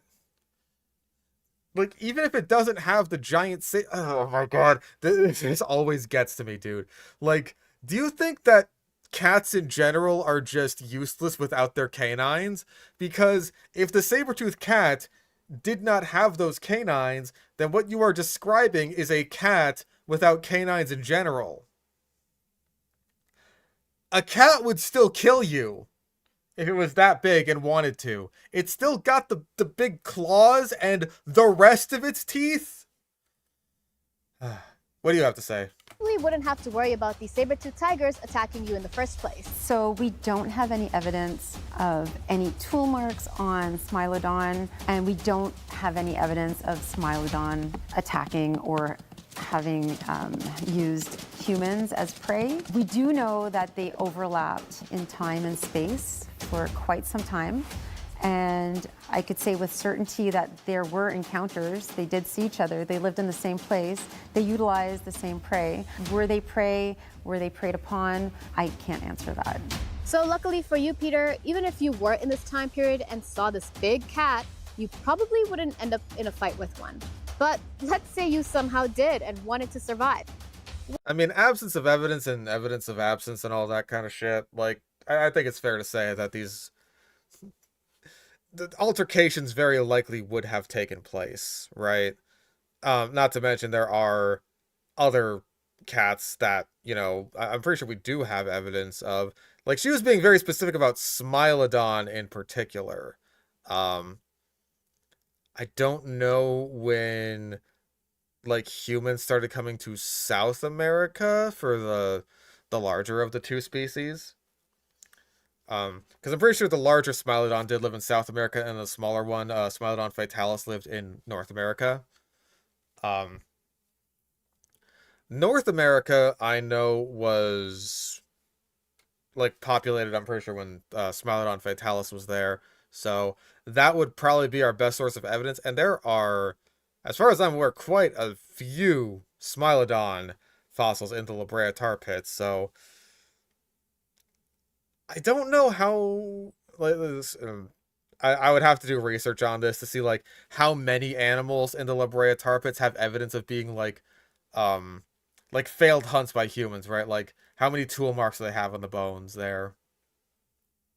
And if absolutely none of those are Smilodon, then that would be a very interesting situation. Like, it could potentially just be that, like, you know, humans learned not to fuck with Smilodon.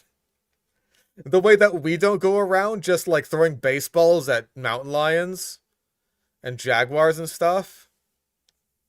Something like that. What are you doing next? Humans would craft spears and strategize on how they'd attack a saber-toothed tiger. They'd also make sure that they set up camps in places that would give them a lot of advance notice if a saber-tooth was about to attack. These first encounters with saber-toothed tigers would be terrifying. Okay, he straight up wasn't holding a spear there. You had a spear modeled. You used it for the sloth segment. Why was it not in his hands? That was weird. Similar to the sloth, a single attack from this beast would mean the end for you. Well, there's the spear. I'm giving this one a 9 on the pain meter. But the good news is, it wouldn't always be like this. After all, these saber-toothed tigers went extinct 10,000 years ago.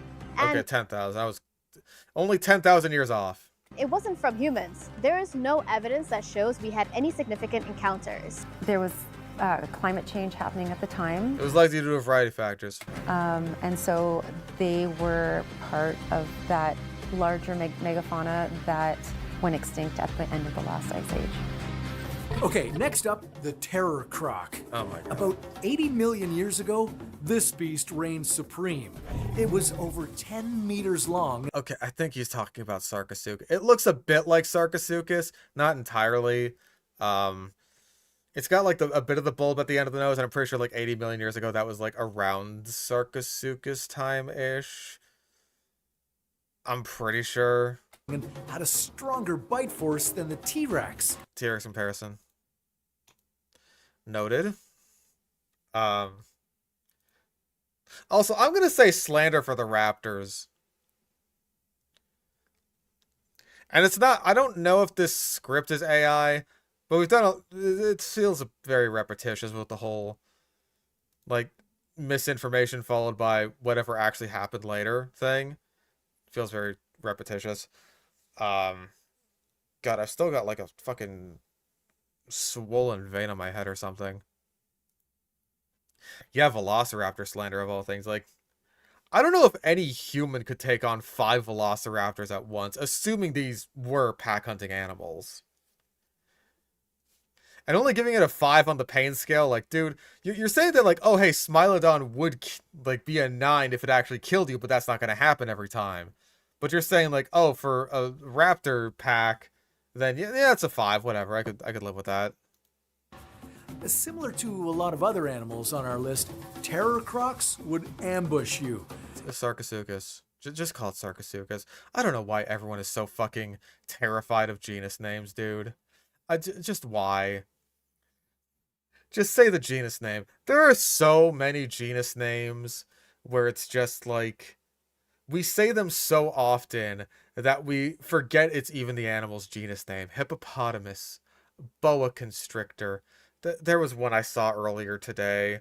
I don't remember what it was, but that's the thing. It's like I can forget that and just be like, oh wait, that's just an animal.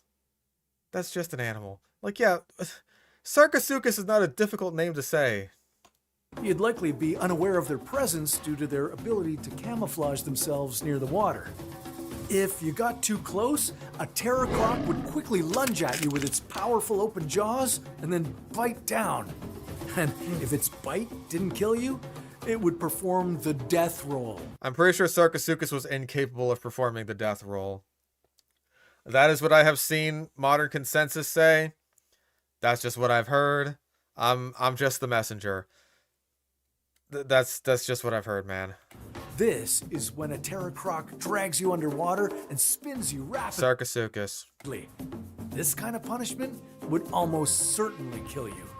At that... Almost certainly? What do you fucking parry it, dude?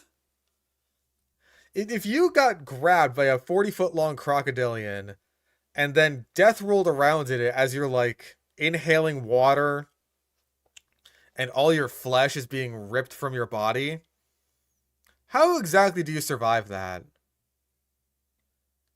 Also, like, the thing with the death roll, right? Like, this isn't just something that they do to whatever prey. Like, if a crocodilian takes hold of something that's small enough, it's probably just gonna, like, crush it, maybe drag it underwater, immobilize it, and then just, like, eat it. Crocodilians don't death roll everything that they bite down onto. It's mostly a means of getting, like, kind of torque to rip flesh away so that it, like, you know, comes off in a smaller chunk. Because the crocodilians, they don't have serrations on their teeth, really, like, you know, something like the velociraptor would. So they're not, like, slashing into flesh in order to rip it off into bite-sized chunks. What they need to do is, like, grab onto a large piece of meat that they can't swallow whole by themselves, and then they spin around to rip it off. Because again, like, that's just what you gotta do when you don't have hands, or, like, not dexterous hands, certainly, that are useful in, like, tearing away flesh. You just gotta use what you got, and what crocodilians got He's the big Spain. There's even videos of like infant crocodilians doing this. Like I've seen a video of like a baby alligator or something just like kind of grabbing onto a big piece of fish meat and being like, woo, woo, woo, woo, woo, woo. Does a little Dr. Zoidberg noise like, woo, woo, woo, woo, woo, woo, woo, woo, woo. Like they just know how to do that. So if a Sarcosuchus got a hold of you, can we get like a fucking Sarcosuchus? Suchus. Can we get a view of like how fucking big a Sarcosuchus skull is in comparison to a person? Yeah, it would just eat you. I don't want to download the file. Okay. Yeah, this thing would have no reason to death roll you. It would almost certainly, what it would do is grab you, drag you underwater, drown you, and then once you are incapacitated, it would swallow you whole. Almost certainly that would be my bet. I can't imagine a situation where a Sarcosuchus, like a full-grown Sarcosuchus, certainly would have any need to death roll a human being. It just doesn't really compute to my tiny ape brain. Point. The Pterocroc would use its massive teeth Sarcosuchus to chew you into chunks, splitting. Chew you into chunks. That's not... Literally just explain the fucking process of the death roll and its function. Your body into multiple pieces, and then the Pterocroc would consume every last chunk of you. You are processed. Now, similar to modern-day crocodiles, the Pterocroc had a highly acidic Sarcosuchus stomach acid that was capable of dissolving your bones. Ugh. Pass. Now, given that these creatures basically roam around today, I'm giving this a 10. More on the fear scale, but also on the pain meter. Notice how we didn't consult any paleontologists for the Sarcosuchus, and that's also the thing whose name we never heard once. Regardless of whatever creature we think we might be able to take on in a fight, I think coming across any of these scenarios would be terrifying. Well, except for the raptor, you seem to think you had pretty good chances there. Let's just say I'm pretty happy that humans are at the top of the food chain in our modern world. Seeing these creatures today, like the Megalodon, would not be good news for us humans. This is bad news. Oh yeah, Arthropleura. Arthropleura would just be neat to see. But that sounds like a story for another What If. Well, of the What If videos we've seen, that was probably one of the better ones, if for no other reason than the fact that they actually brought scientists onto it. If they did not have the scientists on this video, it would be a hell of a lot worse. And I think the Sarcosuchus segment at the end there, where they didn't have any scientists saying anything, kind of backs that up for me.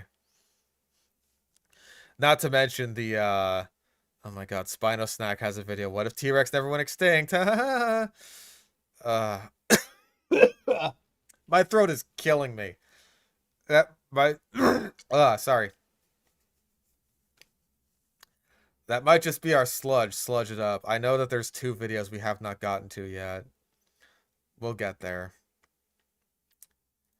We'll get there. We ended off on a weird one. I genuinely don't think I could talk for much more. So that's no Doom script getting recorded tonight. That's fun. Oh, good gravy. What horrible shit is on YouTube Shorts? Oh, nope. Nope. No, thank you. Cutting that out of the video. Jesus Christ. That's our sludge. Sludge it up. I'm gonna go. I hope everyone enjoyed the sludge today. It seemed like we had a fun old time. Yeah. Oh my god. Thank you, Fish. This sludge stream pulled me out of a 10-month art slump and got me to draw again. Well, I hope to have more drawing inspiration for you very soon. I'm gonna try and make this like a bi-weekly thing. And that is bi-weekly as in every 2 weeks and not twice in 1 week. because bi-weekly, bi-monthly, bi-annual, genuinely the stupidest way we refer to things. Yeah, I'm gonna go. Thank you very much. And thank you for the 100 fucking Australian dollar, dudes. God damn, that's a lot. That's a lot. I greatly appreciate that. So I'm gonna go have a fun one. That's our sludge it up.